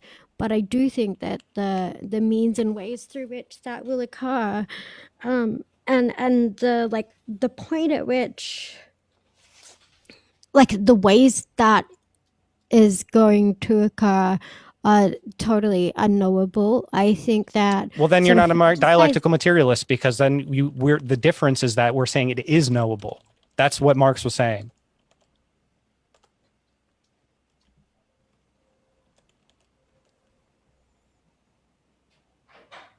Wait, Aimee, are you still there? Is everything all right? Just to make sure the internet connection is still on your end right now. But while we're figuring that out, everybody subscribe. All the 365 people who are watching this, please be sure to subscribe, because I want to be a good salesman, a good promoter for the sake of this stream, for the sake of growing this. And I really appreciate Logo and Aimee being here talking with us about this. Logo, I know that you and I disagree on a lot of things, but I love the fact that we're able to have a dialogue about this. So that's all I want to say. I think the problem is that I get where Logo was saying about the dialectic. I sort of forgot my point, but I think that when yeah, I do endorse some parts of Tsarist Russia. I think the Romanovs were a pretty good regime. And they were big supporters of the American Republic. So yeah, shouts out.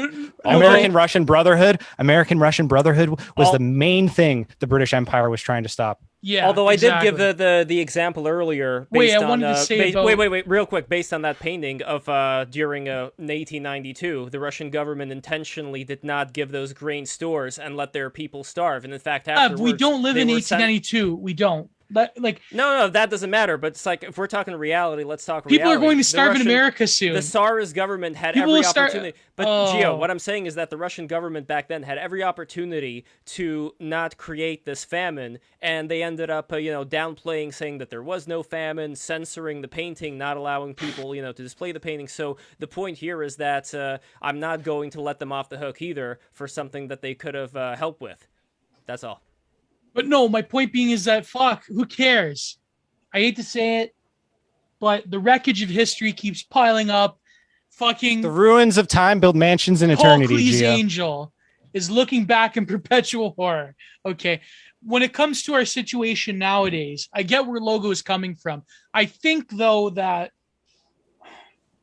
as someone who's seen this on the right as well, with sort of weird right-wing third worldism, I think that we always want to look to the outside because our societies have so stifled any sort of quote unquote autonomy or action that we truly possess. Because right now in Western society, we really can't be the movers and shakers of anything. That's, but with Aimee's talking about with, capitalism in particular, I think that it's hard to say. I thought of a good joke. Yeah, I don't know if it's too mean. But I said, I think I accomplished what no one's ever done, and I made Aimee stop talking. She's done. Where'd she go? I just asked her, like, where'd she go? Oh, God. Fuck. Hey, Aimee. Hello. That's so funny. Oh, man. Guys, listen, I try to get Keith Woods on, but Lev just won't let me, so I'm very sorry.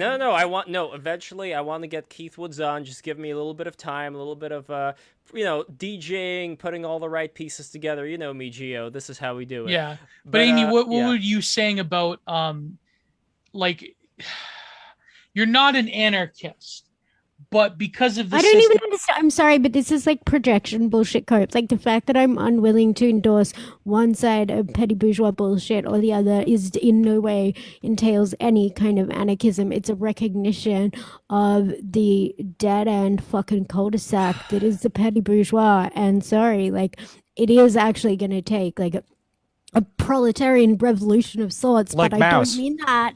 I do not mean that in a Maoist sense. I do not mean Okay. it like literally like the revolution of the future cannot take its cues from fucking bourgeois bullshit that failed in the past. So But you don't think yeah, this revolution I is need to international, though? no, You're let not an me finish. internationalist. What I literally need to like I am forced into the um extremely suboptimal position as someone who's like sitting here and arguing with people who can sort of put on the table some kind of conception of what the fuck they're talking about. I can't do that. I can't be an honest actor and do that. I can't say that this is some kind of little fucking vanguardist bullshit. It's some kind of like project that different participants can fucking participate in. I literally have no idea what potentially this could look like. And I think, frankly, the only honest thing to do is that if you think about the world 1,000 years from now or 500 years from now, if you think that like the actual, like the way in which social power and social organization and like literally like the way in which we as humans reproduce ourselves as a species is Right. going to remain within the hands of the exact same bourgeois class that is now, and nothing will have changed. Sorry, but the entirety of human history stands against that. Like the Yeah. every like there's the idea of shit like still being the same in 500 or 1,000 years. I don't think This is anyone's saying that. okay. So No, like no, I think that the extent to which I'm unable to put on the table some kind of like future proof fucking in way of envisaging exactly how that kind of like a totally different set of political, economic, and human relations. Like the fact that I can't envision that, that's just being honest because none of us has a fucking like a time machine. Honestly, like, can you imagine somebody in like 1200 asking them to like give their version of the types of like revolutionary change that occurred like 500 years later in the 1700s? No, they couldn't do it, and it's not because like it wasn't possible. They It gave wasn't accounts and they gave approximate accounts in their minds. Like what time period were you saying again? Like the 50, like there's a lot of literature from the time of people envisioning like other societies and things like that. yeah, there is the yes, but that futurism is of a yesteryear is different than yes, the fucking bug world we live in right but now. Obviously. the difference between those particular Marx talks about this in the Brumaires, like they could take their colors and even the inspiration from different revolutions in the past. The difference though with a universal class and the abolition of class structure as such is that it is so actually functionally and quite literally different than anything that has happened prior. Like you can't actually take your inspiration from any of the previous revolutions that have come before. Like it is actually fundamentally entirely different. So what do you mean by that? Like how would it be fundamentally different than every other revolution that's ever happened? Because rather than instituting a new ruling class, be it, you know, a slightly different one or a slightly larger one, this is like the abolition of class relations as such in terms of the way that we produce things. So you think, but like, how do you get to that point? Yeah, I don't fucking know. That's what I'm saying. Like, I'm not. But doesn't Marx lay out that like you would have an era of socialism that would then lead to that state? That like it's not something that just comes down, but like something that has to be implemented over time through a dialectical process itself. No, but that is never like. I'm sorry, and I mean this in the nicest possible way. I like you a lot. You're good. Like you're good people.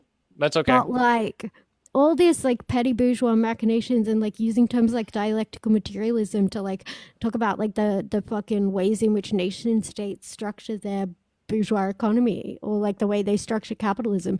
This isn't a dialectic that is like leading to socialism or communism or any other bullshit. This is just capitalism. Well, that's what the Chinese say. Sorry. Okay, cool. That's what the Chinese say they're doing. Okay, I understand. I don't know. Respect that's what they read, pronouns. and could there potentially be? It's not that. What do you mean? It's respecting their political pronouns? That's what they're. Well, I mean, I'm saying they're just calling themselves like communists, but like this is. They're not LARPing. They created a communist party and they created the state, okay. and it's the oldest communist party in existence. Okay, well then like, I'm gonna. What else is communism but them? They define it. They define it. You don't get to define it. Well, They I are the don't ones know who about uphold the tradition. Yes, Like, yes, you're okay, an I'll Australian. respect their pronouns. What- Yes, what I'll are- respect their pronouns, but I'm sorry. What are like, some of if you their still have a communist dick, traditions? It's not even their if I pronouns. call It's you like their she. government. Wait, It's like just a logo, fact. logo. What are some of the communist traditions within Chinese communism? What are What some of the the fuck? communist There's a things None they of this do? means anything. What do you Sorry. mean? Incoherent. Like, what I mean is like Marx, like they study dialectical materialism and Marxism, and all of their society is Sorry, you absorbed just in do this buzzwords. study. It's just How do bullshit. they No, I'm apply not. it to No, I'm not. These are government real decisions? books. Bullshit. They No, but read how- Das This is a Kapital. code. How do they None of apply it this to their means government? anything. How do they apply it to their government function? Like, give Well, me an they example created of the vanguard party of the communists, the Chinese Communist Party, and This what wasn't they about did. vanguardism. Oh my god. Yeah, I No, know. but I'm We're not not just asking about the Marxists. name. I'm Like, asking, I'm not a like- doctrinaire Marxist. Like, I'm No, but, like, I'm give a me an Republican. example I of a support particular- the Republican tradition, and communism Okay, so can is we a just part of that. like, do we have to just lie and pretend that like a bourgeois fucking mode of production with like a relatively like a more overtly authoritarian sort of political mystification over the top is fucking communist, or is a proletarian like non-capitalist society? It's just dumb. It's just statism. It's state capitalism. So you're And not a that's fine. statist. You I'm don't not believe in the condemning state. it, Marley. What do you mean? Am I not a statist? Yeah, Do you I- said it's statism. Like, so as in statism would be. No, I like said something it's state bad. socialism. Okay, so isn't state socialism like something that would have to exist before you accomplish communism? No. Giving like, I'm sorry, but the different mystifications of bourgeois fucking power is not like some kind of like transitionary What's the bourgeois process. power in China? The nation state itself. This nation state as is a person? Like, is it a being?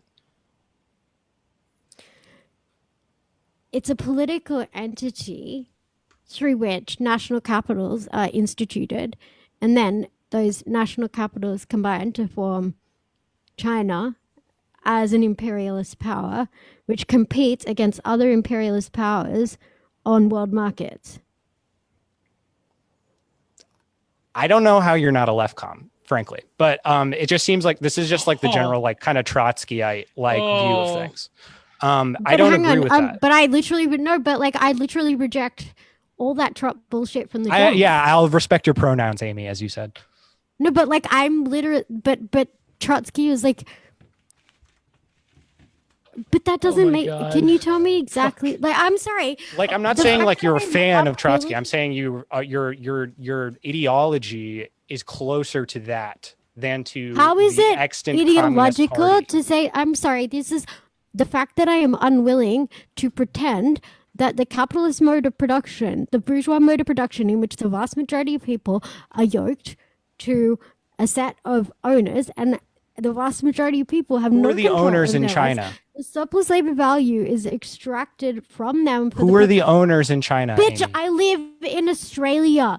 Do you? I know, but do I'm you have asking any about idea China. of the fucking tens of millions of petty bourgeois Chinese people who come and spend vast gobs of money Yes, in Australia? Yeah, It's a because they have an fucking affluent massive, society, so they Guys, can have guys, like tourism and let's- stuff. let's like, move they have on. a I'm sorry, growing but middle if you class. have 100 million, if you have 100 million of these rich petty bourgeois Chinese people, you can still have a fucking 900 million Who working owns them, class Aimee? stamps. Because you're saying like, you know, like we're owned by like corporations or whatever when we work for them. So who owns the Chinese people? What do you mean by owns? Well, Like, that's what obviously, you were the saying. state is the main No, actor I think in when China. you're a wage laborer, you are Yeah, so it's like, not it's the brutally state and not naked. what? I don't understand like why it is that Like, you think like You don't think there's a when difference between say we're like the state having state-owned enterprises and the state having chartered monopolies? right? Can you tell me exactly what the fuck difference any of this makes? Okay, to one of them the is a part of people the state, and the other one is delineated to the market to have I'm not sovereignty and not the confused about state. any of this. What do you think that actually states do on on a world market? States? Yes. What do states do? Like, They- do you think that states exist separate and apart from capital? States? No, Yes. she's Do you like what is it that you think a state is? It is a political region of like territorial hegemony, you know? Territorial hegemony. Yeah, like borders. Like controlling borders of space in the world. Right. Yeah. Oh, but she's saying what is the? 'Cause But it this seems, is a Logo, that you're totally making a distinction idealistic between what version China's of what- doing and what the rest of the. That's not really idealistic. I feel like that's like really like baseline stuff. Okay, so but the fact then that the United States is literally like in the every like corner of the world. Yeah, because we claimed ownership of the ocean, Aimee. The entire ocean. I see. Okay. Well, I Yes. don't know. That seems No, that's literally in the like you can look it up, man. Like going this down is some in export type stuff there, Logo. I don't know. that's the political, like literally the British political economists, like this is part of the British East India Company, right? They claimed ownership of the entire ocean. Well, the Sorry? British, their naval power is what gave them the veracity by exactly. which they could assert their will. Yeah. But- So they took control over space via the ocean, right? Like so But like what they Amy's controlled trying to ask is that- I'm not disputing the history of imperialism as being a project of geographical expansion and Yeah. accumulation. Well, and why would you exposure. say I that believe in that China is this authentic sort of expression of their own like will as a communist state, as opposed to a mercantile like state-run capitalist arrangement? It's a republic. It's the People's Republic of China. Yeah, They but that's what literally they the say three about represent. themselves, Logo. That's No, but- Republic of Korea. yeah. North Yeah. Korea says that they're the People's Good. Republic. I support the North Koreans. Fuck South Oh Korea. no! So people starving and rats eating their eyeballs out. That's I don't believe any of that bullshit. I don't trust Western intelligence agencies to report accurately on any of this shit, frankly. But those are the people that were in North Korea who escaped that were saying about these atrocities. Okay, like yeah, but North Korean but prisoners eating what each other. are you sure about that, or like how do you know that's exactly what happened? Like I'm just skeptical of it. But this is what this is what Lev is trying to say about you accept the self-reporting of people that are favorable in China of their own people reporting that that's right. things are good. But when it comes Yeah, to because they North stayed Korea- there. People who leave their countries, I don't necessarily trust their own like description of it. You know No, what I mean? true, Like, but I'm doesn't that saying make you have sense? to admit that North Korea is a terribly failed fucking Wait, state. hang on. Hold up. I'm sorry. That's the equivalent of saying that, like, either you act like a little, like, cocked little bitch boy of, like, the powers of your state. Otherwise, No, you I think can't you be should be liable. devoted to the people around you. And then if you're severing those social ties and you move all the way across the world, that's kind of like that's an act of individualism, you might say, right? Where it's like yeah, true, you are true, splitting true. from, and you're not defending your world, right? Like your culture, your people, and the place that you are from, and you go somewhere else, like you are that is like a type of treachery in a way. It's not always unjustifiable, like in cases of like being like fucking So if bombed your and country shit, and you is, just like, are forced racked to by- do Wait, so. Natch, how am I country so is wrong racked about by this? So there's civil no war. people starving in North Korea. I just said So if I your just said country is, like, conditions of racked like by life and death civil war are different, and I just made a distinction in that way. But I'm saying voluntary exit. I don't believe in such a thing as voluntary exit when we have a system where the ability to feed and clothe and reproduce your daily existence and that of your children depends entirely on the like the economic conditions within which you are forced to labor to do those things, and you don't get to control those relations. So like all this Well, like choice ostensibly shit. you do in China because there's a republic and you can like be involved in like, Okay, the well, I political guess like process. I guess all the people dying deaths of despair in like the interior of the United States, like they should have our just state done is a better job of illegitimate. defending. What the fuck does that mean? You just are creating like these meme phrases. No, to I'm not. defend the No, I'm not. This contradictions is in like fucking historical lobby. political That's philosophy. fine, This but, is like, like the just don't- general political philosophy. No, this is you just have like one set of fucking shit for China and then a totally different one for No, America. I don't. I can Well, I totally also agree kind with of you do on because many I'm an things, American but I just citizen. think there's this like but, totally you know. like whole filled, like totally contradictory way of looking at things. And if what you're doing is something overtly It's not contradictory. political, It's totally if you're consistent. actually like, if what you're saying is I'm advancing this like sort of less demonizing view or picture of China because I think perhaps like maybe imagining things differently or like I think they're seeing inspiring, with frankly. capitalist society. Okay, exactly. So why God. not just say that? Like, Because I do. That's what I do. That's what I do. Targeted. Okay, well then don't like. Then there is something very frustrating to me as a fucking hardcore autist to be sitting here and then having what is like in your head actually just more of a like propaganda shits and giggles conversation. Then I'm sitting here arguing about it like fucking autist, and you're doing all these like I'm the dialectical rhetorical materialist trickery. here. We No, already you're found being that a out. bullshit out as fucking trickery trickster. No, you're projecting, And, Amy. like, I'm it's sorry, fucking but I'm gonna call you out on it. Logo, but this is fucking retarded. Like this You're is you're No, projecting guys, and you I don't think we have a need. response. This is I'm kind of sorry, getting but retarded. I think it's that getting pretty transparent. no, but can we agree that Logo? I agree with you that America is an Come on, illegitimate dude. state. What the fuck does that mean? Legitimate to who? On in terms The of people. what? Do you think Americans think Which that American people? government is legitimate? Do you think? I'm sorry. Last year you had the highest fucking participation of in any election ever. Well, Okay, I don't how many believe people those accepted numbers, the to tell you validity truth. of the result? Like what Okay, percentage? but do you understand what legitimacy means? It does not mean That's that what the legitimacy individual. means. No, it does not. It does Yeah, not it mean is. that the I'm a individual Republican, actors not a within the liberal. system enjoy it. It means that the degree of power that is wielded by the state is authoritative and effective, and that's So absolutely wait, the Amy. case. So let me ask you. But So how you is it effective? Like if wait, people Logo. Let me ask. trust the state to do things. If everyone stopped trusting the state tomorrow, it couldn't function.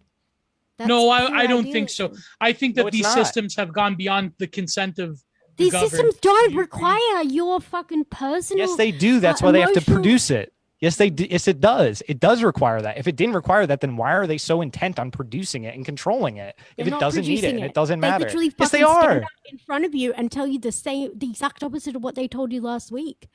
Yeah, that's part of it.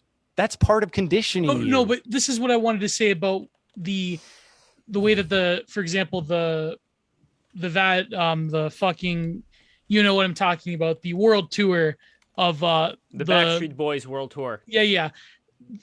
I think that the beauty of it when it comes to the consent of the governed, I think Logo, I get what you're saying that they still when most people have to go and fucking work with someone else and be fucking exploited by someone else just to be able to fucking feed themselves. Consent of the governed is Life consent sucks. in who you are. wait, let me finish my point. People My have had point to being- work for millennia. Like this, what do you think? Like so all of human existence is nothing but this just like everyone's a slave and like nothing really like, you know, you always got to work for someone. You got to work for someone. And if you're not a Yep. capitalist yourself, then you agree. have no freedom. So then we just live in Wait, this hang vale on. of tears No, and it's an it's endless been night. I'm not sure that that is the case. But secondly, I'm not talking about like the. I don't understand like when these like shifting goalpost conversations happen. I just get so like I'm not really I shifting Oh, can't and the keep up insurance with is goalposts. it. Janny, I see. I No, don't really I'm understand not. like what I'm trying to inform you that there's a lot, like if you're going into like political analysis, you're going to need a lot more than just like doctrinaire Marxism. Like there's a lot of history. What does and, like, doctrinaire Marxism mean here? where don't you even know go what where that you're just means. doing endless critique, like it's just endless critique. There's no positive project that you're working on. There's nothing Sorry, bitch, positive. that's literally what Marxism is. No, it's Like, not. No, it's not. It's not about Marxism is about drawing production. recipes for cook shops It's not about of the critique. future. Critique is supposed to be productive. If it's Ruthless just critique endless of all that critique- exists, actually. Yes, Sorry. to then produce things, right? Marx produced things. Marx organized things, right? Yeah, No, but in wouldn't an you say that there's a positive project to in Marxism, an Amy? Like, era don't you of think that there? transition in an era of transition away from a feudal economy, yes, there were bourgeois projects that ultimately So was Marx advanced one the of them? potentiality of a socialist future, or not even a socialist future, like literally, like Was the Marx a fact is bourgeois that idealist? I think he idealist? probably was. What do you mean? So Marx is in like Was working Marx with the Communist Party. individually a thing? Like this again, this type of retarded individualism that appeals to the subjective, like whatever, of an individual person. Like I don't know what fucking Marx believed inside of his heart of hearts. He The wrote point is- books. You can read them. Like that's what he believed. Okay. You can read his newspaper Wait, articles. let me He wrote finish a my lot. point, guys. There's a let me lot of finish my records as point. to what he believed. I think that But I'm not talking about Marx subjectively as an individual. I'm talking about there is a specific way well, of Lev is checked out. understanding many of the contradictions of capitalism with which that he pioneered, and subsequent to that, there has been, I think, a long tradition of proletarian engagement with the world through like a frame that understands class forces and class contradictions in that manner. But like the fact that I'm unwilling to send or like to advocate for backing any kind of bourgeois fucking Marx wasn't afraid to do that. capitalist.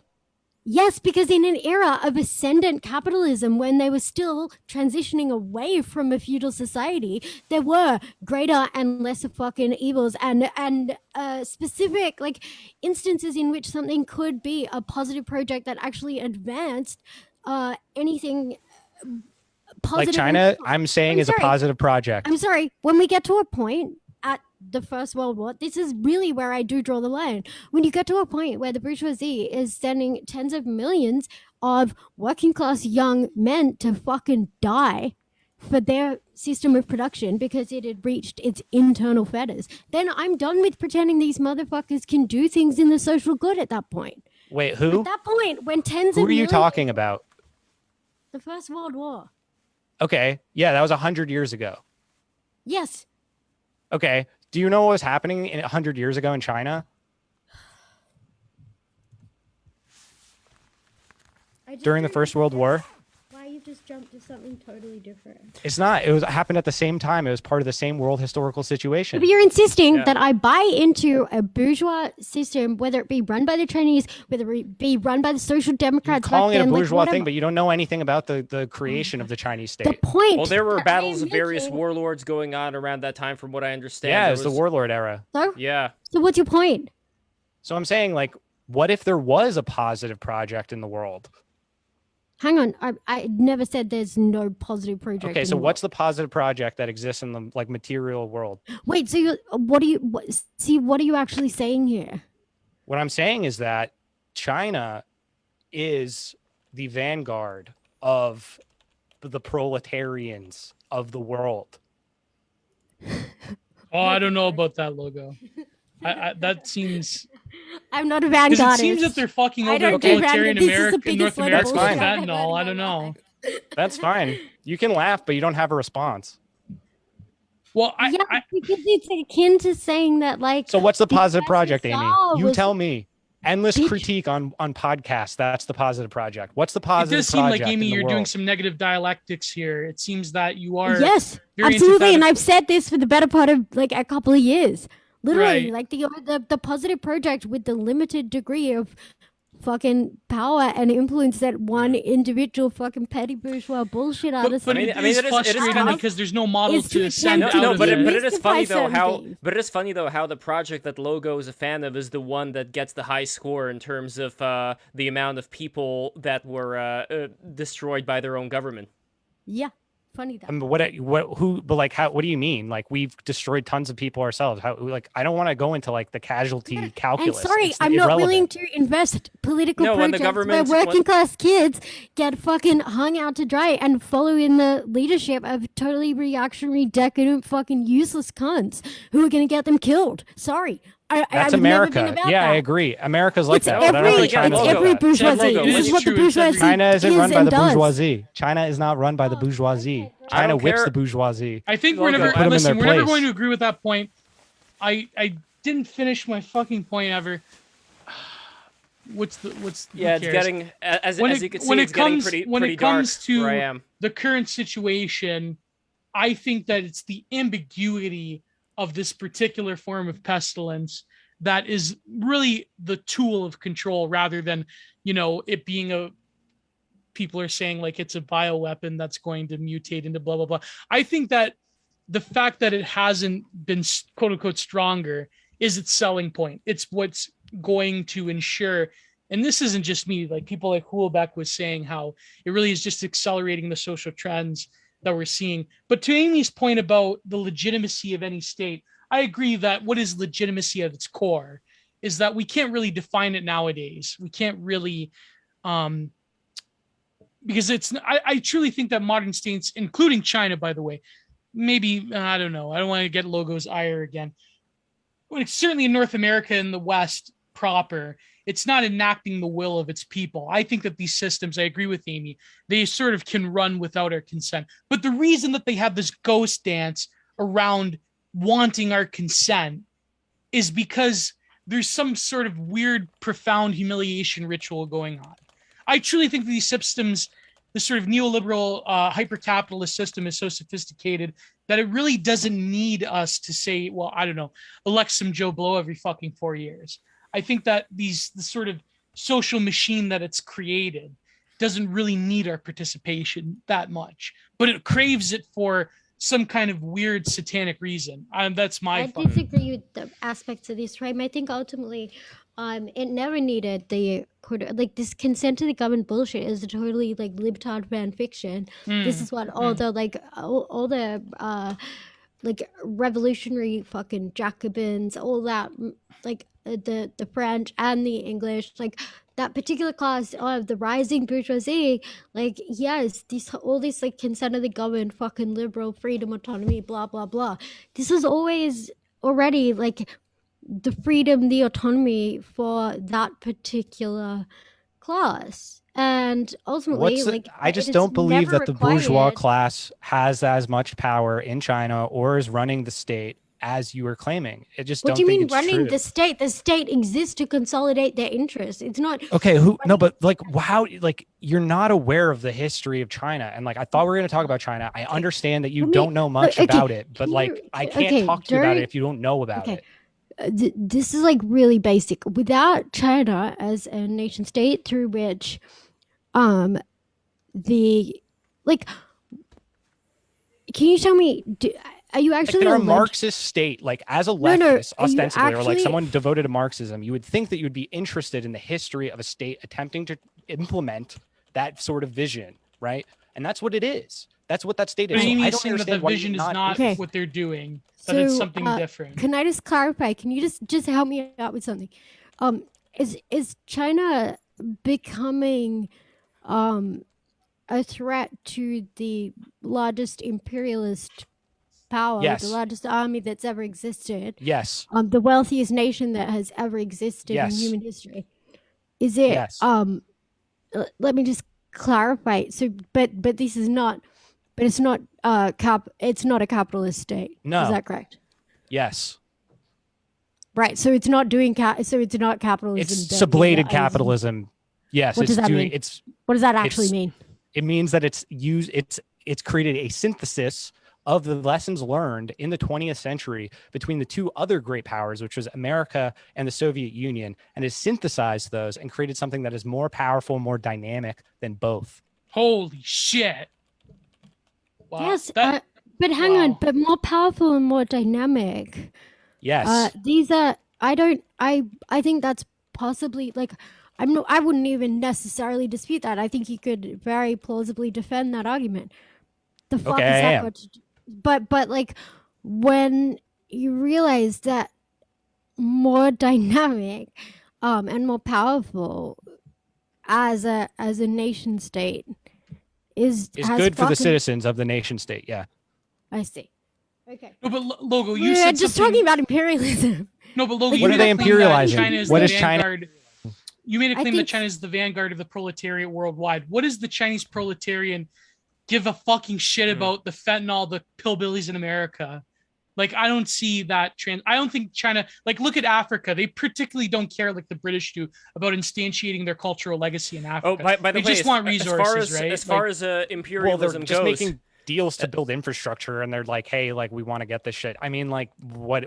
Oh, wait, Logo. As far as imperialism I don't see how it's worse. No, but I'm saying you said that they're the vanguard of the proletariat worldwide. There was and I'm saying that they don't particularly care about the people. You know what I mean? Like, I don't know, Logo. I don't. Wait, think they have that ambition.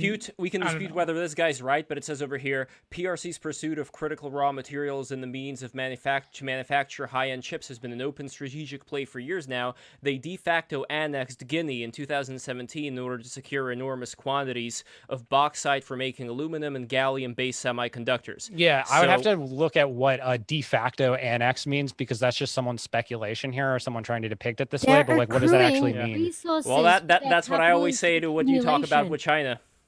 That like, yes, they're producing they have an economy.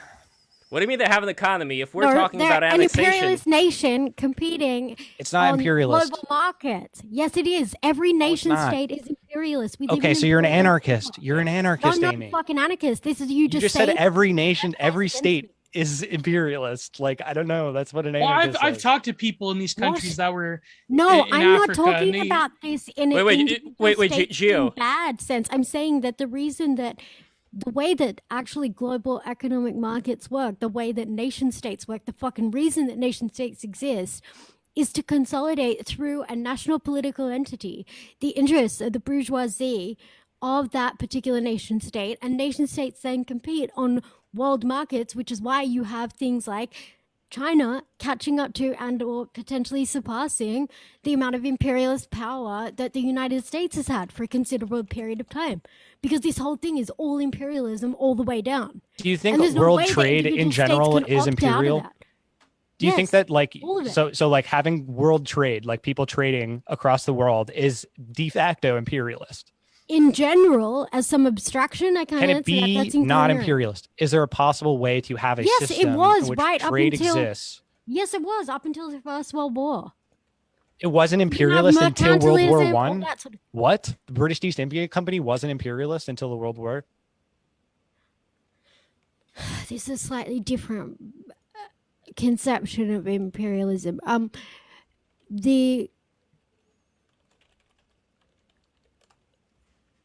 The way that Rosa Luxemburg conceived of imperialism, and in fact I do share this, is like there was... Oh yeah, I'm not a social fascist though. I don't like Rosa Luxemburg. Yeah, I'm not. Okay, fine, I'll take on social. Wait, wasn't that the word that Stalinists used for all the other socialists? That Stalin was 100% correct in calling social democrats the moderate wing of fascism and the moderate wing of imperialism. All social democrats are imperialists. They're just moderate. They want global homogenous imperialism. Yeah, and by China taking Tibet, would that be moderate imperialism? The Tibetans are very happy. I'm sorry. They were asking Rosa Luxemburg they lived under a feudal against... society where the king would abduct women for his harems and shit. Liebknecht got murked because of their objection to imperialist wars. Their fucking objection to sending millions upon millions. Yeah, who'd she get killed by again? She got murked by the based Free Corp fascists. Not really. It was them in conjunction with the Social Democrats. It was like, well, that's true. Yeah, exactly. Yeah, I agree. But what is your However, point? I think that one of them because they share her position? That makes no fucking sense. What? But Aimee, do you not know that? But I think the point being is that they believe that the sort of total war can rouse the German spirit, and that if we have to sacrifice people, who said that? And that is, I know this is total terrible. This is the opposite of what Rosa Luxemburg was saying, and it's the opposite of any kind of Marxist. Like, actually, fuck. I'm not trying to Rosa lie Luxemburg never had to actually run a state, unfortunately. Absolutely, and that's totally true. And I imagine that, like, there is actually, I think, a degree of romanticism and all that silliness in all of that. So I don't actually go down that route. But what I do actually agree with is her conception of imperialism and the actual political economy of the way these things work to accrue power and capital for different states, which is why they end up happening. Like, none of I'd this side is with Lenin's definition. Fantasizing about revolutions and all this bullshit. Like, I literally think that there is basically nothing that, like, an individual can do to bring about a revolution. I think that's fucking delusional and totally like, honestly, I guess like Lenin, a slightly narcissistic... you know, the American founders, Lenin, Cromwell, all of these revolutionaries through time, they didn't do anything. But the bourgeois revolutionary period is over. That period is closed. That's what I'm saying. So, like, in that period of the ascendancy of capitalism, where, different geographical places and spaces were actually being contested, where nation states still weren't fully settled or in any way delineated, where there was, like, totally unaccounted for, like, aspects of different land and territory, like, within Earth. Like, Wait, let me ask you a question. Would Yeah. the revolutions that happened in the 20th century, like say like Patrice Lumumba in the Congo, would that be a bourgeois revolution? I reject the premise insofar as, like, I'm not sure what you like. As in, are you saying that? I'm talking about Patrice Lumumba specifically. Yeah, but a lot of those post-colonial revolutions, there were glowy activity going on. Wasn't there? No, this is the one who was assassinated by the CIA. That's kind of. Oh, But do like? yeah, but then after that was a uranium. fucking brutal war that Can I just lasted ask decades. a question? Like, is there some kind of presumption here that, like, different? Because it seems to me like subtly Logo is implying that, like, the bourgeoisie don't fight amongst themselves, as in, like, No, they do. necessarily this needs to be like, one of these is proletarian and the CIA is the bad one. Like, No. I'm not That's making just that claim at fucking all. dumb. I'm saying that the Okay. Chinese Communist Party is not a bourgeois party. That's what I'm saying. Okay, if you call it whatever you want, but, like, China is state capitalism. We're not going to agree with this, so let's I mean, let's move that's on. fine. But this is All right, just I a guess. fact. It's They getting have pretty been late. no All way right, done well- away. Well, I'm before curious. before wait, we move Amy, on, I'm curious. well, What is Rosa Luxemburg's definition of imperialism as such? For people who don't know. okay. Well, just the ways in which that the creation of new capitalism basically requires the constant creation and expansion of new markets, and Right. the ways in which that militarism can be an extremely effective mode of expanding capitalist markets, of creating and controlling other nations and preventing their economic development, in addition to creating sort of outlets for your own production. Basically, like, prior to that, the extent to which Marx's theory had been expanded beyond individual nation state. To now incorporating, That like, is various social bodies and yeah, other, because this had never happened before. Like, right. basically she built upon his theory of accumulation and basically helped fill out the ways in which a Marxist analysis of capital can help you understand what is going on with these nation states in the And then present later accumulation 20th becomes century. virtual. They're Like, yeah, and so, Right. like, the idea that she was in favor of that, or that, like, expressing the, like, literally her particular, It's like, just like Cronus, like like there's always consumption and accumulation, but is it just that without end, world without end? This is all there is. No. But what she was explicitly looking at was the ways in which, like, the political economy of one nation and another nation are necessarily interlinked and mutually dependent in ways that are totally, like, unable to be avoided at this point. And actually, like, the class interests of the bourgeoisie, even though they are in hectic competition with one another, they are always already ultimately, like, weaponized against working people of every nation simultaneously. And So, Logo, like, the like, it's been a while since I read it, but, like, if you look at the That ways sounds like in which- idealism to me, is what the thing is like, I don't think that I'm the idealist. Like, I think you are more of an idealist than I am. well, in what this is what is because the as I a don't Tell me believe in endless what is critique. ideal. endless criticism, I would say. I don't believe Well, in that's- pretending. I don't believe that in pretending that fucking capitalist states are fucking run by working class people. This I is just am saying, silly. like, calling, like, the People's Republic of China, which is governed by the Chinese Communist Party, which has been governed by the Chinese Communist Party for almost 100 years, calling that a capitalist state, to me, It is a just capitalist propaganda. state, I'm sorry. It's just It's propaganda. using the capitalist mode of production. Hmm. That's what's happening there. Well, I wanted to ask Logo. Okay, so two things. They One, fucking produce commodities. Is this a joke? Yeah, no, well, like as I said, that the Chinese, like they buy blasted and sell through the Soviet commodities on Union, world and they saw the markets. collapse of the Soviet Union, They and buy they and learned from sell. that, and they learned So from they're even better America, and they've capitalists than created. the others. They're super even capitalists. better. What's Yeah. okay? Do you think So that what is the Lenin socialism develops logo? What out is of the Lenin capitalism, model or of where do you think it imperialism comes then? from? What is the I difference just don't between Rosa understand why Luxemburg you and want me to Lenin? pretend that one Lenin was a particular model of realist in bourgeois geopolitics. domination is ideal or is in fact like a worker's paradise. It's just fucking fake, gay, and retarded. And like, Is I'm it sorry, better? it's fine. We can have a different perspective, but like, why do you need to lie and pretend that this isn't capitalism? Like, they sell fucking commodities It's not. on world markets. That's not what this is. capitalism is. That's There what the would whole be- fucking thing is. Sorry. So like that's they're becoming I don't incredibly powerful understand. because I they have to make ask this question such to a Logo. large number of commodities and make so much money. What's wrong in with so producing doing commodities? that they are I don't dominating understand. economically Just in a capitalist world order. Like this is very Was straightforward. Marx Like, against pretending the that production of they're commodities? participating in some kind of like other mode of production or other fucking markets or other world where this isn't all capitalism is just fucking retarded. But I It's thought just Marx was insane. specifically against the production of commodities. Logo. I He thought wasn't that was against anything. He was literally giving like a fucking analysis of how shit works. But I'm he said saying that the Chinese Marxist tradition has developed beyond Rosa Luxemburg and critics from the early 20th has century. the Western Marxist tradition. They're both fucking retarded and have nothing to do Well, with what actually, Marx was one of writing them about. has power, and the other one is just Yes, capitalist compatible power. with power. They both have Well, bourgeois power. well, One is used to, but they're both used as I disagree. fucking propaganda in service of people who own everything. Well, I think and there's a lot of communists with PhDs that have at least social power in the States, not for communism, of course, neoliberal. But Logo, I have to ask this. People are dying in the chat to ask this. Shout out to Rosa. Why do you, as a Christian, think that you can support the godless American communist Christians state of don't know China? anything about the history of Christianity in China, mostly. But do they and not basically- persecute Christians in China? No. What?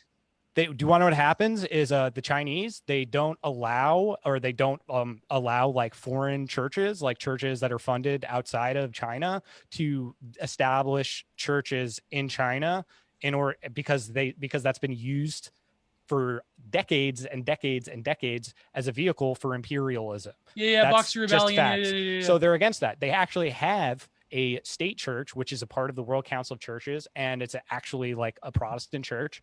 And it's like a spin-off kind of the Anglican like Congregationalist tradition. It was actually brought to them by someone from fucking Vermont, of all people. So they actually have like an American style Christian like mainline church. But it which has is to be like- subservient to state ideology, though. Do you think so that does it's ours. right? All states have to, like, all church, like, that's part of the Bible, is following the fucking laws. And Yes. this when idea the- that No, you're but supposed to break the doesn't. law. That's not what render unto Caesar means, Logo. Yeah, it is. No, it means that you have to honor the laws to the extent that you can not get fucking murked by the state. So that's what the Chinese Christians do in the CCC and TPM and the various other ones. But do you think that in order for any church, whether it's Catholic or Orthodox or Protestant or whatever, they don't that allow has to change their Catholics. doctrine? They're sort of opening up to the Orthodox. They don't like Catholics. I don't blame them for that, frankly. And Here we go, Logo. Here we go. Yeah, no, I don't. I'm against Rome. I'm against the papacy. Well, again, Sorry. Logo, if you trust that they're not doing anything bad to the Christians, I guess I'm just gonna have to believe you. And Are they there's doing not bad much things I to can say. Christians here? Oh yeah, I'm not arguing that, Logo. I'm not. Are Christians persecuted everywhere? Yeah, I don't Yes. know. Are you Well, saying that there's a unique? No, by persecution persecuted I mean of like getting Christians in China? I kidnapped, don't think so. like getting kidnapped and tortured, getting your organs taken away. You know that doesn't kind of thing. happen. You're reading Falun Gong propaganda from the Epic Times. Why do you think it doesn't happen? And why do you Because think that propaganda it's not real. is wrong? People have investigated it. It's not real. It's not fucking real. Who It's has literally investigated it? The Chinese. Wait, the You think that they Chinese would government. allow organ harvesting? Or do you wait, think that the wait, state wait. is in on it? Yes, wait. So what you're saying is that the Chinese government investigated what the Chinese government supposedly does and concluded that the Chinese Do you government think isn't that doing they're anything doing bad. organ harvesting? Why do you think they would be doing organ harvesting? What are they doing it for? The only examples that I Well, could rich give people in the are West buy those organs. The o- That's So another. they're doing the it o- for money. sure. So they're yeah. raising money. So who's raising money? Okay, so basically you're Just fucking explain it to me. You're Yes. telling me they're doing this. Explain to me how it fucking works. Okay. Okay, so- who's making the money? let's say, well, the Chinese government would be making the money in this case. Who in the government? What department? Who's running this? Various, let's say, rogue agencies that would Rogue be looked agencies? at. Rogue agencies, yes. What does that mean? People you can't define? Yeah, I mean, so, no? yes, it would mean the same thing like in the This is all USSR. hallucination. Certain officials that would make certain money on the side. So that's that hallucination. It's not Well, real. No, but Logo, don't you think that there are corrupt officials that, for example, hide their money in Australia? Yeah, and that's Canada? why Xi Jinping has been running a fucking massive anti-corruption campaign, which like started off with him expelling all of the fucking CIA agents from the country. and yet Yeah, they still but then keep on they doing do it. things like they Hard. drive up our housing market here in Canada, making it impossible Yeah, I know. for younger people to fucking Xi buy Jinping shit. created. This is part of why he eliminated the term limits, right? Is because there's a lot of corruption, and he's been fucking it up. Yeah, that's another form of like imperialist expansion. Like that's the problem. Like that they don't give a fuck about the working class people in Canada, and nor should they. I'm not saying they should. Well, they kind of but- do, because the thing is that the working class have the same interests everywhere. So the interests of the working class in China are the same as the interests of the working class in America, are the same as the working class in Canada. The working class always has the same interests. That the interests of the working class internationally, in fucking Yes. brown Because nosing China, Jews. in destroying the power of the unipolar American state, is liberating the working class across the You're just world. mad at Dad. You're still mad at Dad. Sorry, bro. Yeah, But I the don't like I our don't state. know. I I'm think our state is skeptical. fucking hyper illegitimate and As way more someone evil. living Yeah. in Canada, I'm skeptical of that claim that they have our fucking interests. Okay, so actually, you're not mad at me for not for not having a positive project. You're actually getting pissy because I don't support your positive project, which is like this reactionary bullshit of like supporting whoever, the other big dog, the other big bully on the playground. It's who not might be random. doing It's not what. arbitrary. It's It's just not this dumb random and fake arbitrary and gay. Like, decision. I'm This is not very gonna fucking geopolitically suck. important. It's I'm actually sorry, I'm not taking gonna a go, stand, suck the dick anti-imperial of stand is probably the most important like, thing you can do. Why would you That's go what and you're suck actually the dick refusing to do. of You're another refusing to bourgeois make an government? anti-imperial stand, and you're saying one side is the same as the other. So you're No, I'm actually not saying they're the tacitly same. supporting I'm American saying imperialism. that I'm not going to go suck the dick of fucking one You don't set have of to. I'm not bourgeois. sucking anyone's dick. Well, then what are you talking about? I think, honestly, at certain times I'm you're so telling you the fucking truth. uncritical with all this government propaganda out of China that, like, yeah, you kind of It's are not sucking propaganda. You don't even know what I'm talking about. You don't know what publications I'm talking about or reading. You don't Okay, even know. guys, You've never let's- investigated it. I think Well, we're at the all. going in logo, no, circles. the logo. Lev, Give who us have the you name of invited onto the. the stream. Okay, so this is Will. He's one of our patrons, so I just wanted to give a quick shout out to Will. This is the kind of stuff that we do for our patrons. We bring them on the stream towards the end so they can chill out, max and relax, all cool, and all shooting some b-ball outside of the school, till a couple of guys like the Chinese Communist Party were up to no good and started harvesting the organs of their friend. So anyway, Yeah, I gotta Logo, get pretty maybe- soon because maybe it's I getting can- late. it is I gotta getting get pretty dinner. late. Late But Logo, I have one final question for you. Is there any article that you could send us or link to us talking I'm saying about? read Wang Huning's America Against America. All right, I'm going to look that up. Read Xi Jinping's stuff. Just read the stuff they put out. It's like there's a lot of stuff out there. You can learn a lot more about China. I'm telling you, like, did I think that I was going to come out of this like researching China? I believed all the same bullshit that all of you guys do, but I read more and more and more. Wait, believed and I'm what? telling I you, don't. like I I'm don't saying have like any organ inherent harvesting, problem. state capitalism, blah blah blah. I don't all this necessarily fucking believe any of geopolitical that nonsense. brain hosting bullshit. I'm just saying that, like, you've managed to convince yourself that fucking China, which is like a nation state, They supported Trump. They opposed Biden. Like this, yeah, they do seem to actually be more on like my side. Wait, what do you mean they Oh, supported what? So did Trump? I don't. They fucking did support Trump. Hezbollah. Oh, They did For support what? Trump. So did Hezbollah. Like, this doesn't Good. mean I anything. support Hezbollah. I support Hezbollah. I do. Yeah, that's well. Could I say that in Canada? Holy No, shit. that's all on you, buddy. All right, But, I'm gonna peace out then. All right, Logo. Thank All you right, so listen, much for coming in. Logo, I Everybody, admire you buy Logo's book, Ampersand. All right, listen, Thank you, everybody. he oh. pieced out. All right, there we go.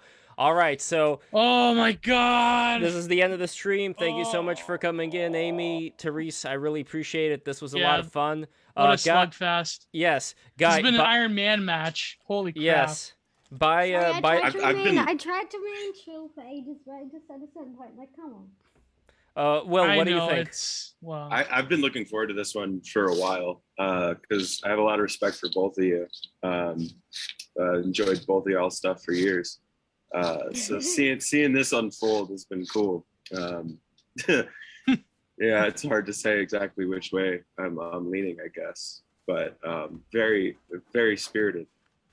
Well, the way that I am leaning right now, Will, is I am leaning on the people who are watching this right now, helping us have more of these conversations, bringing in more people together, more people from professional sectors together with people from very online communities. And this is the way I have to become a patron. Look at this fucking moth right here. Press Will, 1 if Logo won. Press 2 if Aimee Terese won. No, I don't even think it was a competition. We were just saying some thoughts. No, I know, Aimee. I'm just for shock effect. So Will, you have one of our magnets. You have the definitely legit magnet. Definitely legit. Yes. Yes. He's barking on my fridge exactly. right now.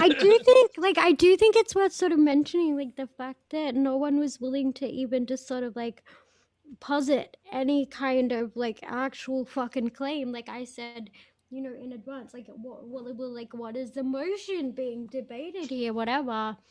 I think that like if there was I think that in order to have anything amounting to sort of like a fucking honest an honest contestation in relation to something, like there needs to be actually like a claim being made and contested. Whereas this was just like a game of constantly shifting goalposts, which is fine, like I'll play along. But let's be serious, like it's not possible to actually debate something in the absence of any kind of like parameters, where the whole thing is just like a constantly moving target. So yeah, I think my ears really perked up when we started, really just from the first point Logo was mentioning, like republicanism in a Roman context, right? Like an idea of like a state being mainly constituted by statesmen, right?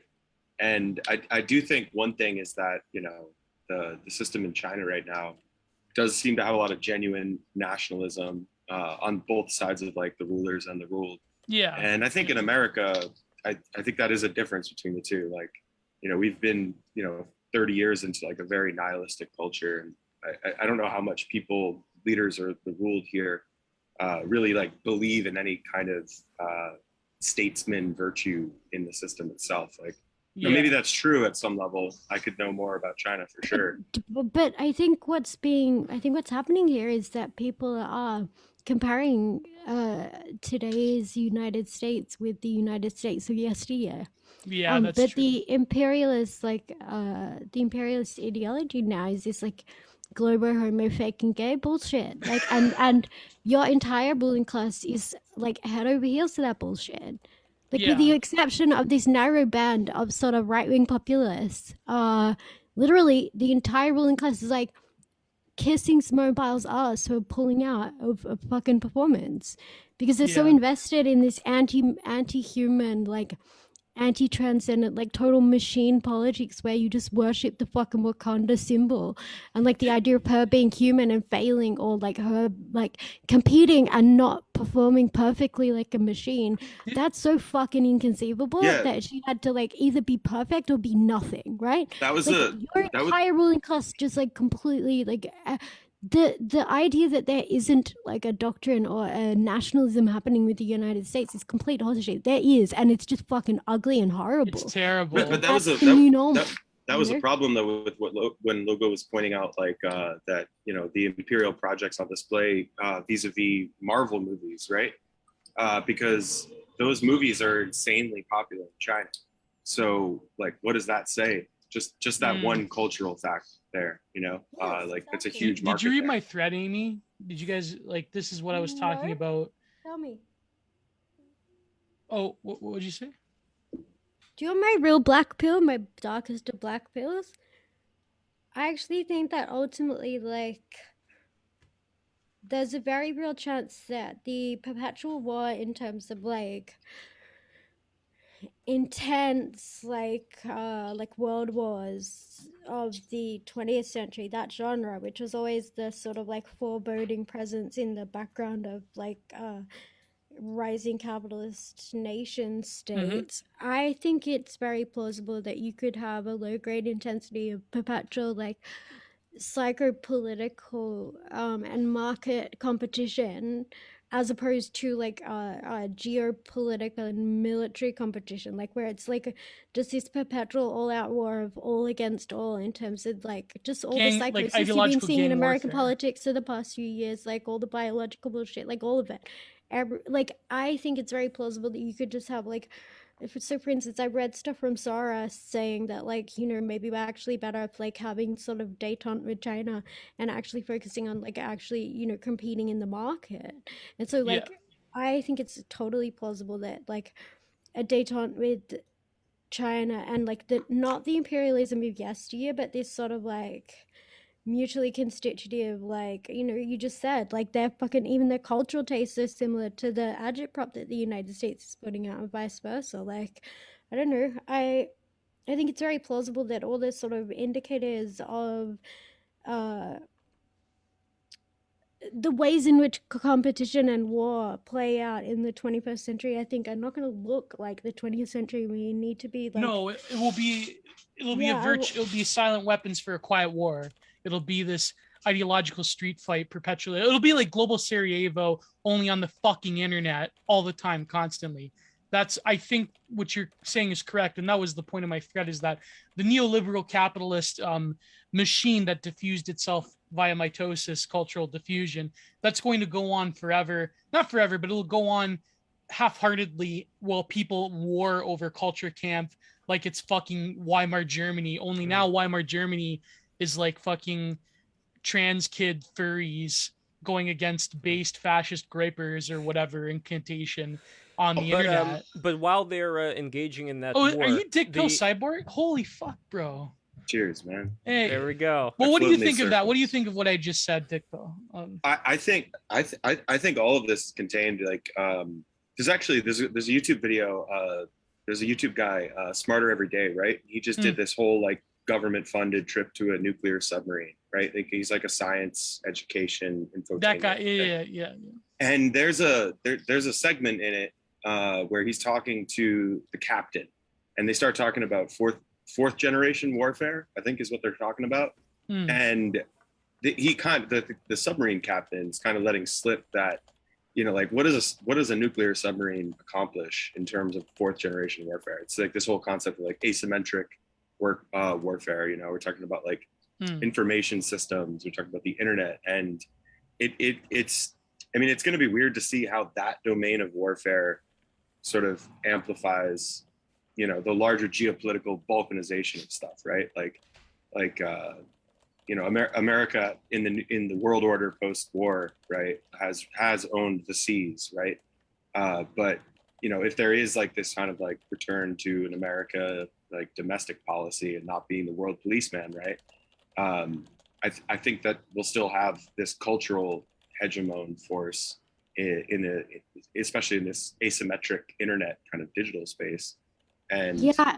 And I think if you look at the Google, I think actually at the frontier, there's fractions of the leftist middle class in America, like upper middle class, where you have all this like hardcore imperialism being conducted by the fucking DSA, by that Google Alphabet Union, like all these progressive international, which is basically like the leftist like coalition of what's ultimately like a more mystified version of like World Bank and IMF. Because if you can get more people, if you can get like more fucking diversity, more like quote unquote democracy into what's ultimately like a repulsive dictatorial capitalist machine, but you increase the degree of participation and like the whole like activist mystification that sort of convinces people that they've actually like activated and done activism to achieve these This is how You don't they you don't wanted think them. they're Like the gonna ways in which the fucking DSA is getting all these kids to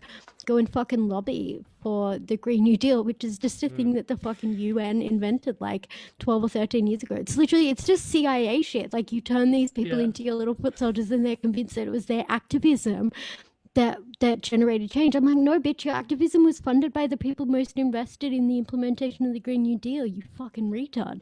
Like, the whole thing is just so nutty to me, the degree to which you convince. I'll show you how deep the mystification is, Amy. Now, there's on Twitter right now, for some reason, Tylenol is trending. because this is how the participatory servitude and the instantiation of popular ideology in a liberal society. You know why Tylenol is trending right now is you have these liberal fuckwits who are going to ignore their let's call it Fauci ouchie symptoms and saying, "Whoa, I felt like utter death for a few days. Then I just took Tylenol and it was all right." Meaning it's probably bullshit. I don't believe any of it. Sounds like a marketing opportunity for Advil to step in and like be the Under Armour based consumer choice. But the point is, even questioning what they're pushing on people, like that's been met with such an insane degree of social demonization, that to me is indicative of just the sort of interpolation of ideology like nothing else. Yes, but the ideology is that way because the fucking the pharmaceutical companies invested in the fucking You're very quiet right now, Aimee. The pharmaceutical companies invested in the vaccine and invested in Textron cluster bombs. The vaccine, like it's all within the same passive index investment funds that the entire upper middle class is quite explicitly and literally invested in. Yes, so you can literally be invested in the ongoing like domination and demonization and brutalization of your fellow countrymen, like have an actual financial stake in it. That's what all these through secular bourgeois morality. The micro tyranny of where like everyone in a certain class is like a fucking small business tyrant of sorts. Yeah. And a policeman, like all in one thing. It's all one thing. Like you become. It's not about individual capitalists because actually the way in which that capital was instantiated through the state and through its bureaucracies and fractionated. That happened in the early 20th century, like when you started having like, a Federal Reserve, all this bullshit, like capital is incorporated through the state. So the state enacts the interests of that class. But like that also requires administrators, bureaucrats, all these like these huge amounts of like administrative and bureaucratic power. Managerial state. Yeah, you can have these little like petty bourgeois fucking tyrants who work for the state, or even like not even the state as such, one of the state's like dual power agencies, like a union or whatever. You can pay them actually a pretty shitty wage. Like some of these union guys get like, $55K a year, but they're working like, crazy hours, like totally overworked and underappreciated, because this makes them like feel like the fact that the ends they're pursuing, which are the ends of management, not of workers, actually the ends of the owners, but it makes them feel like they are workers, and it makes also like a certain degree of the union members sort of relate to this guy who's like more frazzled, and he's always doing his best, like looking out for us. Like a lot of these petty bourgeois leftoid retards actually believe their own bullshit, and I think that's part of the scary thing about all what do you think fucking journalists and academics get paid nowadays? Like yeah, people they're with so fucking dumb. I will never get over just how stupid they are. Like I was in academia for a while, and it eventually got to a point where I was just like, this is boring. I'm so bored all of the time. Like I'm never stimulated. The function, I think the function of it though is to continue serving the regime with it. Like, not to sound like super buzzwordy, but it's like it's culture war stuff essentially. Like the longer that you can basically span these things. Like what I wrote down here, the exact thing I wanted to say was like, so like the QAnon people, right? I shouldn't say that, right? That's all right. That's the people. By the way, this is Benito. By the way. I was going to introduce my cat when I was up in the forest on the last time I was on, but yeah, actually, when I go inside, I have to charge. Wait, can you do like Lion King mode with Benito? Let's see. But like, so the people who think like Trump is just about to like get to be president again, right? Like they'll say he's gonna take every minority and shove them in a 2 more weeks. 2 more weeks. 2 more weeks, right? So 2 more weeks sounds a lot like the Green New Deal kids with like 12 years perpetually to save the planet. Like it's the same type of it's literally the musical Annie about like tomorrow. It's a dead end class. You just dead end class. And so like this Malthusian like fucking everything millenarian aspect about it that's gonna come along and save them from their own fucking bullshit politics that have faded to a cul-de-sac because they're just doing the bidding of the owners. Like, sorry bro, I can't give you a fucking positive project that involves advancing the interests of like one set of capitalists over another. And like the reason that all these petty bourgeois like fuckboys like have trouble and like just imagine an apocalypse or a revolution or some bullshit, they need to do that because their class isn't an independent class. It's a parasitic class that only exists in virtue of its like parasitism off of like working people. And I do think the left is so much worse about this at this particular moment in history, when literally all they're advocating is like constant state parasitism, the like leeching of leeching money out of workers and working people to do literally nothing for them, like fucking all this like sex work stuff, all this horrifying like trans like children, all of it. It's all just like this disgusting parasitism and like the crossing of every like personal, political, medical boundary to just turn people into these like totalizing totally vulnerable, totally state exploitable zombies, just blobs. Yeah. And like there's no way that the sort of like more conventional like order and hierarchy types on the right could have ever been the tip of the spear on that front, because like they like sort of order and boundaries and coherence in a way that is like just totally anathema to the anarchy in the mode of production, like the anarchy in the way that these people rule. But it's like anarchy in service of a particular class agenda that is like orchestrated through a set of institutions such that it's doing the bidding of others, even as it seems like feckless and utopian and stupid. Well, I think because the ideology of the average like right winger is such that it's antithetical to the type of like psychic and spiritual terrorism that the new left has done in terms of destabilizing people's conception 100%. of what the self is. Even, for instance, like that could never happen. Like this even is why the most I get cutthroat reactionary would never. This is why I get so angry at these fucking crypto leftists on the right who like are so obvious to me, because like I dealt with it for so long that like the ways in which these people just permeate and like refuse to have any respect for any kind of boundary, like they just like, you are not a person, you're just like a pile of exploitable commodity like gray ooze. What would you define like, as crypto leftism on the right, Aimee? What would you? Well, this bullshit where people start having a big fight. Big fight. Yeah, these people who have these big fights for like 5 days about like I don't know. I think there's a lot of basically capitalizing on what were actually, I think, very interesting critiques made by people like Curtis Yarvin or Bap or whomever. Like they just come along and capitalize on like the aesthetic of created by the like earlier people, but all they're ever doing is just like saying totally asinine bullshit to comply with a leftist algorithm that like will the send Fed cats, for instance. That would be like, oh no, they're not even trying. They're just complete bullshit liberal leftists, like fucking losers. Yeah. No, yeah. No, they're not even. They're no, not them. No, they're just fucking clowns. You saw me got that one the other day. I just don't like those people. I think they're very dishonest, disingenuous. They were so horrible to me a few years ago, and like, oh yeah, they will then send me messages. Like on the one hand, they'll like say one thing to your face and then say the exact opposite 2 minutes later in DMs and shit. I'm like, can you just get away from me? Like, I don't know what you're fucking the left caps, but I you can't mean? stand this shit. Like, yeah, I just can't stand people who just fucking lie to your face. And didn't you like bitch slap like, that fucking? I'm probably fatter than him, but that fucking fat ass Mecha Banal, didn't you like bitch slap him that one time? That was pretty hilarious. who? That Mecha Banal guy, the Brunig hanger on. You know who I'm talking about. I don't like just be honest about who you are and don't lie to my face. Like, don't treat me like a retard by lying to my face.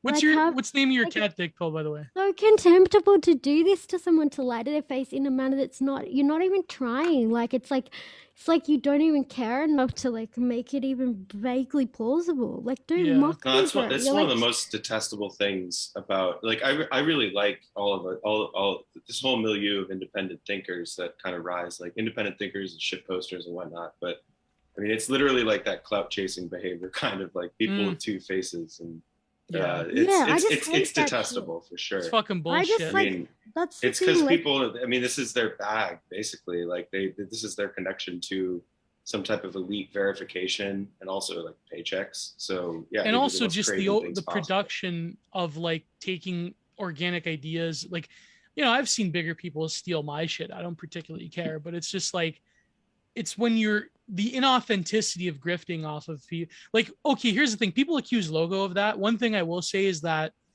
I may doubt like the authenticity of his position during the day, but I do say that Logo is an authentic person in what he does. Yes, I agree. This is why I'll always stand like. Yeah, I mean his sometimes grift I is wanna that he fucking writes whole books, right? Yeah. Like, Yeah, you know, exactly. that's not even a grift at that point. He's just Yeah. promoting. And Oh, I don't Dick, think but what's your Logo, I cat's don't think name? I've Logo is always correct, stand but people who like I will tell you. Oh. have like I think different and original and sort of like gone out on a limb in different ways that like nobody else does. I think ultimately like Logo, like most of us, is ultimately in many ways just like, I think he's sort of like a libtard out of time. So he's of sort of a more like you know, the rising bourgeoisie in sort of the late 20th the late 19th century, which had like actually very noble sense of sort of obligation and like progressive sort of um ideals of creating a much better society. I think that ultimately like he's a man out of time, like he's that is sort of the ethos that he inhabits. But unfortunately, like you can't sort of you can't wind back to that, and I think it's a mistake to pretend that that anything like a Chinese version of state capitalism, or you know, the state capitalism of the United States, like these are different manifestations of the same global economic system. Yeah. And Yeah, I like agree. pretending that this is like advancing towards anything that Marx advocated is just facile. Like it's not how any of this works. I mean, if you want to run that game, okay, cool. Like I'll have a laugh along with it, but I do think that like even when I find him to be silly or whatever, like I will always go to bat for anyone who like actually thinks independently and takes risk I takes think a we risk have to enough to fucking nowadays. annoy people. Do you know what I Yeah. mean? Like if you are unwilling to do that in like a manner that isn't just like stupid and form like a Shit totally, posty.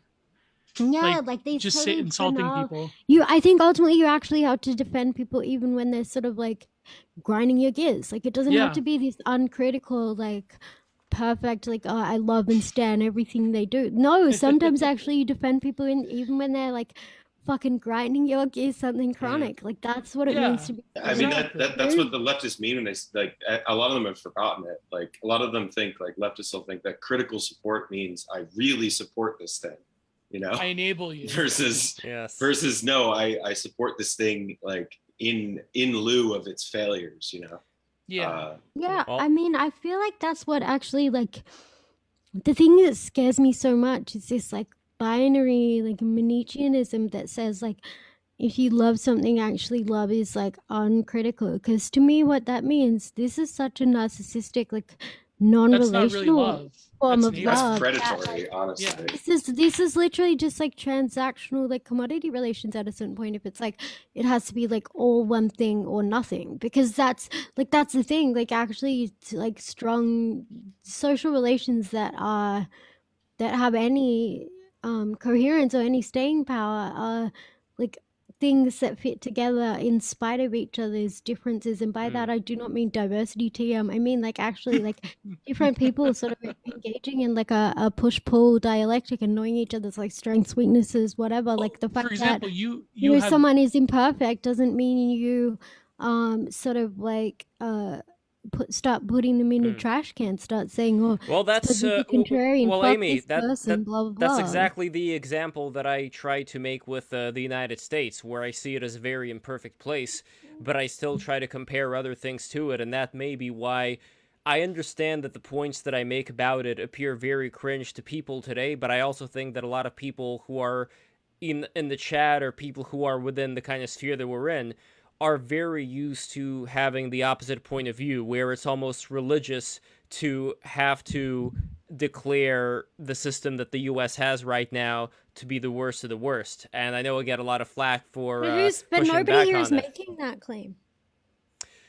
Well, as far as the claim that Logo was making with all the bad things that America has going for it versus something like China, that's why I wanted to push back on that particular statement. Yeah, I guess, but like I do think it's kind of ridiculous just to like to pretend that, and I think you and Logo do this from different stances. Is that you sort of insist that like one necessarily actually is worse than the other, and we should or should not actually stand one or the other. I just like, I don't care. Stand whichever one you want. I don't give a shit. But like pretending that either of these is doing something, anything amounting to, anything I other than I can give you this example. For example, let's say there would be some charismatic politician that would come in one day and would try to enact something like Mao enacted in China.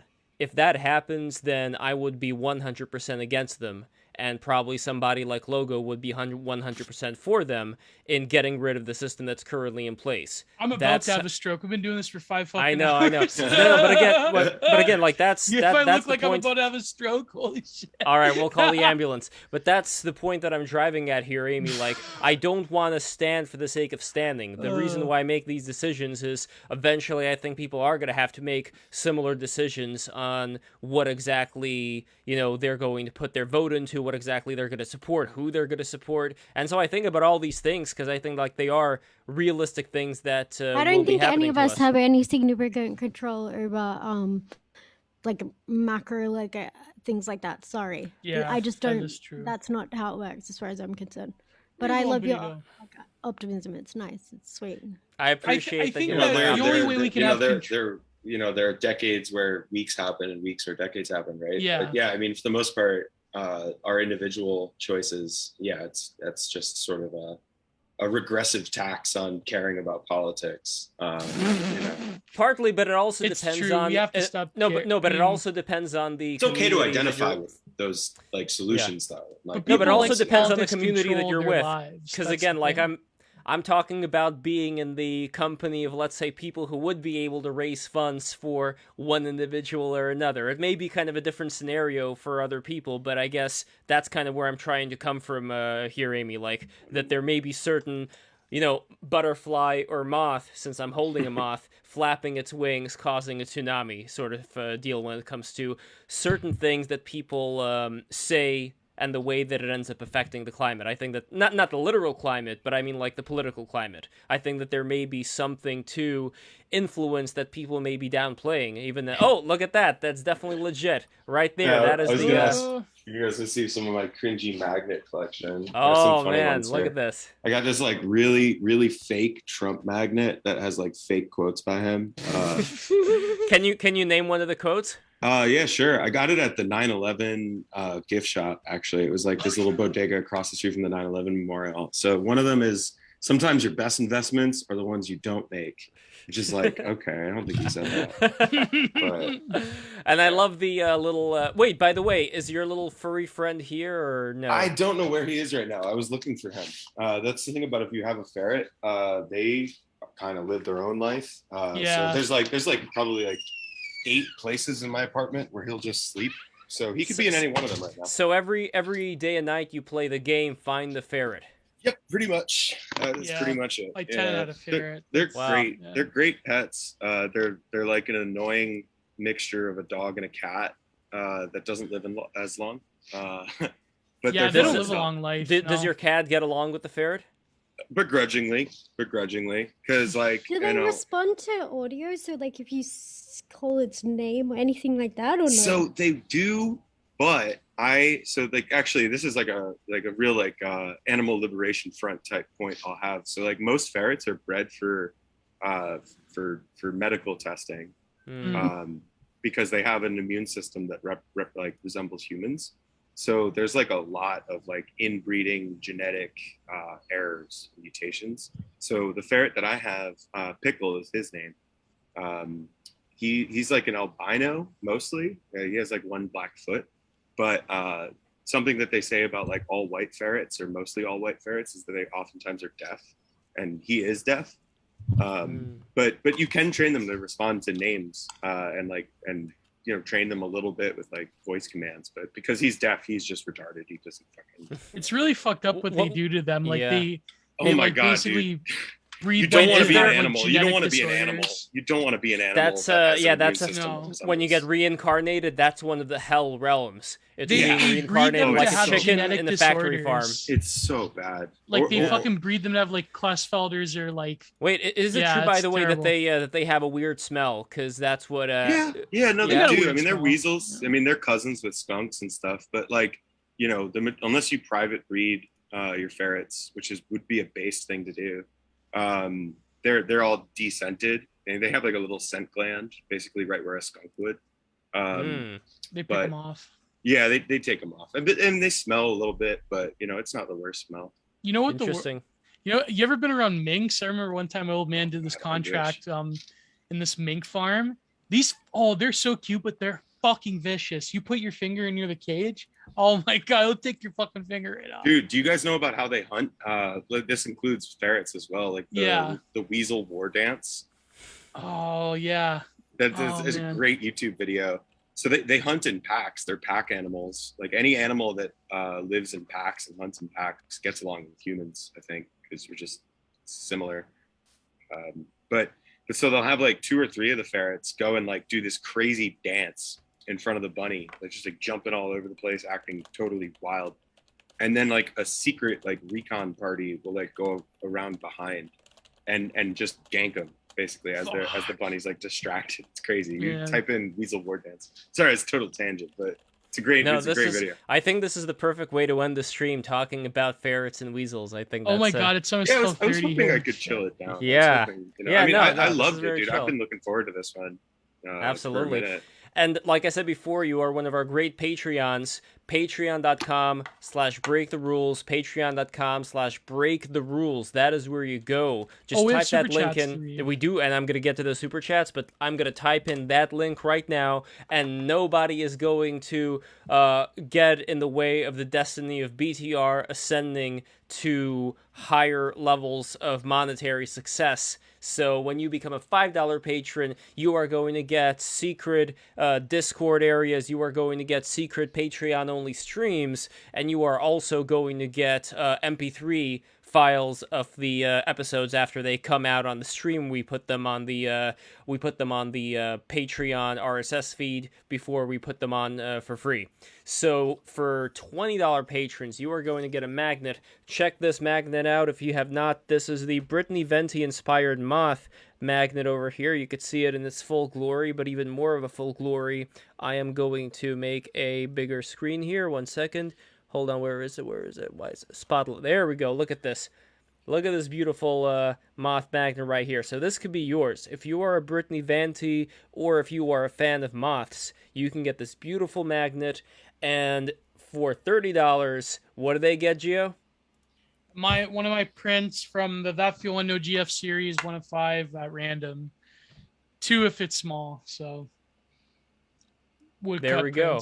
Oh. They are very Gio, beautiful. do you sell your art anywhere else besides $50? Yeah, I mean, I'm like if I get a working promotion for work, I'll do that too. But yeah, I'm working on a seller site. I just have to update the stock and rearrange shit. But you could DM me on Twitter. I mean, I try to get everyone, but I will come out hopefully by the end of the month. And the image that I have on the screen, by the way, is Alexandra Plotnik modeling the very same definitely legit magnet that you have on your fridge. Oh, I so, didn't see this. Oh yeah, I know. Well, was that when we met up? Yes, that is exactly when we met up. We went to the National Arts Club. We went to what did you think, by the way, of the National Arts Club? Yeah, I mean, I kind of felt like you ever play the game Myst? Yes. It's kind of like the library in Myst. That's which like on the first level, with like the video screens that play in the portraits. It scared the shit out of me when I was a kid, but it has that like old patrician vibe. It was definitely a different type of energy. It was cool. And definitely the Players Club library. That one had the whole Myst book library thing going on. That was a lot of fun. I would love to go play some of those guys with pool. I'm rusty, but that I can't imagine. Well, we're gonna be opening the pool pretty soon. I mean, you saw that room is in construction right now. But for those who do not know, I am still the chair of by the some art. miracle. By some miracle, I am still the chair of the Art and Tech Committee at the National Arts Club in Gramercy Park. This is what it looks like, by the way. This is the entrance to it right here. And I remember there was a building, not the National Arts Club, but there was a building very close by that I saw from a distance. This was a month ago, which had the LGBTQ updated flag. Do you know the one that I'm talking about? God. The one with Goatsy that. one? Yeah. Yes. Well, no, not double goatsy, but just like goatsy, like half goatsy. You know, with the Oh yeah, with the the triangle. fucking goatsy edit. The amputee goatsy. Yeah, yes, MPD goatsy. By the way, this is what the National Arts Club bar looks like. Look at that. Look at that beautiful ceiling over there. And Gio, you got to go too. Oh well, my Gio, country we're gonna won't. smuggle your ass down here. Yeah, bro. Biden Yeah. won't fucking let me travel. So I got a really funny story actually about a friend of mine, who, like my best friend growing up, and so we were in this guild for Lord of the Rings Online, right? And he was gonna go move up. He was gonna go move to Canada to go shit. live and grow weed with this guy that we knew in this guild.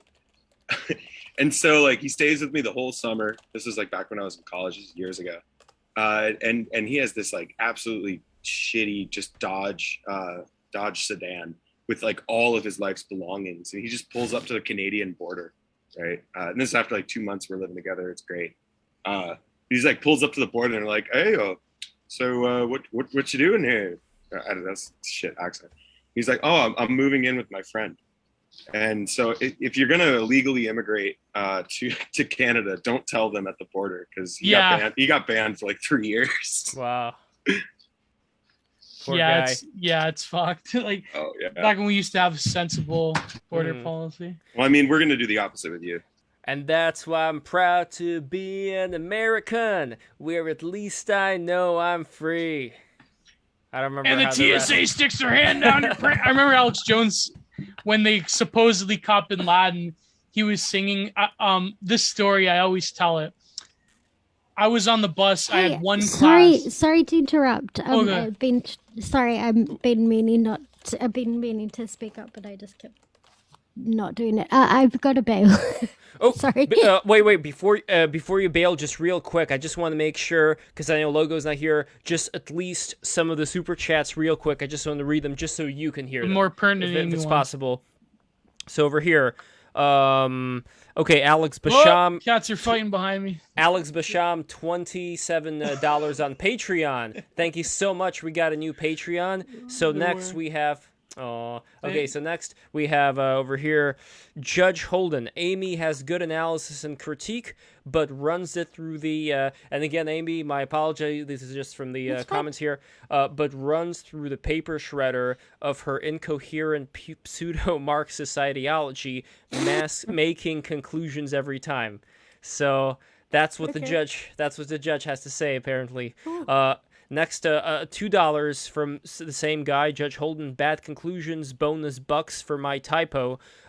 Super Iron Bob, how does Logo compare the U.S. pre-civil rights era population versus post-WRT autonomy of subpopulations? So, well, Logo's not here now, unfortunately. I should have read that one before. But anyway, we have $20 Canadian from John Fiber. Lev getting bodied. I'm so sorry. Logo spitting facts. No printer. Love the stream. Well, I love you for the contribution, for the Canadian bucks. Thank you so much. I think that at the end, though, I was vindicated, because I still believe in the power of America, not in the power of China, especially going down the road with all the human-animal hybrids that they're going to create, what kind of monstrosities are going to come our way. Anyway, Nick Larson, $4.99 through Super Chat. How do you think Nixon would treat China today if he was in power? I know, Aimee, any comments there? How would Nixon treat China today if he was in power? I don't. Incoherent. All right, okay. Well, it doesn't matter. Okay, Cream Wizard, Aimee girl. Oh God. Okay, do I have to read this one?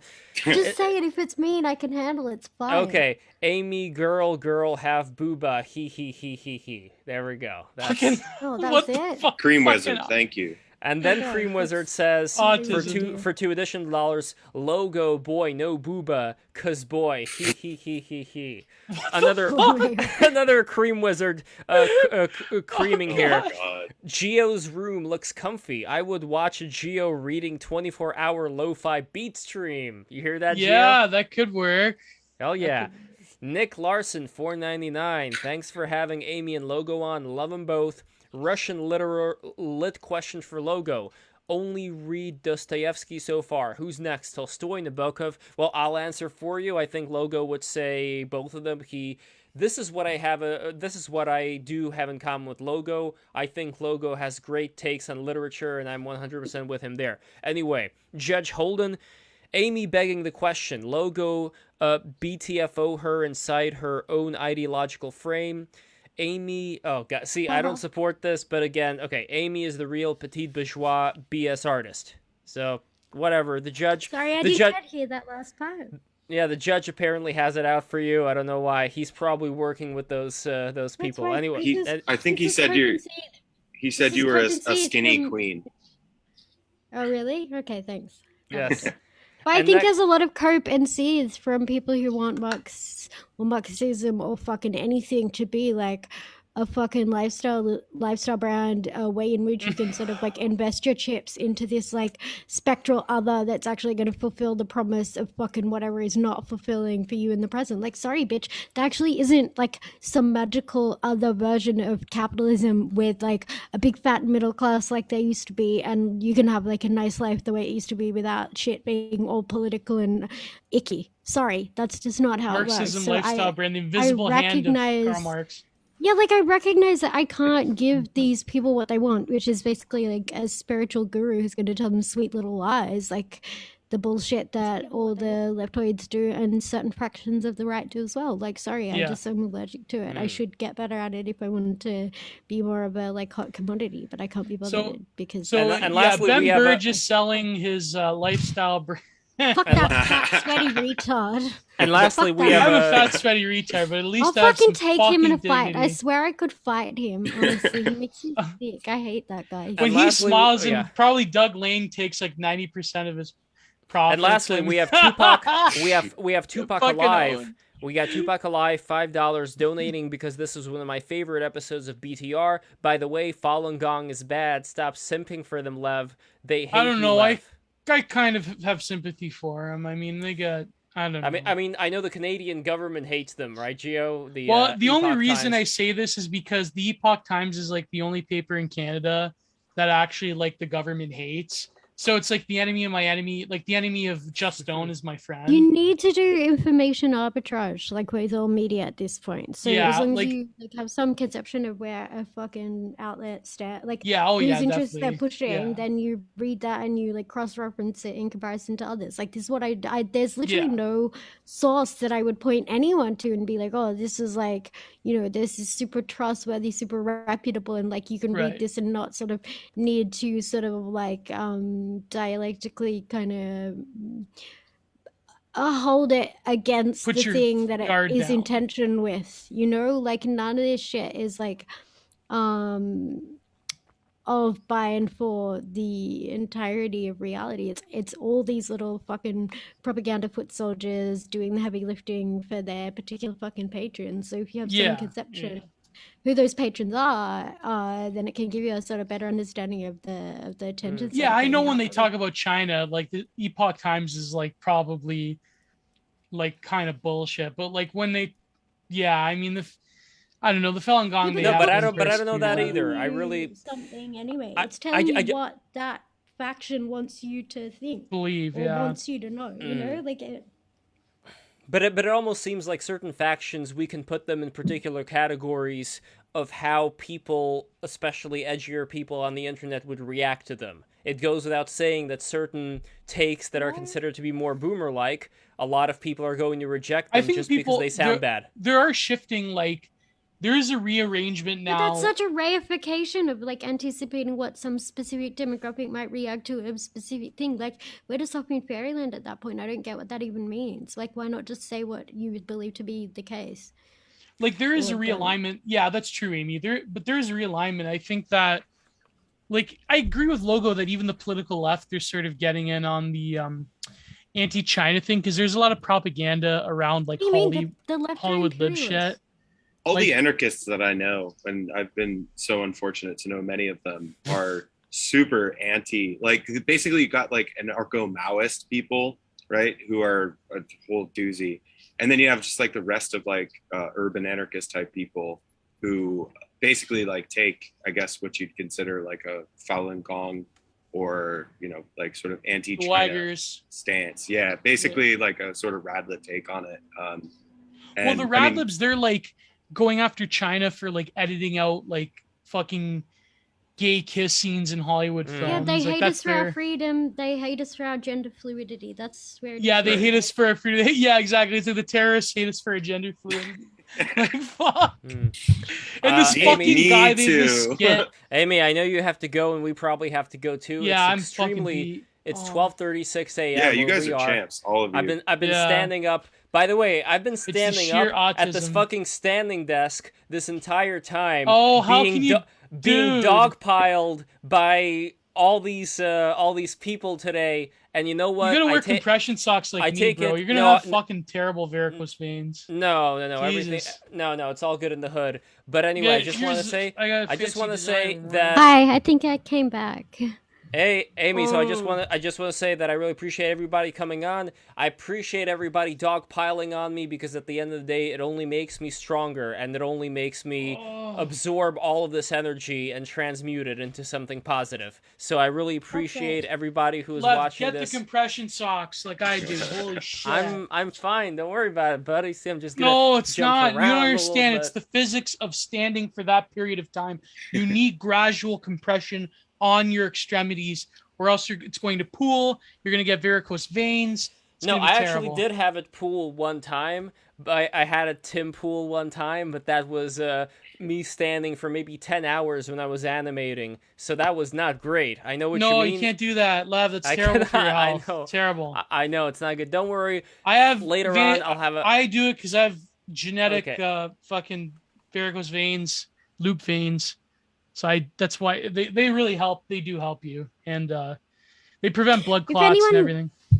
If anyone wants to check out my podcast and support us, go to aimeeterese.com. Yeah, that's Aimee, right. Aimee, I wanted to. Terese, AIMWE. You had Sorum. I literally wanted to ask you about that because, like, I used to listen to What's Left on like SoundCloud, I think, and then I remember I listened to one of them on Twitch, the one with Anna K. Right. But where are you guys it's all behind the paywall AimeeTerese.com now. Okay. Oh shit. Yeah, that just takes you to our Patreon. And go to that Patreon. Just redirects to our Patreon. Go to patreon.com/. It's just $5 a month. $5 a month. Yeah. That's all. You had Soren So and we Mari just on. we've had some good ones lately. So you had Patrick Dineen and Sorab. The Angela Nagel one I really liked. I watched the first 10 minutes on SoundCloud. Oh, nice. Yeah, and then we had who else do we? Oh, we just had Matthew Peterson and Dave Reboy from Claremont. Oh wow! Because it's been so long. Nice. Yeah, everyone's been calling me like a Claremont plant for like at least 12 months. And so I figured like I might as well get my handlers to come and. Excellent. Maybe me and Lev should come on. It seems like everyone says you're either Claremont plant or you're a teal plant. Like that seems to be the whole. Implying there's a difference. Oh, and by the way, we had a stream with Dave Ruboy as well, so be sure to check it out. I'd love to get money from Claremont or Peter Thiel. I wonder if they have. I could fund their like arts and culture wing at Claremont. I had a friend actually suggest, he's like, Gio, why don't you just get a PhD at fucking Claremont? I go, I don't know. Then I have to take the GRE to go to the fucking States. I don't want to do that. And this was before COVID, so I was like, oh fuck, I said it. Damn it. I mean, we could say it now on fucking YouTube, I think. I don't know. Yeah, it's fine. All right, guys, this is the end of the stream. I appreciate everybody coming in. Please follow Aimee Terese. Please follow Dicky Pill Cyborg 7. Just Dick Pill Cyborg 7. Dick Pill. Thank you. Dick Pill. Oh, and Gio. My cat's name is Bits. Bits. Nice. Yeah. Nice. Bits. When Bits is being naughty, you tell her naughty Bits. That's literally where it comes from. It was like a South Cali like impression of like a South Cali girl going like, "What's up, Bitses?" that my friend had come up with. Valley So her Girl. name is Okay, literally. I've got to go. All Thank right. you so much. Aimee, you for rock. having Thank me. you, Aimee. See you guys. Take care. Bye. What's See ya, take Aimee care. Terese on Twitter? What's Left Podcast? Hell yeah. And go to Heavens Giant yeah. Art Productions YouTube. I'm gonna have about to- another Book of Revelations video come Yes. out. Fuck. And also go to youtube.com/Lev Polyakov. Check out some of my animations. Listen, guys. Follow Giant Gio at twitter.com. Hell yeah. Listen, guys. I'm so close to 12K. Very close. Fuck. So close. Yeah. And guys, I only have 739 subscribers on my YouTube channel, so follow youtube.com/Lev Polyakov and listen up and listen good. Look, I'm a fucking animation director. I'm not into politics. The only reason why this whole thing is going on the way it is because I'm tired of the environment that I am in, New York City, the way people are thinking, but at the same time, the more that I'm here, the more that I want to challenge this side as well. So I am beset on all sides by the inequities of tyranny and evil men. Blessed is he who in the name of charity and goodwill shepherds the weak through the valley of darkness, for he is truly his brother's keeper and the finder of lost children. What verse and is I that? will Is that strike from, down upon thee with great anger and great vengeance and furious anger. That's got to be Those from who Thessalonians. attempt to poison and destroy my brother. For you will know my name is the Lord when I lay my vengeance upon thee. What verse is that, Lev? That is Ezekiel 20. Oh, I knew it was either Ezekiel or Thessalonians. 29:17. Yeah. So there we go, guys. I might read some Ezekiel after I'm done Revelation. That could be This is something. the end of the stream. Thank you and also follow me on Twitter as well, twitter.com/LevPo, LEVPO. I gotta get more of those sweet Twitter followers. I'm gonna be posting. I'm gonna be posting a lot of good stuff. I'm gonna be posting a lot of the dreams that I had, a lot of the NFTs that I get coming up, all the artworks. Yes, it is from Pulp Fiction. That's where I got it. Okay, I'm not gonna get into it right now. Anyway, guys, this is the end of the stream. Thank you guys so much for watching. We do this all for you, so subscribe, keep subscribing. Thursday, share. Uncle Doomer. Well, actually, it may be on Monday right now. We're still fuck. seeing because Sorry. I want James to come in for that, so he cannot make it for Thursday. I want him to come in for Monday. Maybe Thursday we'll have a fucking think- free for all. I don't know. Yeah, we'll see what happens. And Brittany Venti should also be there on Monday as well. So we'll see. Anyway, guys, this is the end. Have a great night. God bless. Subscribe. Mwah. God bless and Bye-bye. goodbye. Goodbye. Here we go. And I'm gonna